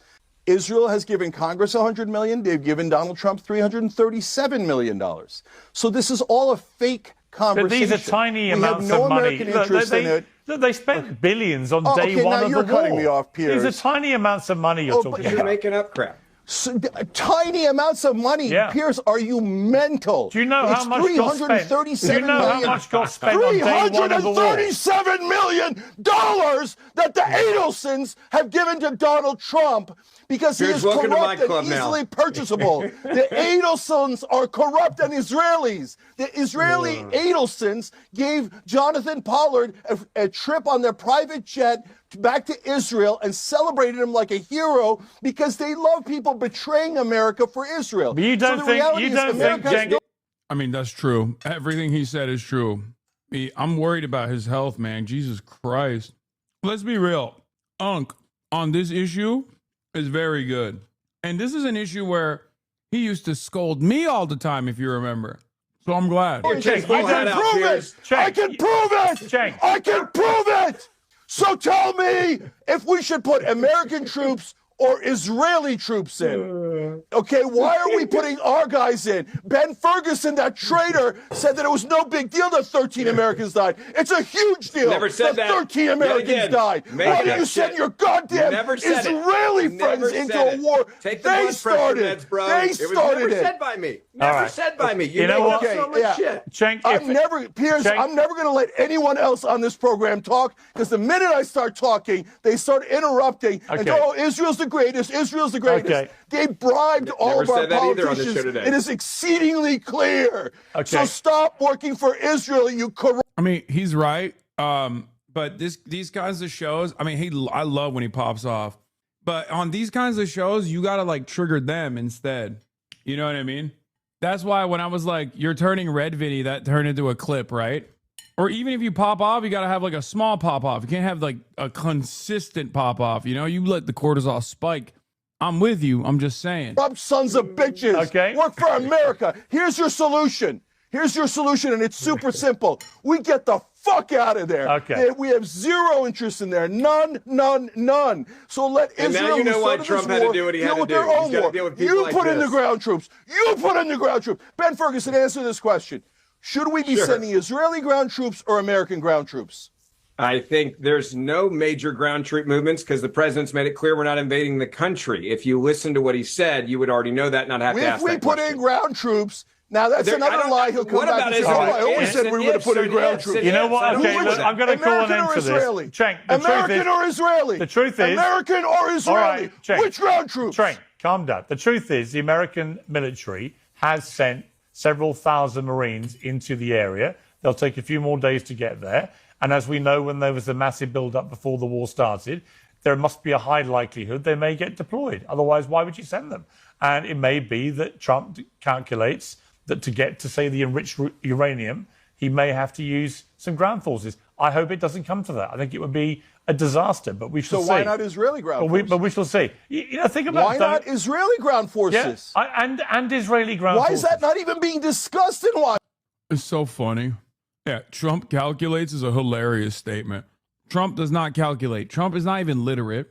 Well, you just mentioned Why are we so subservient to Israel that we don't even have a national discussion about should it be our troops or should it be Israel's troops? Cenk, you know, sometimes... Oh, so you're saying send in Americans, No, right? but Cenk, sometimes you got to guys like Ben Ferguson, and Mark Levin all want to send in Americans to die because they think Israelis are superior to us, and they think the Israeli lives are so important. 82% of Israelis wanted this war. Only 21% of Americans wanted this war. We don't want this war. The only people who want this war are the Israelis. They should fight their own goddamn wars and stop having Americans killed on behalf of stupid, irrelevant, disgusting Israel. Cenk for the pop off, Unc. He right. Mom, if we've met our military. Did you watch the response to this video by Pierce and Cenk? They mention you as well. Cenk should derail by bringing up how Israel's got nuclear weapons. Ironic how this panel views your uncle as delusional. Well, because for stupid people that don't understand what he's saying, their only capabilities, like the only thing that they will respond to is aesthetics, right? There he goes. Like they're only seeing the shapes and colors. And from an aesthetic perspective, they see a brown man, yelling at a white man who's laughing. So even if the statements being uttered by Cenk are objectively sane and objectively correct, a lot of dumb people will resort. A lot of dumb people, unfortunately, will only look at the way he carries himself. Look, what a lunatic! Having Cenk on the show is a liability. Like Cenk loves America. Literally has an Israeli flag on his chest talking about America first. Oh, finally, there's one person. Caroline left. Ben Shapiro praises Trump for launching the Iran war against the will of the American people. You elect leaders to do the right thing, even when the public isn't necessarily in favor of it. Yeah, I mean, he's Israel first, right? This was your mention. Allowed to apply that same standard to Israel because you're all anti-Semites. And as Brad Schneider, a congressman, Democrat, did today to my nephew, Hassan Piker, he said, and this is a very common trick that Israel first does. Okay, Hassan said things he claims that are anti-Semitic. That's not at all true, but he says it. He says that's why Abdul El-Said, a Democrat running for office in Michigan, is not allowed to campaign with him, is not allowed to support him. Why do they do that? Isolate Israel's critics and try to pretend that they're toxic and eliminate them from the national conversation so that no one can criticize Israel. This is a game that they've done to average Americans, to people in the media, even more. You don't like going on, Piers? Yeah, because, I mean, I really appreciated the space that he gave to the pro-Palestinian side, even if it was for, like, self-invested reasons. But in the beginning, right after October 7, I was willing to go anywhere and everywhere I can where I could, like, say the truth, right? Any platform that I could go on to say the truth, I would go on. And if you remember, I would go on those shows and I would just, like, slam as many points about what was going on the ground as I possibly could, as fast as I could, right? But after a certain point, it's just blood sports, and it felt like a little insincere. It felt like a spectacle, and I didn't want to do a spectacle over an issue as serious as the genocide in Gaza. Every now and then I would go on it, but a part of the reason why I just didn't want to do it is because I feel the same anger and resentment that Cenk does. It's perfectly valid to feel that way. And I just don't want to fucking have a conversation with a dickhead who is going to just sit there and lie his fucking face off. I'm sure they'll still take you once every blue moon. Oh no, Piers's team is they're fans. They're HasanAbi heads. They ask me all the time. I think they have stopped as of late because I just, like, said no like a million times over. But there was a point in time when they would ask literally, like, every single day. They'd be like, we're talking about this. Would you like to come on? We're talking about this. Would you like to come on? He put a literal clown who aped your side for clout before you to undermine the entire platform. I don't know what you mean by that, but vehemently into people in politics so that you eliminate all of Israel's enemies and critics and opponents. And then where's the moral outrage? The moral outrage should be towards this genocide in Gaza where 72,000 people at a bare minimum have been killed. Over 20,000 children at a bare minimum have been killed. But we're not talking about the slaughter of 20,000 children. Instead, we're talking about, should we condemn the people criticizing the genocide? Should we condemn the people criticizing Israel starting 7 wars, dragging us into a war? No, all of this is a defense of not Jewish people, but of Israel. And the reality is, both me and, by the way, wonderful Jewish Americans like Dave Smith, Glenn Greenwald, Ben Cohen, Jeff Cohen, Robert Greenwald, I can go on and on for hours.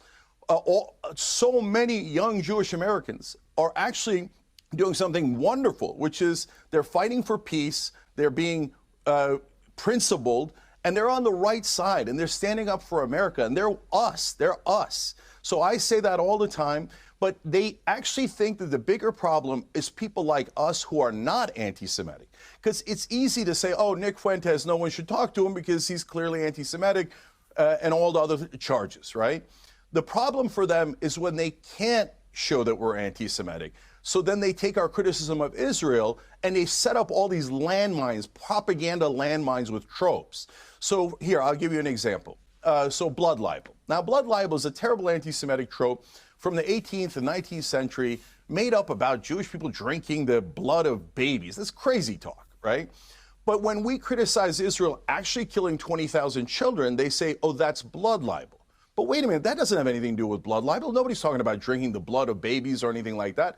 Oh, you're using it in a very callous and disgusting and immoral way to shield the government of Israel from criticism and thereby endangering Jewish people, because when you actually go to criticize Israel, they go, no, all Jews stand for genocide. That's not true. That's actually a more anti-Semitic statement. So all of this is propaganda in order to protect Israel. Okay, let me play it. This is a clip from what Douglas Murray, who's been one of your biggest critics, what he said on this show, actually, back in December 2023 about you. You only really get animated if the Jews are involved. And I can tell that for the following reason. I mean, your surname's Uyghur, isn't it? 1 million Uyghur Muslims. Oh my fucking God, Douglas Murray. See, this is what I mean. I would not be able to hold my, like, I would not be able to remain calm in front of Douglas Murray. I would not be able to hold my composure. I would not be able to remain calm. I would lose my fucking mind. I'd be like, you're literally a Nazi. You wrote numerous articles in defense of nationalism. You said that the previous attempts of of Hitlerian nationalism should not ruin the modern attempts of nationalism in the UK. You're an unbelievably Islamophobic person, and here you have the audacity to fucking bring up Uyghurs like you care about China or you care about Muslims in China. You don't care about Muslims. You don't care about the Chinese. So what the fuck am I, like, how am I supposed to believe that you care about the Muslim Chinese? Get out of here. I've already given you guys the talking point for the Uyghur distinction, right? That's it. If Benjamin Netanyahu tomorrow conducted himself in the same way that, like, the Chinese Uyghur policy, which I consider to be unjustifiable, but you don't. But if Benjamin Netanyahu applied the same policy, the Chinese policy on Uyghurs to the Palestinians, Douglas Murray would be running around talking about how fucking woke Benjamin Netanyahu is. It's unbelievable. And that's also an idiotic conversation anyway, because we're American. We can't stop whatever the Chinese government is trying to do in terms of, like, dealing with separatists or whatever. But we can't stop Israel, because Israel's doing this with our weapons. Israel's doing this with our tax dollars. There is no repression of the Uyghur minority. Where do you get the idea that there is? No, we're talking about, come on, chatter. God, I hate having this conversation over and over again. Like, there was. It's ridiculous to act like that didn't happen, okay? It's just not, it's not happening anymore, but there certainly was. You can go to Xinjiang now. It's not even a thing. Like, it's not a point of contention at all, but that doesn't mean that it didn't happen. These guys are just using it as a talking point regardless. Like, can you imagine the guy trying to justify a genocide, like bombing entire areas where people live, dropping 8 atomic bombs on, like, 8 atom bombs worth of munitions on this tiny fucking sliver of land, and they turn around and they're like, well, what about the Uyghurs in China? It's like, bitch, how many fucking buildings did China blow up in Xinjiang? What are you talking about? What are you talking about? It's unbelievable. Like, these two things are not even in the same fucking planet, dude. Human rights abuses happened, is true, but, like, you can't defend what Israel is doing as a way by deflecting off of what Israel is doing to be like, well, what about China? That's the reason why I always say, yeah, well, if you got an issue with that, explain to me this. If Benjamin Netanyahu treated the Palestinians in the same way that Xi Jinping treated the Uyghur Muslims in China, okay, you would turn around and say Benjamin Netanyahu is the wokest motherfucker on the planet. You would demand that he gets a Nobel Peace Prize. This quite literally cuts away at the whataboutism. It forces people to recognize the differences in severity, okay? I can't believe you're labeling China's known and unknown human rights violations as it happens. Wait, what? Man, shut your bitch ass up. God damn, dude. Again, we here in America will literally concern troll. We here in America love to act as though we are not doing anything, right? That we've never actually engaged in an act of like severe human rights violations, and our enemies are always doing them. Our enemies are doing them. It's something that our enemies do. It's unbelievable. Between China as the Chinese state and the United States of America, since the inception, like, let's look at the last 30 years. Who do you think has been more of a violent burden around the world? Who has killed more people around the world? We have privately owned concentration camps for people living and working on U.S. soil. And you're over here, and we have we have masked thugs that are unaccountable, that are black bagging our neighbors. And you're over here being like, well, what about China? No, you just want you just don't want to think about the morality of our state. Okay? Rogan had Dave Smith on and it seems to be starting to pivot. Yes, I have it on good authority. Insiders that have told me that Joe Rogan is like a totally off to Israel train already, and that's like causing him to also get off the Trump train too. The phrase "Make America Great Again." I don't care. Then but fine. That phrase sucks. Here's the thing. Like, first of all, America is great. Make America greater, I'm down.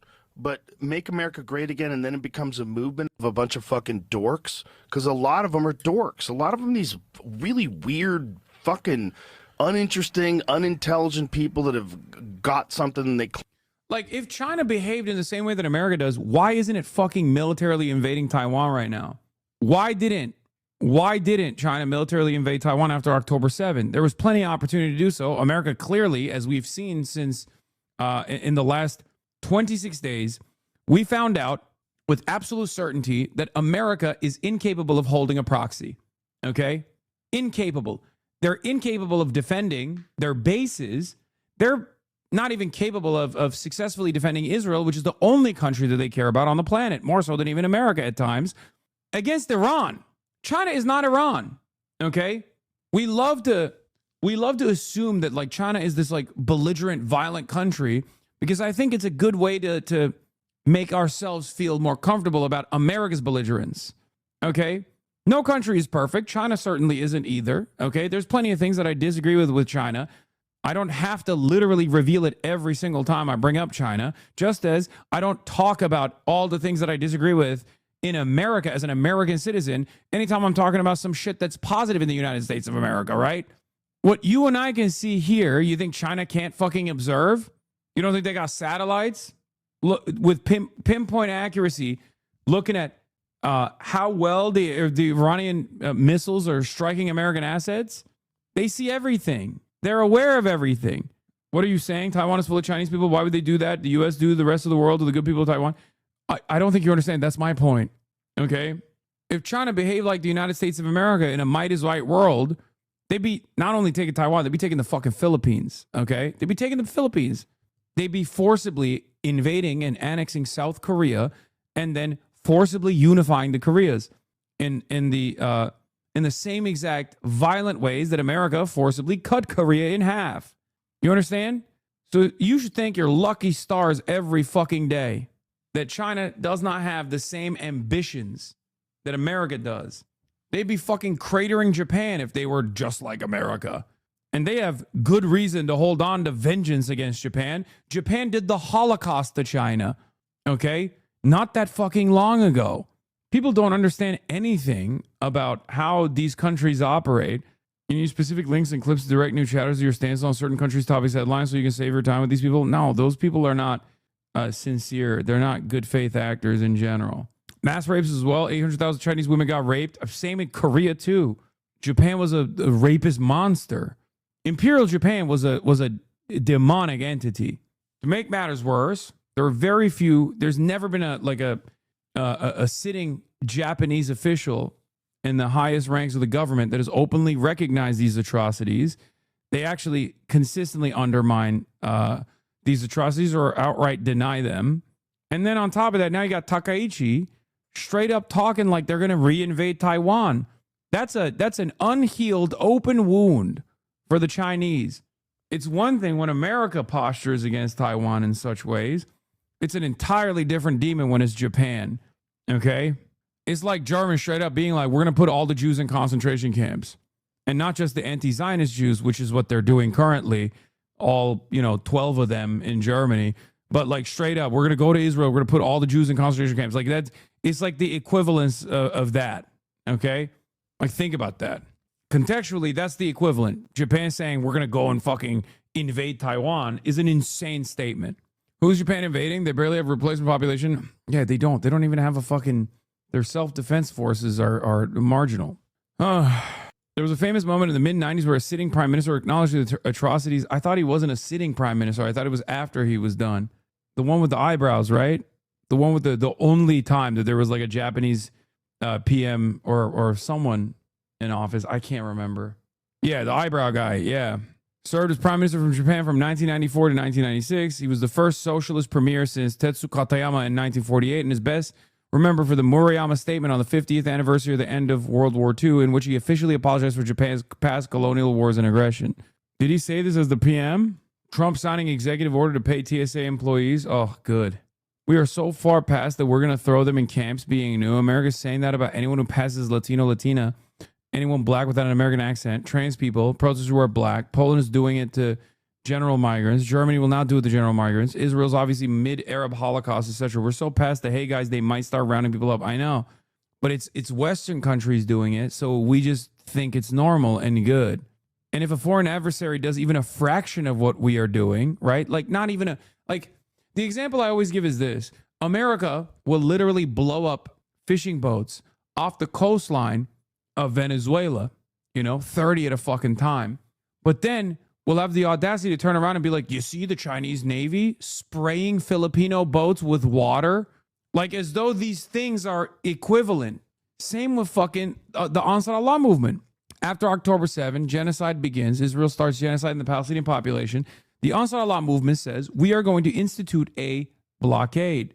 Okay? We're going to institute a blockade. What is this? When we're seeing here, The moment Syed Mohammed Morandi experienced a carpet bombing just meters away while speaking with Sneeko. the religious regime is covering up for Epstein. It seems like that's what is backwards of the two nations at Did you war. hear that huge explosion just now? Rolling explosions. That's carpet bombing. It's called carpet bombing. But in any case. But yeah, sorry for interrupting you. But No, you didn't. There's bombing. And I wouldn't acknowledge it if I was him. That's giving away his position, but calling it now, he's about to convert in disgust. What? 2 billion Muslims, yet Shia Muslims led by Iran are the only ones confronting Israel. Oh my God. Oh my God. He's going to go from Sunni Muslim to Shia Muslim. Sneeko's about to go on a Shia arc. He's going to go around going, Ya Ali. How the fuck did he get him on Stream Hassan and you did not? What the fuck? Brother, what are you talking about? He's been glazing Shia's crazy recently. I mean, is he? I'm not going to lie. It's not wrong to do that. Like, he's not. How can you not? It's crazy. How can you fucking not? Look at the Sunni Arabs. Look at the Sunni Muslims in general, the Muslim world, the Islamic world, and the Sunni leadership. Okay? And then look at what the Shias have done. The only Sunnis in the axis of resistance against Israel and America are Hamas and Palestinian Islamic Jihad and like the numerous groups within the Palestinian resistance. That's pretty much it. No, the Houthis are not Sunni. They're Shia as well. Look at the Sunni Arab leadership, bro. That's the Gulf states. Maybe Professor Chiang is right. There's going to be a Pax Islamica now. All Sunni opposition was already destroyed. Dum-dum. Ex-Saddam. Come on, man. Come on. The only Sunni opposition that you can find is literally an American asset? That's crazy. An American asset that literally attacked Iran, waged war against Iran, and not only that, but also on top of waging war with Iran, we're talking about a much broader thing other than the one Ba'athist, Saddam Hussein. Shia is what every hog thinks every Muslim is? No. Hogs think every Muslim is a Salafist or like Wahhabist Islam. Hogs think every Muslim is ISIS. Okay, they don't make a distinction between, because they're fucking stupid. They don't make a distinction between like the IRGC, the Iranians, and like these, Al Qaeda and Al Nusra and Al Shabaab and ISIS, ISIL, ISIS-K, many of the HTS, who's libbed up now. There are so many distinctions. He mocked her. Oh my God, that's awesome. I love that. Don't forget our GOAT Gaddafi. He was right, but too early on multipolarity and undoing the petrodollar. Yeah, I mean, he was a little crazy too. Please explain. I was raised chud. Yes, all these like Al-Qaeda style groups are primarily funded. And you don't have to listen to my word. Listen to fucking Mohammed bin Salman, the king, the crown prince of Saudi Arabia, openly revealed that since the 80s, America has been paying Saudi Arabia to spread Wahhabist Islam. Very, very extreme version, very extremist version of like not like a very fundamentalist, very extremist version, radicalizing people and spreading this ideology all around the region, and offering financial and logistical support to these groups in a way where people claim Iran is doing the same thing, but with Shias. Except these guys are just Shias, and Iran is just giving them weapons to resist and defend themselves, and at times, react offensively. Salafists are not ISIS. They use Salafists to give it a bad name. Salafist comes from Salaf al-Salih. It literally means following the footsteps of the Prophet in the 3 generations after him. ISIS does never belong their law. Maybe you know something more now about this as well. I mean, that's what they claim. But yeah, but Salafists are fundamentalists too. Come on. Like, not all Salafists are ISIS, but Salafists are fundamentalists. That's crazy to say that they're not. They are fundamentalists. Holy shit. Yeah, MBS spreading the Southern Baptist equivalent of Islam.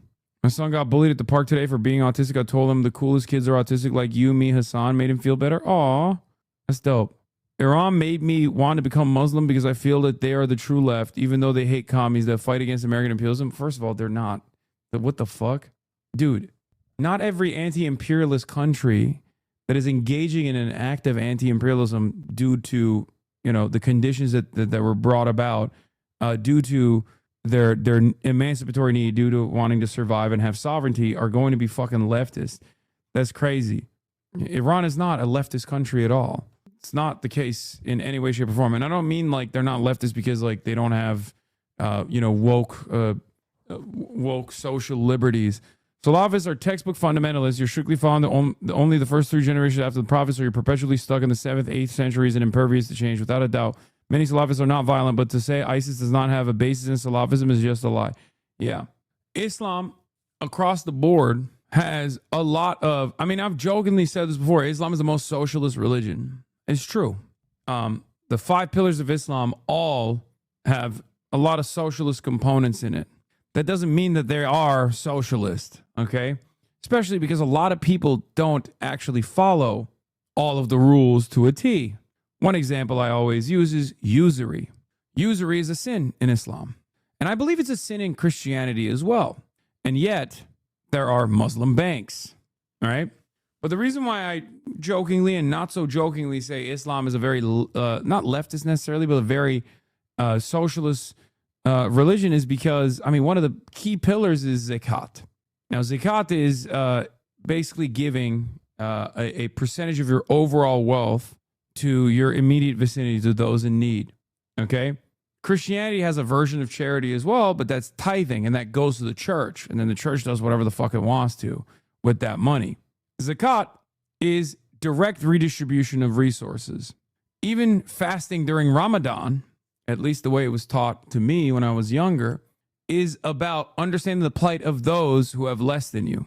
So the entire Muslim world for 30 days, every single year, go through this process, okay? Go through this process where they literally don't drink any water and don't eat any food from sun up to sun down. And this is a religious process where you're supposed to develop a better appreciation, a better understanding for those who are less fortunate than you. Here's a 30-minute compilation of a song calling out anti-Semitism and criticism of Israel shouldn't be conflated with Jewish people. Next time someone accuses them of being anti-Semitic based on 20-second clips, you can just show this instead of trying to argue further. Most people know he's not, but still weaponize anti-Semitism to silence voices. I'm just posting this for archival purposes. Anti-Semitism is a canary in the coal mine of fascism. It's one of the oldest bigotries that has caused those of the Jewish faith a tremendous amount of pain.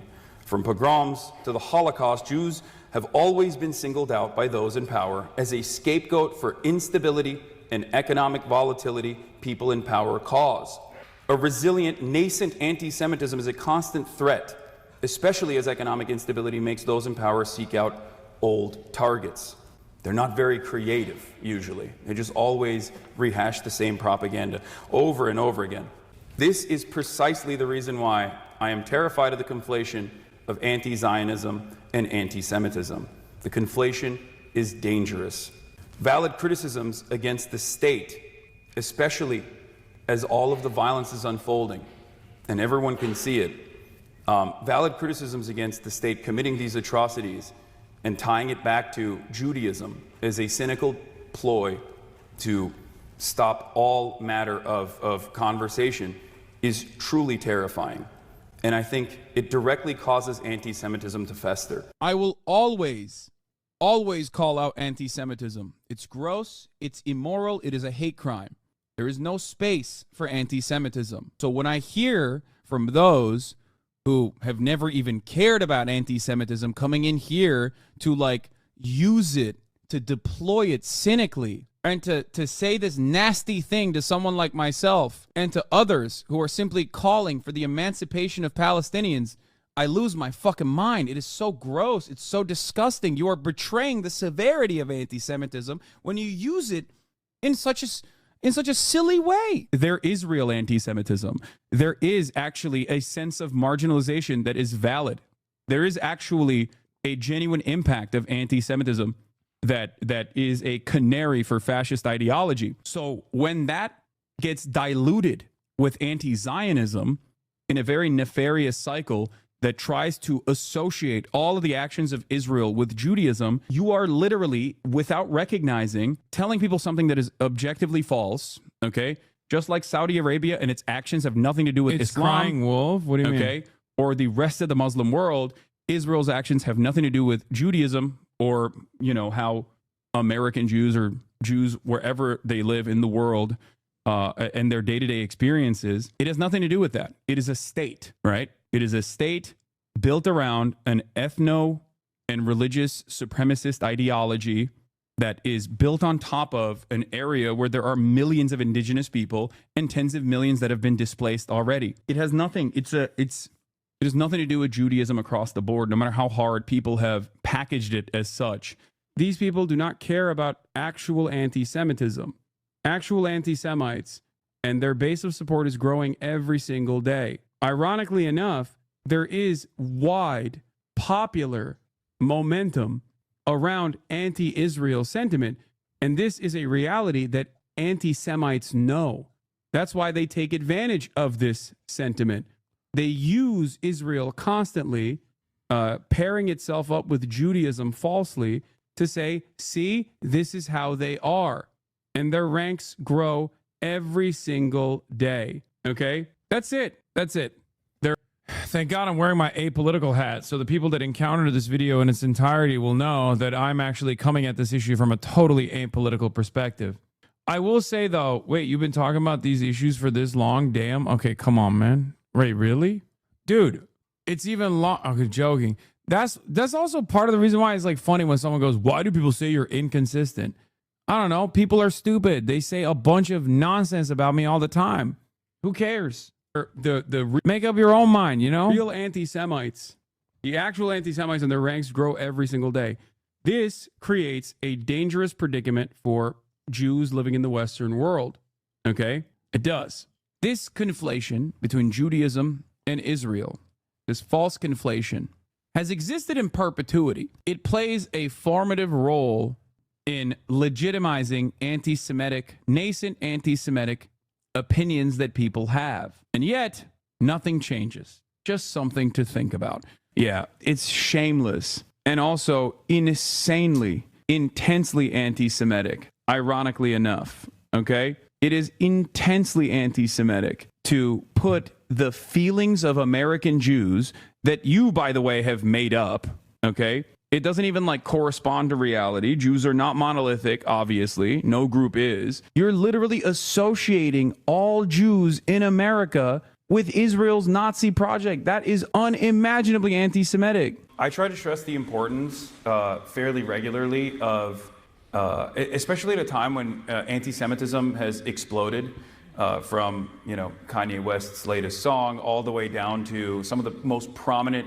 conservative pundits openly agitating towards anti-Semitism, using cynically what is going on in Gaza to develop a heinous message that then attributes all of those crimes to Jewish people. I find myself virtually every day speaking out against that and decoupling Zionism and Judaism on a regular basis in an effort to educate people that might find themselves on the whims of unexamined anti-Semitic tendencies. I am someone who is firmly committed to combating anti-Semitism for my past decade of work. I've been doxxed and swatted by neo-Nazis in perpetuity for this reason. But I also happen to be a committed anti-Zionist, that I believe in the emancipatory cause for Palestinians. And I've never shied away from that position, no matter what. The Pittsburgh synagogue shooting happened not that long ago. Anti-Semitism has been a problem in Western society in perpetuity. It has always been an issue. Originally, it was used to justify pogroms against the Jews, expulsion and murder, and forced conversions.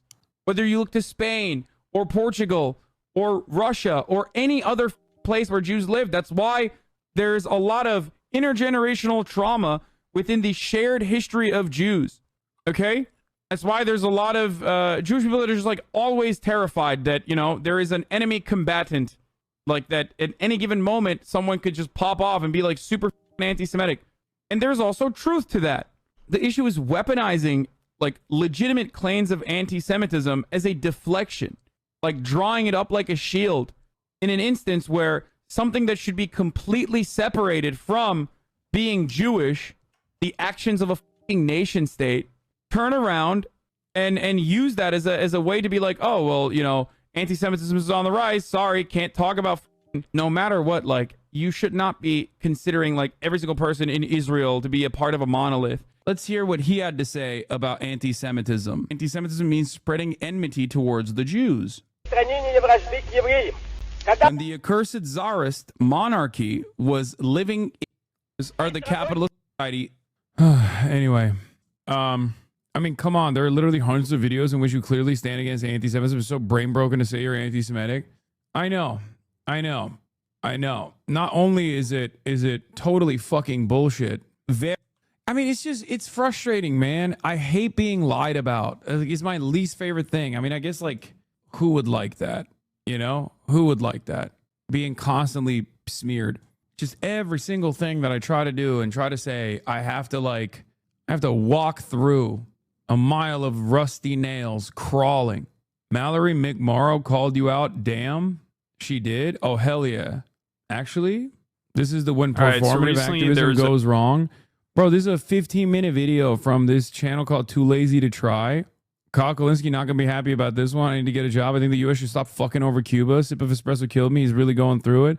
Talking about this like it's comedian drama slop and not the United States choking a small island nation to death is incredibly cruel. This one sounds personal. Hold on. Did you say Chris Smalls is an influencer, the labor union leader? Lamau? Okay, man. I guess when I volunteered at the soup kitchen, I should have dressed like a homeless person instead of wearing a $100 outfit. Life is just BoJack Horseman without the animal people. Okay, well, his own fucking fan base are not on board with it either, it seems. You think at this point you know your audience. But why are there blackouts? Mad they got drip. Great commentary. Can we follow this video up with another one about Trump admin starving Cubans to death? They literally went to Cuba with aid. What the fuck did anyone criticizing them do? This is recreational outrage. The guy sucking the last of a fucking drink directly into the podcast microphone while the other guy NPC replies, yeah, Cuba is sick, is almost satire. Bro, come on. It was 500 plus people. A group. What kind of Airbnb going to host them? He didn't misunderstand. He just doesn't care. How much did AIPAC pay for this one? Bro is an enlightened centrist in 2026. Hilarious. Go to Cuba, Too Lazy. I would love to see it. Yeah, the United States government only allows private companies to have access to oil. That's the five-star hotels. That's capitalism being the beacon of excellence in an embargoed socialist state. It's someone who says extremely offensive things in order to generate clicks and views and followers, which is not entirely different from somebody like Nick Fuentes. Picard is a provocateur, to put it lightly, who says things that are misogynistic and anti-Semitic and said that the United States deserved 9/11. McMorrow seeking the Democratic nomination for U.S. Senate in Michigan. Let's go. This is good. This kind of friction is good. Stop giving slop tubers attention. What is very annoying when it comes to criticism about you is that it's always done in bad faith. They're not doing fair criticism. They just have no interest in having a discussion. It's all fake outrage and often it's just false. Yeah. Not going to lie, this ain't good. Michigan voters are peak center. I think you're wrong about that. I think on this issue, they're not.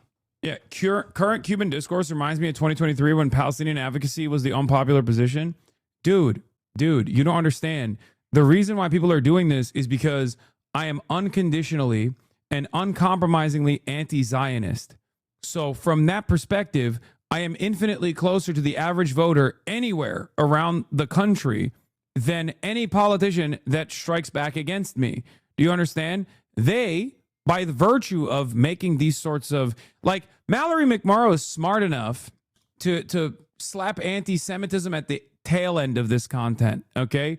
She was smart enough to say, oh, this is kind of anti-Semitic at the end of it, right? Like, oh, he's just saying offensive things just for clicks. He doesn't care about this stuff, right? She sat down with Jewish Insider. Oh, my God.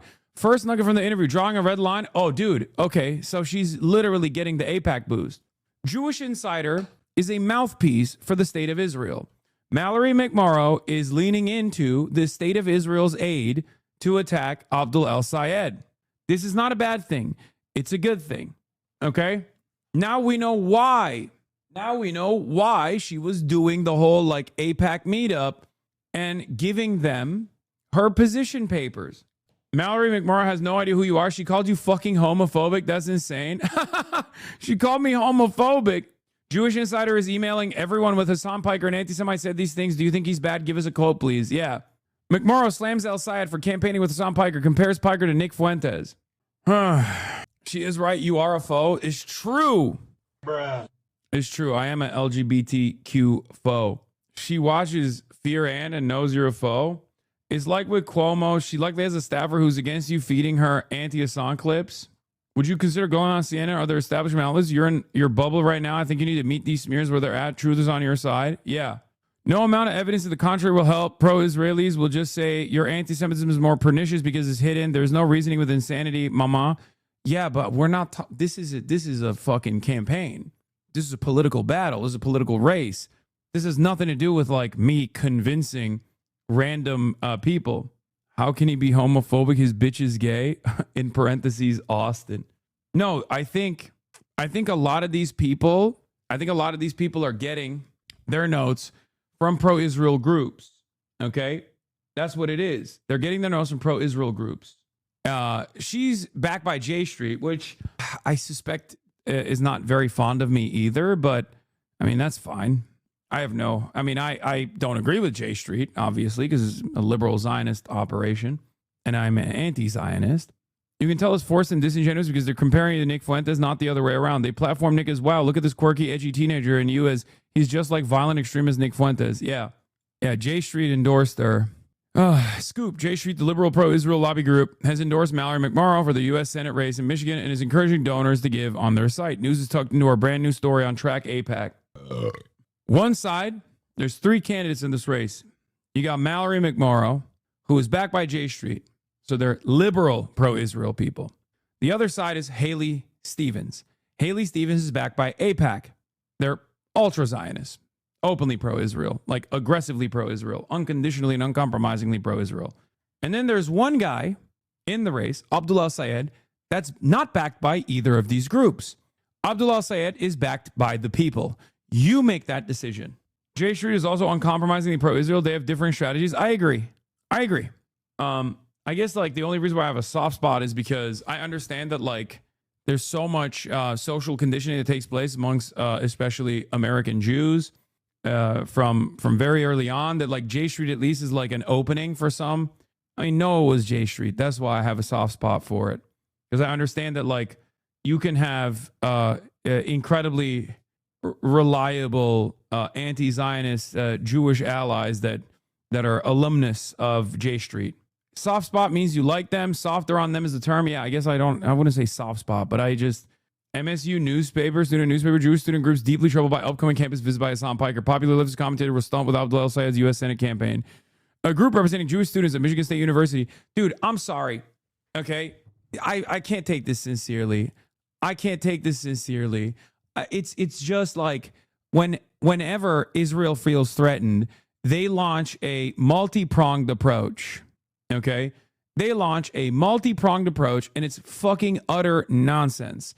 Okay? These fucking Jewish student groups are not doing this because they're like sincerely afraid. Okay? They're just doing it because they have the name Jewish slapped onto it, but they're actually there to defend the interests of Israel. That's it. It's fucking ridiculous. It is absolutely ridiculous. I know I got Jewish HasanAbi heads at MSU. It's so fucking annoying. I don't know if Mexico did October 7th to us. We will smack them up for years to come. What do you think happened after 9/11? The Americans wanted blood? Yeah, brother. You think that was good? Who the fuck is out here? Bro, the average Republican doesn't even defend what we did after 9/11. Who the fuck are you? That's so stupid. Guy literally said, what if a country, what if a sovereign state did October 7th on American soil? We smacked them up. Think about what we did after 9/11. Yeah, was it good, what we did after 9/11? You agree with the global war on terror? What are you, Dick Cheney's corpse? What the fuck? You love terror? I love terror. Here I am, getting yelled at because I hate terror. I hate Israeli terror. I hate terror that America brings about the rest of the world. Very strange. I think they fear your talking points and that their position against Palestine is indefensible. Yes, that's what it is. Yeah, they pulled the same line when I went to UBC. 2 events, 1 campus, Nova Survivor testimony and political provocation unfolds simultaneously at UBC. Their like 20-person meetup that they did as a response to my auditorium speech is being presented as my fucking speech in the auditorium that invoked them to do a retaliatory event with like 20 people. My speech was actually a political provocation. That was the Nova Survivor testimony. It's fucking ridiculous.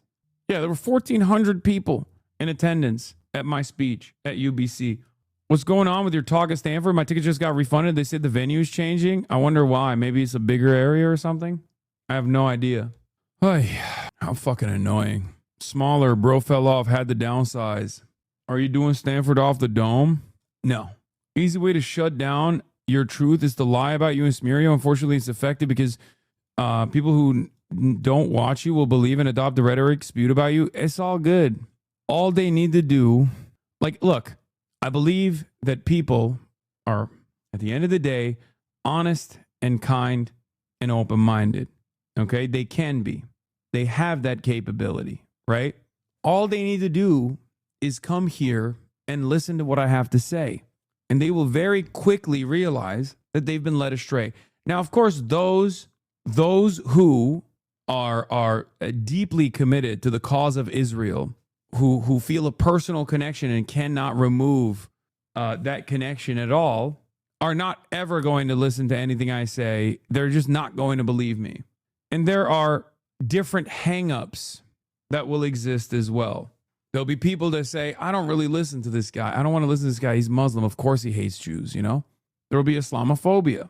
But most people that have the capacity to think critically, most people who have the capacity to think critically will look to what's going on, look to all the people that are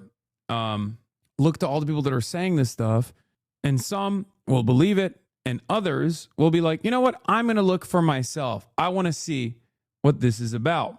There are plenty of people in this community that came from that background. People who just like heard smears, believed them, internalized them, and then realized that, those smears were completely unwarranted. They were lies. Not everyone on the internet is the hateful little monsters that you see on Twitter. Okay? The reason these smears make me personally frustrated is it muddies the waters in a way that lets real anti-Semitic bigots get away with spewing their vitriol under the guise of pro-Palestinian advocacy. It just makes me angry because you have a good heart. I think you're doing your best to try to get others to live with good intentions, keep up the good work. Yeah, you just got to do what you got to do, man. That's it. The CIA agent wants you to know that criticizing Israel is not allowed. This is true. I was able to convince a friend of mine who had grown up a Destiny watch to give you your watch a year ago, and to this day, his perspective has changed tremendously to the point that he even echoes your own points. Yeah. I've never encountered a hater who is he's a Muslim type. It's always he's performative and LARPing and stupid sexy Hassan. Yeah. I mean, look, some people are unsavable, unsalvageable. It is what it is, right? You can't always win everybody. Some people will take advantage of the nuanced perspective that I try to offer on these issues. Some people will just like lean into the fucking shitty smears. But I think at the end of the day, people have the capacity to see the truth. Like they're adults. You can think for yourself. You can urge others to think for themselves. Of sweeping gun violence prevention reforms here in the state of Michigan. Now, there is a brand of progressivism that I get really frustrated with. I'm going to be candid, where it is a brand that's about being right instead of actually making progress. Where there. Oh God, it's the reasonable moderate. The reasonable moderate, dude. Purity tests that stand in the way of building a coalition and introducing legislation and passing it that I think. Director at the Quincy Institute said to me, cannot believe the shit he's catching from on high in DC right now. The Dem elites are completely divorced from reality. They are. It's so frustrating. I think is really hurtful. But I also believe we can't just chip around the edges. Moderating policy is not the solution. We need to be bold. We need to dream big. And We have to be smart enough to know that we need to build coalitions to have the votes to not only win elections. Oh, FYI, the Stanford venue change was communicated. We apologize for the late changes. Students for Justice in Palestine chapter, we sometimes face additional administrative hurdles. Oh, they changed it to a smaller venue. The administration forced them to change it to a smaller venue, I think. Wash no motion? No, they're saying the admins changed it. Stanford. The Dems don't want to win. They want to watch Trump drive the GOP off a cliff, and they'll be the only game in town. It's back to stroking off Capitol. Yeah. My more religious Muslim wife doesn't watch you, but I catch her laughing when she hears your vulgarities being used to roast dumbasses. Do it like Ben Shapiro and Sue Stanford. Lamau, he did that at UMN in 2017 for the same thing.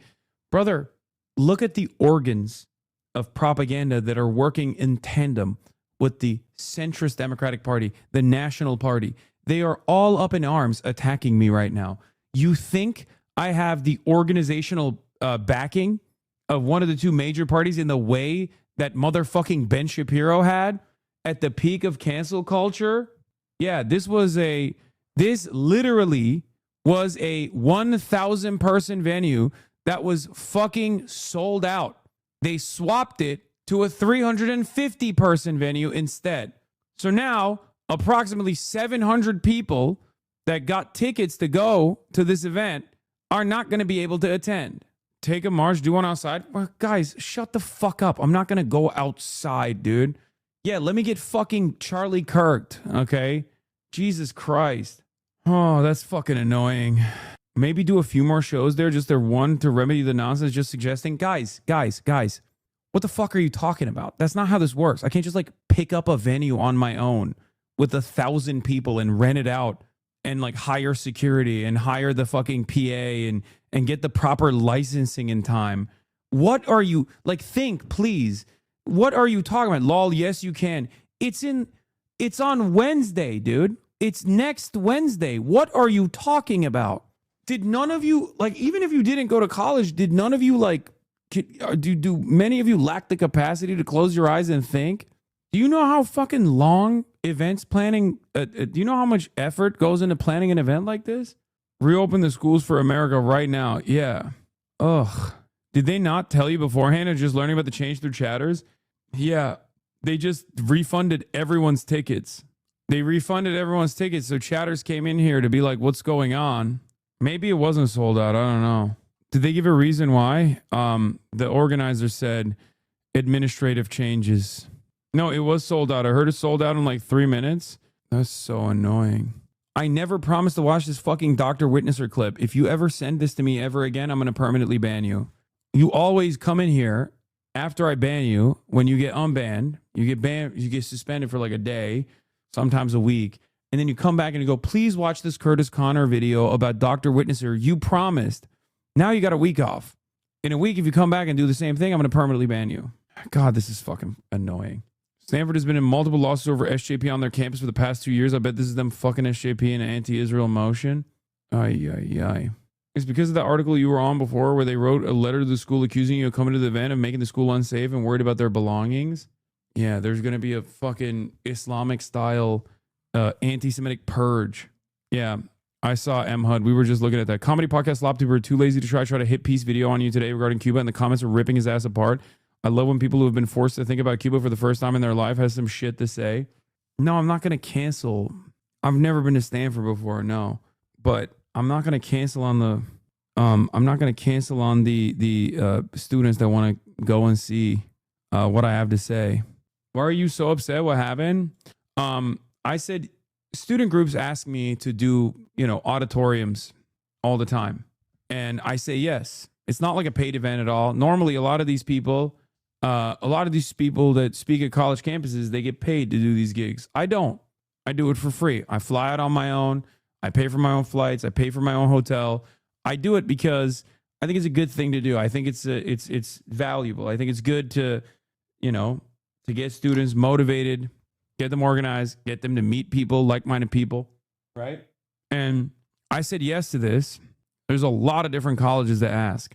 And I said yes to this. And the initial place that they had set up had the capacity for 1,000 people. I didn't even know this, by the way. I didn't know the details until just this very moment.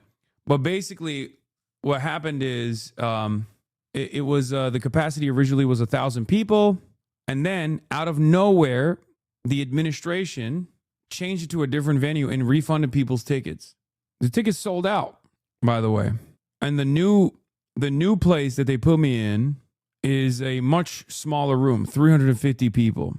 Looks like Dylan is upset you suggested that they should have taken the Minsk agreement. Maybe next stream you can respond to. He's making some good points. Who the fuck is Dylan? What the fuck are you talking about? Oh my, what are you saying, bro?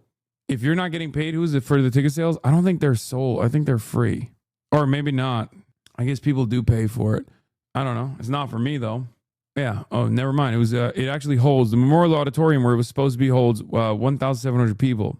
Bro, really said my best friend Dylan has some issues. Can you please respond to him?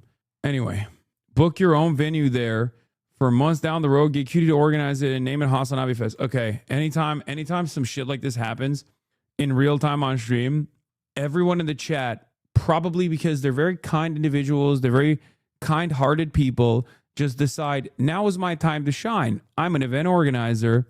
I have a lot of opinions.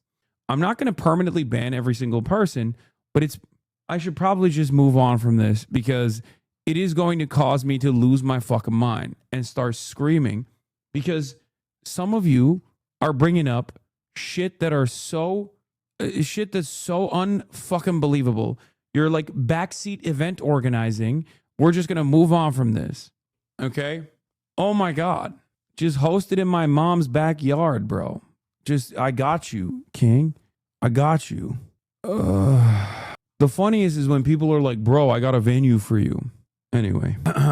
No, they moved it to a smaller venue with 350 people. They moved it from a venue that seats 1,700 people to a smaller one with 350 people, which means a lot of people that got tickets for this event are not going to be able to go and watch it. Have you considered watching Tip to Tip to clear your head? Okay, take a week off. Anyway, back to where we were at. I'm not gonna say anything. We're moving on. So J Street endorsed Mallory McMorrow. They're using like the student advocacy groups, and also Jewish Insider has written a fucking hit piece. McMorrow slams El Sayed for campaigning with Hassan Piker, compares Piker to Nick Fuentes. Royal Oak, Michigan State Senator Mallory McMorrow, who's running in a tight three-way Democratic primary for U.S. Senate, slammed one of her opponents, Abdul El Sayed, for his decision to campaign with the far-left political streamer Hassan Piker. Piker, who has a history of anti-Semitic and pro-Hamas remarks, is slated to appear at 2 campaign rallies with El Sayed and Representative Summer Lee in April. It is somebody who says extremely offensive things in order to generate clicks and views and followers, which is not entirely different from somebody like Nick Fuentes, McMorrow told Jewish Insider in an interview Thursday, referring to the neo-Nazi podcaster. Piker is a provocateur, to put it lightly, who says things that are misogynistic, anti-Semitic, and said that the United States deserved 9/11. McMorrow's comments come as El Sayed has doubled down on his decision to campaign with Piker. The third major candidate in the Democratic primary, Representative Haley Stevens, said on Wednesday, the Piker is the exact opposite of someone I'd be campaigning with, a sentiment McMorrow echoed. Good. This is a good thing. This draws ideological boundaries. This is not a bad thing at all. Okay? This pushes McMorrow and Stevens into the other side of the line of demarcation that is now drawn by them. Okay? That is not somebody that you should be campaigning with at a moment when there's clearly a lot of pain and trauma across our states, said McMorrow. How do you bring everybody together, especially when there are difficult conversations where there aren't easy answers? You don't fan the flames and stoke division just to get attention. She's smart enough to try to present this as me being like a provocateur who doesn't care about like serious subject matters. But the real real reason is they didn't provide one quote of yours. Yeah. McMorrow sat down with Jewish Insider's Gabby Deutsch. It's crazy that all of these people that are giving statements to Jewish Insider have never met me, have never heard what my opinion is, and they're just literally responding without knowing anything about me. It's crazy. It's unbelievable. I've never seen anything like this. Like with Nick Fuentes, at least I'm sure they've heard shit about Nick Fuentes. They could have done their due diligence. They could have looked it up. Earlier this month, a heavily armed man drove in the car. Oh God, it's so fucked up. Temple Israel, a Reform synagogue with early child care center in West Bloomfield Township, Michigan, before he died in a self-inflicted gunshot wound. The assailant's brother, a Hezbollah commander in Lebanon, was killed by Israeli forces not long before the Michigan attack. I made a statement back in 2023 after the October 7 attacks that my biggest fear was that the events in the Middle East tear us apart at home, and this was an example of that coming to life in a really visceral and terrifying way. I mean, this statement in and of itself is also basically revealing McMorrow's position. My biggest fear after October 7 was what Israel would do. And my biggest fears were realized. Her biggest fears were, oh, what if people back home have arguments with one another? Okay? Even in this circumstance, they're saying, oh, the brother was a Hezbollah commander, which there's no evidence for, mind you. The dude's brother was a Hezbollah commander, which there was no evidence for. And also, they're not mentioning the children that were killed in that strike, the immediate relatives of the person, regardless of the indecent actions that he took, the completely unacceptable and indecent actions that he took, which luckily led to no victims other than himself. Raina Jen, thank you for the 50 gifted subs. However you feel about what is happening in the Middle East, the response is never take it out on people at home. The 140 kids who are at preschool, that they bear no responsibility for anything that's happening in the Middle East, and the rhetoric is being ratcheted up. Yeah, I'm not saying that they do. I've never said that they do. But they're going to, in the most indecent ways possible, try to imply that I am somehow associated with this. So Jewish Insider is just a designated Israeli hit piece outlet tasked with election interference in the U.S.? Yes, that's precisely what it is. Look, if it's not such a, yeah, I mean, this point stands, obviously. If it's not such a liability, then it'll drag down Syed's campaign and it'll lose. So I don't know what centrists are having a meltdown about. Isn't this like their ideal scenario? So it is rather odd. It's rather odd that they're giving unsolicited advice to Abdul al-Sayed. Very interesting. Very odd. Wonder what Umich Voter thinks about that one. Umich Voter is McMorrow's stan. So I assume that he's going to come out and be like, I agree. Hasan is bad. He tried to, there was weeks-long discourse about him not wanting to vote for Newsom, even hypothetically, and now he's doing the opposite and promoting progressive candidates. They have a problem with that, too. They simply just don't want progressive influence in the party. Yeah. All right, honest question. What say you? Same people calling you anti-Semitic were begging you to endorse Kamala Harris and Gavin Newsom. Yeah. Yeah, I think it's because Abdul al-Sayed's doing better than expected. That's why. This is how you can tell that they're actually getting nervous about McMorrow and how the Trump-Israel war is rapidly shifting the ground and creating an opening for al-Sayed. And that's why all of the McMorrow backers, or not even like McMorrow backers necessarily, but just like people who don't want someone like myself to have a say, right? People who don't want someone like myself to have a say in this process, to basically to be X'd out of the conversation, not realizing that that doesn't take away from my platform, okay? I don't know why these people don't understand that. Like, these sorts of smear operations don't actually work at all. And if it actually causes, candidates to be afraid of like aligning with me, I don't give a shit. It's not going to stop me from doing commentary. You know what I mean? I'm a political commentator. I'm going to keep doing political commentary. And these kinds of smears are not only ineffective, but they actually boost my profile in general. Why are they mad now? You've already done 2 streams of al-Sayed. Partially because I'm like appearing with them and they think this is a good angle of attack to, one, present me as like a Muslim, scary Muslim, Islamist fundamentalist, terrorist, and then basically tie the only Muslim brown guy in the running to also receive these sorts of Islamophobic attacks. It's the exact same reason. It's not because I was in the news for Cuba. No, that's not the reason. The reason why they're doing this is because Abdul al-Sayed is Muslim, okay? They're desperate. They see him rising up the polls. They don't like it. They want to jam up his comms with this nonsense. They did this with Mamdani too. I've noticed that like all of the pro-Israel outlets, the Hasbara machine does this with Muslim candidates, because they don't do this with all the other like white boys that I hang out with. You know what I mean? They don't do this with any other type of candidate. They only weaponize this against Muslim candidates because they think they can like stitch them up. It's a not so subtle way of engaging in Islamophobic attacks. That's what it is. Because think about it. Think about it. Really. Seriously. How many prominent Muslim media figures do you know that have gained a platform my size or even close to my size that isn't considered a radical terror apologist by the broader subsects of media, especially reactionary elements within the media? I would go so far as to say the only one is like Hassan Minhaj, probably. They do this with Mehdi Hasan. They do this with Mehdi Hasan. Not to the same degree as they attack me, certainly, but they do this with Mehdi Hasan too. That's what it is. Yeah, they're getting worse than 2016 Bernie bro bullshit. Is crazy to me. I actually think accusing two Muslim American men of being just like a Nazi because they support an end to the Palestinian genocide is actually a really smart thing to do when you're running for Senate in a state with the 6th largest Muslim population in the country. Will you ever chat with Mehdi? I talk to Mehdi on a daily basis. Like literally, on a daily basis, I talk to him. Anyway, this is not a bad thing at all. This is a good thing. A group representing Jewish students at Michigan State University say it's deeply troubled the U.S. Senate candidate Abdul El-Sayed inviting leftist commentator Hassan Piker to speak at an upcoming rally in April on campus. In a statement to the State News on behalf of MSU Hillel, Vice President of the Jewish Student Union, Skylar Elbinger, wrote to the President Piker, whom the group called a known anti-Semite at the rally, would create a hostile environment for Jewish students on campus by threatening their security and belonging. Unfucking believable. So gross. What a gross thing to fucking say. What a gross and cynical thing to say. At a time when Jewish students are experiencing heightened fear and vulnerability, especially in the wake of the recent attack on Temple Israel in West Bloomfield, this choice is especially concerning, the statement read.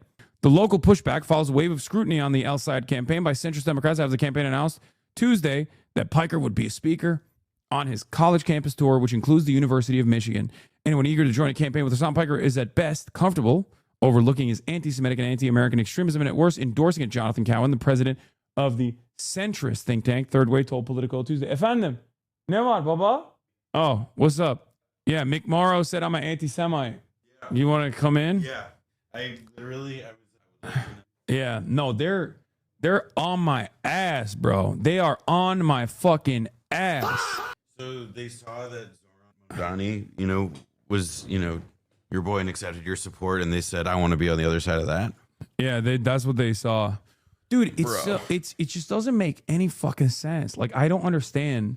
I genuinely don't understand it. I like it kind of makes no sense for any real reason. Because on the one hand, it's like you're just making an unnecessary decision and inviting unnecessary enmity to yourself. Because like most people don't know who I am, right? So most people don't know who I am, but there are people who do know who I am. And if you're like trying to be a progressive candidate, there's going to be people who are willing to vote for you that have heard of me, that are fond of what I'm doing, or know what I'm about. And they're going to go, well, that's weird. Why are you saying that? Right? Like, why are you saying that about this guy? It's going to make them, reconsider their position on going for McMorrow. That's one. The other side of the story is if I'm this like truly toxic individual and you are trying to defeat Abdullah El-Sayed, then why are you giving him advice? Right? Because like if this is a sincere demand that he like, what's the demand here? Like you're literally begging for Abdullah El-Sayed not to make a mistake. Part of it, I guess to me, like it's so disgustingly cynical. Yeah. It's vile. Yeah, the campus Hillel. Like no, it's like McMorrow doing this is like it's disgusting. It's bullshit. It's a smear. She told Jewish Insider about it. A rag. She sat down. Oh, she gave good for them. Like it's fucking awful. I think it's look, I can't think of anything in this moment that does as much to, if you actually care about anti-Semitism, like if you actually if like your concern is anti-Jewish bigotry, hatred in the hearts of people for Jewish people, cynically accusing people of anti-Semitism because of politics. Because there's not a factual basis for this. It's not a defensible claim unless you really believe that there is some kind of association with being critical of Israel, critical of Zionism, and anti-Semitism. If you believe that there's an intrinsic association between those two things, in which case you're not qualified, for dog catcher, as the cliche goes. Yeah, and it's totally ridiculous. Because you're basically saying that your position is that, people who are critical of Israel are anti-Semitic. It's fair game to call them anti-Semitic, even if they've done a good deal of fighting against all bigotries, including anti-Semitism. It doesn't fucking matter. And what's even wilder is that my position is the majority position, like the overwhelming majority position, as a matter of fact. There's a reason why McMorrow went to AIPAC privately and gave them the policy papers, but then has now openly said, oh, what Israel's doing is a genocide. Like, to me, you come to the table with that recognition, and yet you're still trying to distinguish yourself in some way on this issue, like as though you have a more moderate position on genocide. You must not believe it's actually a genocide. If you think, I mean, that's what this invites. It invites like scrutiny of any commitment to like a real, like criticism of Israel. If like this is how seriously you treat issues, like in, I get it. Like there was an awful atrocity that was committed at a synagogue, an indefensible crime. Like, it's what it was. Like that becomes political license in this way. Is disgusting. Yeah, compared me to Nick Fuentes, dude. This shit fucking is so gutter gross. politics, and it's a sign that McMorrow is she's not ready for prime time. She's not ready for daytime. She's not ready, she's not ready for 2 a.m. She called you worse than Nick Fuentes? No, she said comparable to Nick Fuentes. I don't think she said I'm worse than Nick Fuentes. I'm never. Only Ethan Klein has called me worse than Nick Fuentes. Why would Ethan Klein say that? Yeah, because fucking insane. The reality is that they're absolutely shitting their pants at both their internal polls, having him neck and neck with them, and absolutely terrified about him getting any boost to put him over them. So they're desperately smearing you and labeling you a liability in hopes that he panics and drops you because they know you are a possible boost. I mean, clearly that they want him to have to make some measure of retreat. That's why they're doing it. Yeah.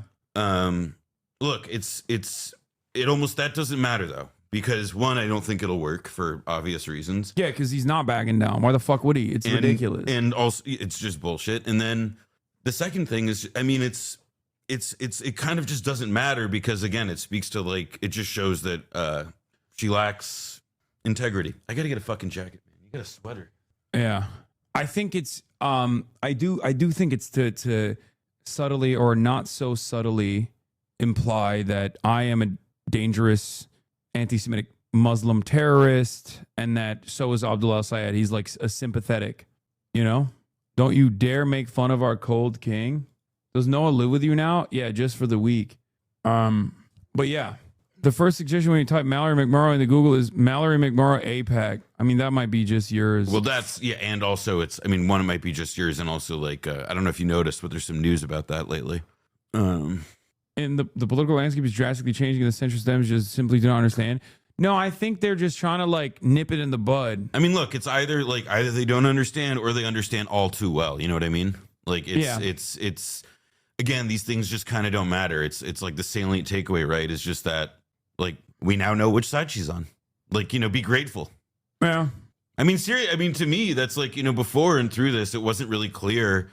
I mean, to me, at least, I didn't have a particular reason to think highly negative of her, you know, and now it's a little different.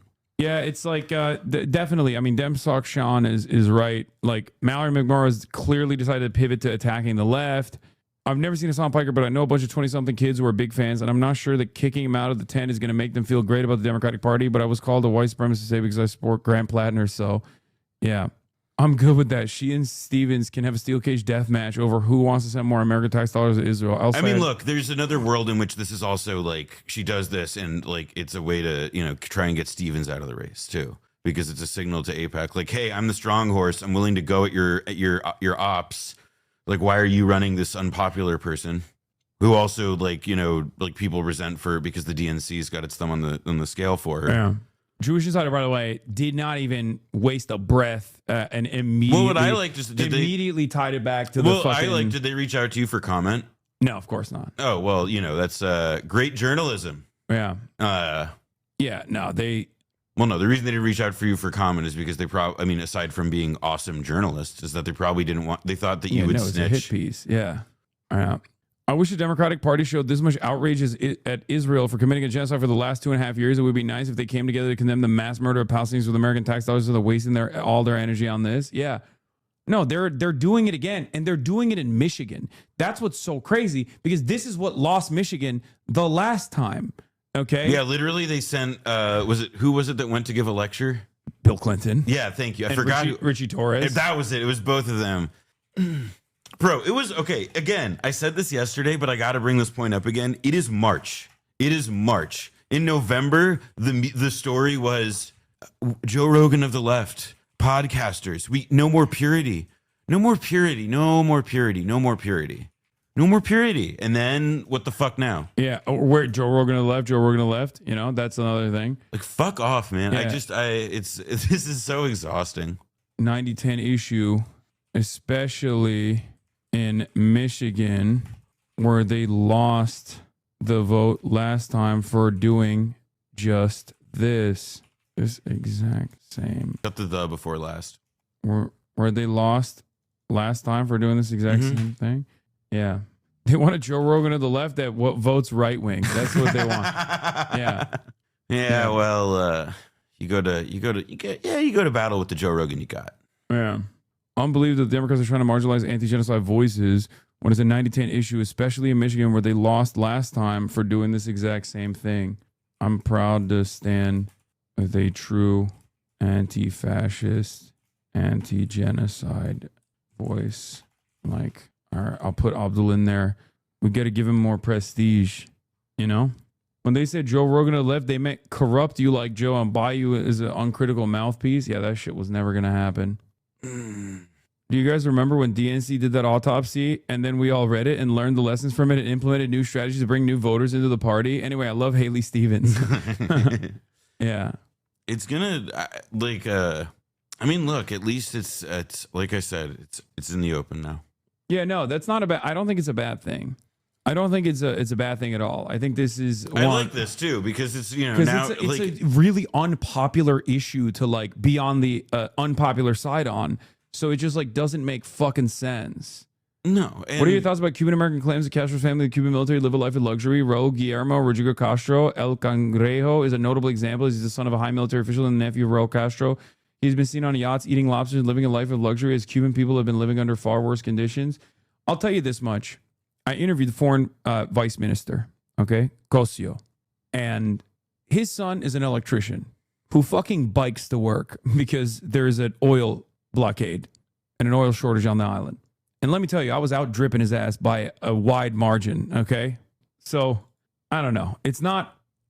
That wasn't the case. From my perspective, I can't speak on this one individual you're talking about. I don't know what his deal is, okay?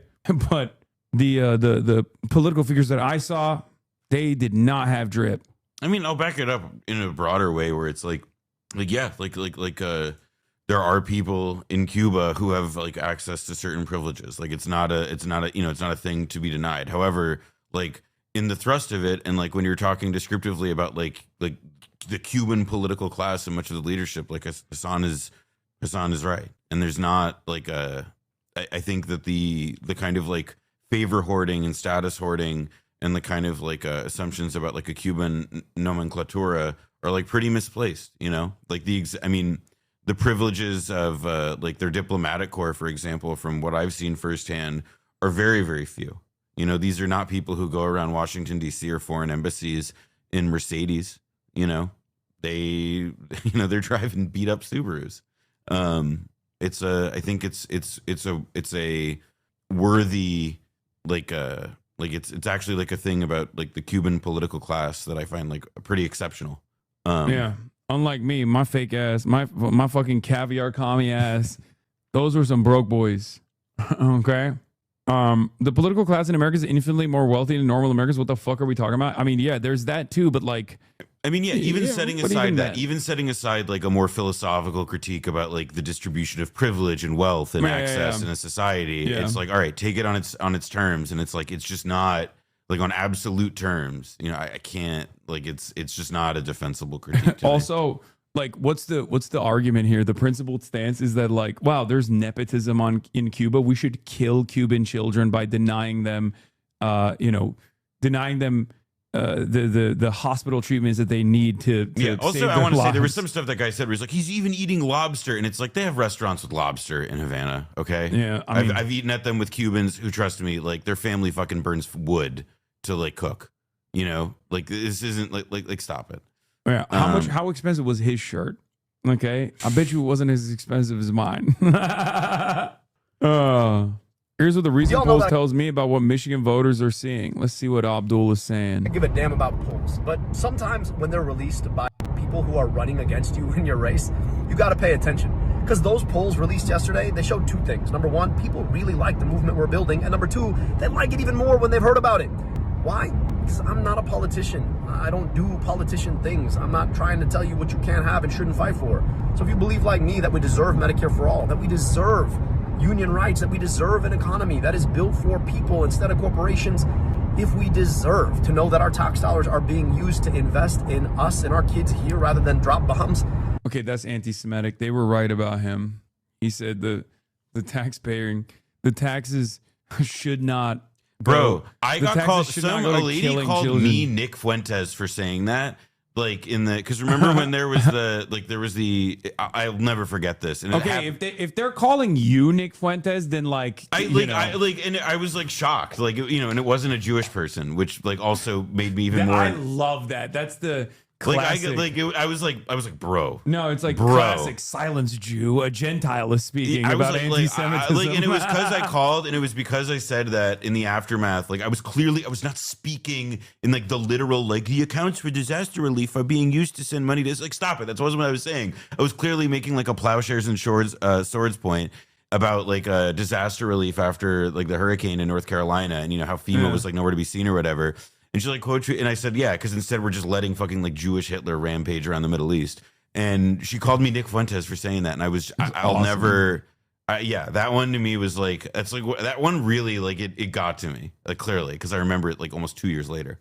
My dad used to work in Shannon Airport cleaning the airplanes with the Cuban diplomats on the way to and from the USSR. And he said he's never seen airplanes so bare bones, metal husks on the inside. Only luxury of note was the excessive cigar butts.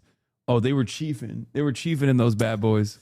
I mean, they should be those cigars. I mean, well, they shouldn't be on a health level. Don't smoke. But also, like, Cuban cigars are incredible, and that is one of the things they do enjoy. Oh, my God. I'm going to hit you with the biggest weakness of Syed. If you close your eyes, he sounds like Lin-Manuel Miranda. On other people and their kids over there, then I hope that you'll join us. Right? We're standing up to the likes of AIPAC. We're standing up to the corporate PACs. We're standing up to the establishment that wants to tell us that we can't have nice things. We're building a movement. I hope that you'll join us. I don't know, man. Y'all know that I give a damn about polls. Okay, he's the biggest Lin-Manuel Miranda fan. And and if he says Abdul doesn't sound like Lin-Manuel Miranda, then that's the case. Okay? Yeah, friend of the show, Jack Cocherella said, people are sick of this shit. The ADL, which considers all Palestinian advocacy to be anti-Semitic, has been on a warpath against Hassan the Hun for a long time and is definitely not going to end there. Groups are now condemning the Pod Save guys for talking to Hassan. Jewish Insider wants to cancel JD Cocherella. Yeah, Anti-Defamation League maps Jewish peace rallies with anti-Semitic remarks. The latest Gen Z podcast are interviewing Democrats thinks Israel is a terrorist state. I mean, it is. Like, what do you want us to do? What do you want? Like, I'm sorry. I mean, like, look, there's close also my eyes and plug my ears. But this is the thing too with like why I really despise outlets like Jewish Insider, because what they're presenting you're as Nick Fuentes. Because I'm Nick. Because what drives me insane with this shit is that they're like it's I mean, it's gaslighting. It's just gaslighting. Sorry. Like, that's the first thing. Is that they're treating what is like descriptive reality as controversial interpretation, which is like stop it, driving me insane. But then the other part of it is that they're doing it like because they're doing they're being the people. They are doing the things of which they are accusing others. They are, carrying water. They are acting as media servants, more or less, of the government and of the people who are actually carrying out real terrorism, real, activated hatred, let's call it. And, they're accusing critics of being the people who do that. And, perhaps that's just the way it's fated to be, that people will always throw these accusations from one side to the other. I don't really feel that way. I actually do feel that there is, and believe pretty strongly that it's like, they dial it up in this way. And it can't help but feel crazy making because they're doing it to be the thing that they accuse us of being. Yeah. Piker, who rose to prominence providing political commentary on the streaming platform Twitch, has faced backlash for a variety of inflammatory comments during the 2025 New York City mayoral election. Then candidates Zohar Mamdani was criticized for appearing on Piker's streams, which opponents dialing in on Piker commenting in 2019 that America deserved 9/11, which he later retracted. Stop Anti-Semitism, a pro-Israel nonprofit, nominated Piker to be Anti-Semite of the Year for criticisms Piker made of Israel, as well as on-air comments that it doesn't matter if rapes happened on October 7. The decision to have Piker. Sorry, look at that ellipsis. Look at that ellipsis. Yeah. It doesn't matter if. Yeah. Hold on. We just, imagine any set of words that could be spoken there. Rapes. Come on. Yeah. The decision to have Piker speak at the rally, which marks his first foray into the U.S. Senate race, this is not true. I've literally done numerous things with Abdul El-Sayed. It's just, that's just bad journalism. I feel like I've done 3 things with Abdul El-Sayed already. You know what I mean? He's been here. This is my first stump. Is that a distinction? I think look, this is just sloppy reporter language of what is a foray into the U.S. Senate race? That's figurative language. That's figurative language that doesn't actually tell you. Yeah, it's just a way of saying that it's what they're trying to convey in this paragraph clearly is just that it's oh, he's now doing something he wasn't doing before, which in a vague way is true, just that you're more involved in the election cycle this year than you were before. And it's oh, it's also, and what's that doing? It's driving it's putting the Dems in disarray. Also, why didn't they fucking reach out to me? I would have given a quote to these guys. Because they don't give a fuck about you. But it's a student newspaper. What? Wait, I thought this was Jewish Insider. My bad. This is a student. Oh yeah, newspaper. you would have given them. It is one. Bad journalism. All right. Well, now I feel bad because it's I'm shitting on college students writing, and I was surely writing worse than this. Then they need to do better. Come on. Democrats are losing our credibility to condemn those on the right who traffic on bigotry and anti-Semitism and hate. Our own members of Congress and candidates are celebrating, or worse yet, platforming those who espouse hate of any kind. Democratic Rep. Brad Schneider wrote on Expos Tuesday. In a statement, the State News, El-Sayed did not answer questions about opposition to Piker's presence at the rally, instead saying that the campaign is looking to reach out those in the political system who have been locked out of our politics and a life they can't afford. I'm going to keep talking to these folks any and everywhere I can. The statement continued. It's no surprise that the corporate establishment who has been locking them out is now howling. This is what happens when you take on corporate power. They're trying to make it seem like you're only linking up because you're both Muslim and anti-Semitic, even though you've known each other for nearly 10 years at least? What? Abdul El-Sayed? No, I haven't known him for 10 years. What are you talking about? No, this is, I've been boosting him from the start, but well, look, they're now differentiating. The pack is thinning, it's a primary. Only one can go forward. There are 3 of them. There's the guy who's the Bernie lane. And then what do the other 2 do? The Warrenite moderate centrist progressive. Let them fucking eat each other alive, fucking dancing for AIPAC dollars. Go fucking nuts. Yeah. Enjoy irrelevance. I don't know what to say. It's just it's so fucking lame, dude. Ay. It's lame for 2 reasons. One, obviously, I don't like being in the crosshairs and being smeared. Nobody would. But it's also stupid because you're tarnishing the anti-Republican lane by refusing to associate with anti-genocide voices. You are signaling to people that you are not committed to a true anti-genocide, to being true anti-genocide voice. You know what I mean? It's frustrating that you're no, I am going to smear people for being right too early, for being consistently anti-Zionist. I'm going to viciously smear them and call them anti-Semites. That's the popular position.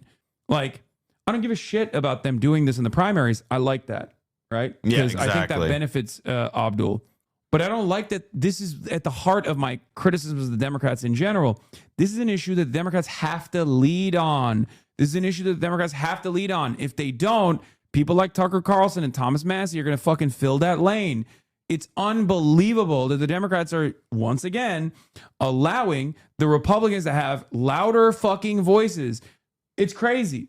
And then, it's also because they have louder voices and we're, in this kind of moment of political apocalypse. And it's oh yeah, what you want to suddenly get everybody to stand up against Joe Kent, the highest ranking official across 2 administrations, to resign over psycho foreign policy decisions. Joe Kent's a psycho creep. And this is also true. Notice the Democratic establishment was fine with Gavin Newsom inviting Charlie Kirk, Steve Bannon, Ben Shapiro to his podcast and having warm conversations where he conceded to them. They love Liz Cheney, who voted with Trump's agenda 93% of the time. No problems, all good. But Piker, well, that's just too much, man. It's ridiculous. It's also going to be a good, look, the other thing that this will be this race is now a test case for, in a way more serious than Zoran, I think, because that was in New York. I just don't it's I think this is a more interesting one because it's about like this is closer to the heartland. More states look like Michigan than more races look like the New York City mayor's race, right? Yeah. And this is going to mean that how this plays out will have more relevance for, you know, what I mean, like it's going to I mean, look, a lot of eyes should now be more eyes should be on this race because this issue for anybody with, you know, a pulse who's been paying attention, this issue is the one that's going to be the litmus test for politicians of both parties, not just like genocide, et cetera, but it's with genocide, the stridency of your, you know, how strident your opposition is to the Iran war. I mean, it's a real, like, which are, you know, highly correlated. Let's call them correlated to be simple about it. It's fucked up. Let's be real. The reason why they canceled was because of the Drewski video from yesterday. I don't know. Oh, Stanford. Oh. I was supposed to do a speech at Stanford in a auditorium that holds 1,700 people. They unceremoniously, is the SJP invited me. They, out of nowhere, the tickets were sold out already. Out of nowhere, canceled the event and put it in a 350 person room. All right. If any of you have ever seen the movie Z, this is what happens at the beginning of that classic movie. The radicals, the communists, the socialists, they want to hold an event. And then, you know, they're honoring their political leader. And then, you know, what do the fascist authorities in that movie do? Oh, they try to move it to this other place which has less capacity. Oh, they move it to a place where you have chairs and you can't have the chairs there. It's against the fire code, etc. You know, this is Red Scare shit. These are the times we live in. Unreal. But it's just like, it's crazy. Like you're causing unnecessary enmity as the administration for your students. Like, I'm doing this shit for free. I don't give a fuck. Like, I'm fine not going to Stanford. I'm doing this for your students. Okay? It's so silly. It's so ridiculous. Hakeem Jeffries told me that the upstate in Florida Tuesday night has led Democrats targeting half a dozen House Republicans in Florida, including Mario Diaz-Balart, Carlos Jimenez, Brian Mass, and Maria Elvira Salazar. Florida Republicans are getting very skittish about redistricting as well. Yeah, they got it. They're gonna turn Florida into the reddest Democrats possible. It seems they're gonna be like, we have to get like anti-Cuban, pro-blockade. Google Claude Pepper. No, I'm serious. Like, you want it, the kind of Democrat they're going to elect is somebody they've already elected. It was a major figure in the 20th century who hasn't gotten his flowers. Claude Pepper, a psycho anti-communist Democrat. That's the man. He also looks kind of funny. There's a senior citizen center apparently for him. I think there's a lot named after him. Oh yeah, he died in 1989. He died before we lived. Mm-hmm. Or I lived. But this is who's come. Yeah, he was a spokesperson for left liberalism and the elderly, and also the worst parts of American foreign policy. Yeah. So that's what's coming. That's the next Democrats. Is we're going back. We're turning back the clock. Yeah, he is a real person. Claude Pepper. What is Trump cooking? Yeah, they're sending another 10,000. Pentagon ways sending 10,000 more ground troops to the Middle East. I don't know, man. I don't know what the fuck. I don't think they're. I still think the troop stuff is like. You think it's a bait and switch? They're gonna negotiate. It's just like it's the one way that like if you're talking about sure things aside from number go up on price levels, like if you're talking about sure things that will spoil support for anything to the point that you will not have any political capital left in the tank. Even if you're Donald Trump. Gas prices skyrocketing. I mean, it's aside from that, which we're in the process of happening. It just isn't a one day thing. Soldiers coming back in flag draped exactly, coffins. Man. It's body bags, like, yeah. And it's enough body bags that you can't be like, oh, they all stubbed their toes and died, like you know, like it's too many that you can't tell the lies that you've been telling. Yeah, I agree. Okay. At peak, there were 100K troops in Afghanistan. We say 50K troops are so fuck facing an actual organized army versus guerrilla fighters. Yeah. The founder of anti-Hassan campaignism. Yeah, I saw this. Is very funny. You can kill a man, but not an idea. Jewish insider, Michigan Democratic Senate candidate Mallory McMorrow slams Abdul El-Sayed. Please do not associate Mallory McMorrow. Why are there so many people who are like, oh, NAFO? I guess there is a lane for these like Twitter guys, right? Like there are like some people out there who are straight up like, oh, I'm doing drone pilot liberalism. You know, I'm NAFO. Like that's like there is a Warrenite constituency. It's clearly not like big enough because she got fucking destroyed in her own state by Bernie Sanders. But you know what I mean? Like especially in on Twitter, there's a lot of like Warrenite liberals. I mean, I to me, the 2020 categories aren't like good.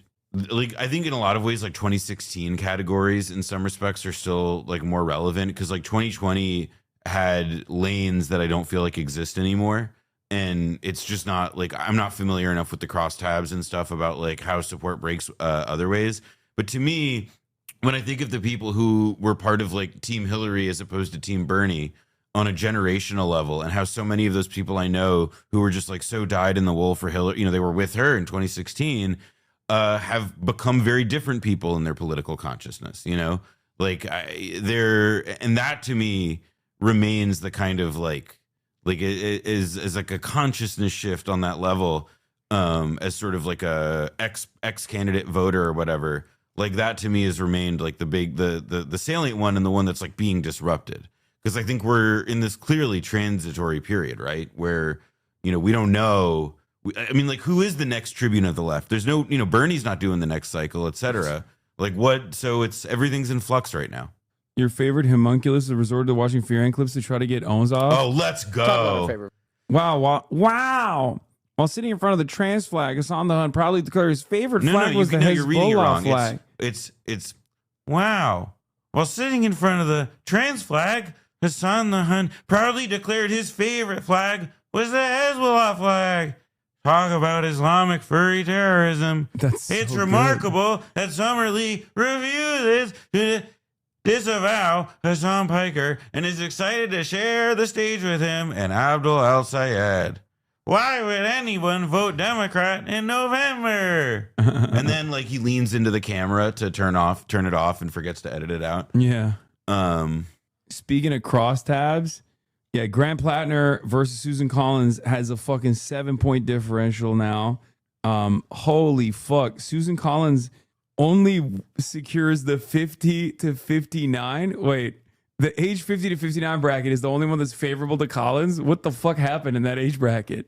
That's a really good question. I mean, my assumption with the 60s which I understand, is just that like those are people on fixed income.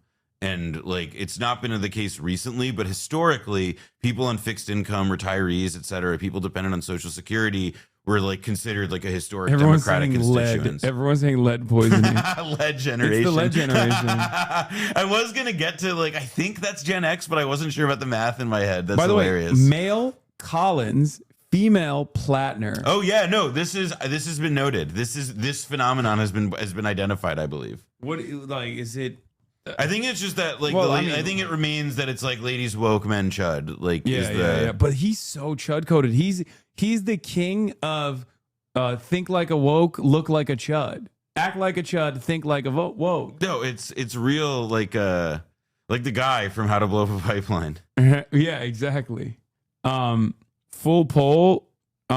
Grant Plattner 55%, Janet Mills. Oh yeah, and he's been. I guess I saw somebody comment. I didn't verify this with the dates myself, but apparently like some of these positive numbers for Plattner against Mills, like they've been marking improvements over the period of time that she's gone negative against him, which may also be like talk about 2016 style political campaigning, making your opponent look good by when you went negative. U.S. Senate. Maine 2026, Grant Plattner 48%, Susan Collins 41% as the incumbent. Janet Mills at 46%, Susan Collins at 43%. Yeah, I mean Plattner has a better chance in front of fucking Collins, and she's not making it out of that primary. It's fucking awesome to see. Thank you for tanking Plattner's attacks. Jewish Insider's focus on you. Yeah, Jewish Insider I think is like spent most of their bandwidth attacking me this past week. I mean, well, that's unbelievable. I'm a fucking Twitch streamer, dude. That's so crazy. I mean, but it's like in there. I mean, level one. These are like clearly we're dealing with some real, Here's Mallory McMorrow's campaign finance coach here, claiming Veterans Day for her own German Nazi war criminal grandfather. What an incredible post! Wait, what? What? I'm sorry. What? What? Happy Veterans Day to all my family and friends who serve. Without you, America would not be here today. Interesting story. I do not talk about. She said for the veterans on both sides. He was one of the first people in my life that accepted me as gay when I was. Sorry, is this? I need. Okay, before. Before I commit to believing that this is real, I'm gonna need some verification because this is like too much. This is too much. It's sorry. My Nazi grandfather, who I'm praising on Veterans Day, also accepted me for being gay. I'm sorry. I need to see somebody like. I need to know that this is real. He escaped to Brazil with my father after Germany lost in World War II and then made their way to Detroit where they spoke no English and worked their way up to provide a stable life for their family. By the way, if he was like a Nazi, you know, like, and he came into the United States, like these are one of those reveals that were he's still alive, it would be like, you know, like citizenship revocation stuff. If he was like a Nazi. Well, we have to ask him for his opinion on Israel. Oh no. It's real. And look who got the story. Jewish insider there. Oh, top Michigan Democratic fundraiser shared Veterans Day. I love that slug. Problematic post. Oh my God, that was in January. Oh, you have they're they're on fucking Wow, it's real. And oh my God, it was Jewish Insider that broke it. Oh, my Nazi. This is literally the problem with AIPAC. They're so horny to just like disparage anyone that they perceive as like even a minor threat. I don't know if this one came from AIPAC. I don't know if Jewish. I also don't know if Jewish Insider broke the story. They just wrote about it. But like the thing that strikes me about it more than anything, is that like McMorrow campaign fundraiser apologizes. Like I can't. Again, I'm just like it's more than anything. It's my Nazi grandfather accepted me for being gay. Like that's that's awesome. Yeah, that's like. By the way, I need to like go take a walk. Wow. Pro-Nazi posting, problematic post. Hasan Piker has a long track record of commending and excusing terrorism. He routinely uses his platform to spread anti-Jewish tropes, amplify propaganda from designated terrorist groups, and promote toxic anti-Zionism. Toxic anti-Zionism. Yeah. Despite a backdrop of intensifying anti-Semitism, Piker does all this, not only unapologetically, but proudly. Dr. Abdul El-Sayed's decision to host campaign rallies with Piker is not just alarming, it's absolutely shocking. Wait, that's ChatGPT, right? You think that's ChatGPT? This kind of reads like ChatGPT. Anyway, it reflects a broader trend, the dangerous normalization of anti-Semitism in our politics. That this is happening in Michigan, where Temple Israel was targeted in a violent anti-Semitic attack less than 2 weeks ago, makes it even more egregious. If the attacker had succeeded, it could have been the worst mass killing of children in U.S. history. Thank you, Rep. Haley Stevens and Senator Slotkin and Mallory McMorrow. Damn, Brad Schneider doesn't even get a fucking mention. Well, it's because they're the Michigan ones. Yeah, as I learned yesterday. Yeah, for speaking out with clarity and principle. Of course, the grandpa accepted her being gay. The Nazis were gay as fuck. Okay, the Nazis were gay as fuck, but the most famous gay Nazi, he died in the Night of the Long Knives. So, you know, it goes both ways. Wait. Unlike the gays. What the fuck, Jews? I beg you, buy guns, buy ammo, train, carry, do it now. This guy, he's a click farmer. He's you can ignore it. He posts extreme stuff. He's not worth it. He wants to kill Cameron Kasky. Yeah. Well, famous school shooting survivor. That is actually really funny to do. Like, I'm going to buy guns to target, and then it's like, oh wait, fuck, I'm saying this about a person who's like the reason he's famous. That's crazy. That is wild. That's a little oopsie. When is Jonathan Greenblatt actually going to combat real anti-Semitism? Never, because he's like, if I don't foment anti-Semitism, I don't have a job, is the way he's thinking, I think. Because the way he's moving, he's constantly leaning in and feeding into anti-Semitism. Anyway, that's what a time. Did you see the this thing from Portland? What the fuck? That's awesome. When is Greenblatt going to be on stream? I think he would perish if he just stood next to me. He would explode out of anger. I mean, that's a pretty good debate challenge. Like Jonathan Greenblatt debate the motion Hasan Piker is anti-Semitic. I would love doing that. You heard the man. I would love to do that. You heard the man. Click Farmers, Jewish Insider reporter who's watching this because your bosses are making you watch everything. Here's the story. Hasan Piker challenges Jonathan Greenblatt to debate. The left is a huge growing anti-Semitism problem, and it's sad to see it happening in every facet of leftist media. Okay, why are you bringing it up here where it literally has never happened and does not happen, and I actively combat it? And this is outside of the point of like the far greater problem, in my opinion, and perhaps I'm wrong, but the far greater problem is not like the growing anti-Semitism problem in the left media, but it's the ongoing unconditional support that we offer to Israel, even at a time when people are just like, why the fuck did we go to war with Iran? Like, I feel like there's a bigger problem. You know what I mean? Like, it's not to say that anti-Semitism is not a problem, but like there's, you know, this is ridiculous. So matching both of those things up against one another as though like the emphasis should be on trying to fucking claw out anti-Semitism out of anti-Zionist sentiments is absolutely self-defeating. It's insane, and it makes people more anti-Semitic. I gotta bounce.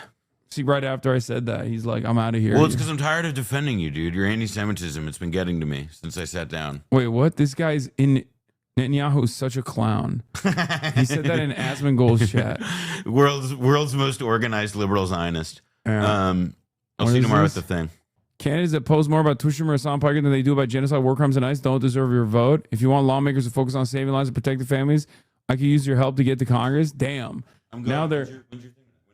Oh, I don't want to say right now out loud, but Are you leaving right now? Or are you gone the whole night? I'm going back. Oh, word. Oh, word. Yeah. Bye, chat. All right. Noah's out. But yeah, I probably got to prep. Anyway, where were we? I like how Greenblatt couldn't even accuse you of being anti-Semite. He opts for toxic anti-Semitism. What kind of Turk are you that you do not walk out your guests? I'm a Twitch streamer that's streaming on Twitch to currently 27,000 people. Brother, you need to push this McMurrow shit. Ask her if she will condemn AOC and Bernie and Dearborn's mayor if she thinks you are Nick Fuentes. Yeah, I don't think that's a good line of attack. Okay. I don't find it to be the best line of attack. Where does he go? Does he just chill on the couch? No, man. What's the best line of attack? The best line of attack would be to say that you're creating, you're smearing yet another avowed anti-Zionist. You're smearing yet another avowed anti-Zionist with these cynical smears at a time when anti-Semitism has become a massive problem in U.S. discourse, when Hassan is consistently engaged in advocacy against anti-Semitism, and that it betrays the severity of the crisis. It does justice at all. It undermines and belittles the issue. It's really disturbing. As an American politician who cares about anti-Semitism, as I do about every other form of bigotry, I find this not only distasteful, but I find it quite problematic. I find it quite dangerous. We must stop conflating the actions of a state that has conducted a genocide, that maintains an apartheid, with American Jews, you know? Anyway, bye-bye. Do check your DMs in like 2 days. I just selfish. I am trying to get John K with one of our MPs and a high up a security company. NZ has your back. I know a fucking consultant that watches you. He's like, yeah, I found this interesting. Yes. Usually people who are immigrants at a hospital. What? When people who hate Israel see these articles, they don't know who the fuck you are, but they will see an accusation of anti-Semitism and get turned off. Too many online people know you. Yeah. Do you have a farce sound effect on there? Turning it into a referendum on you is exactly what they want, in my opinion. Defending you is tough, though. The America Deserves 9/11 will distract from the conversation. Blowback is hard to explain. No, it's not. Get the fuck out of here. There are ways of having that conversation every single time, okay? You just say that American intervention, like, you don't even have to defend it. You could be like, Hassan himself has apologized for the comment. That's it. That's all you need to say. Okay, what else is new? Look at what Zoran did. Zoran was like, yeah, I don't agree with him on that.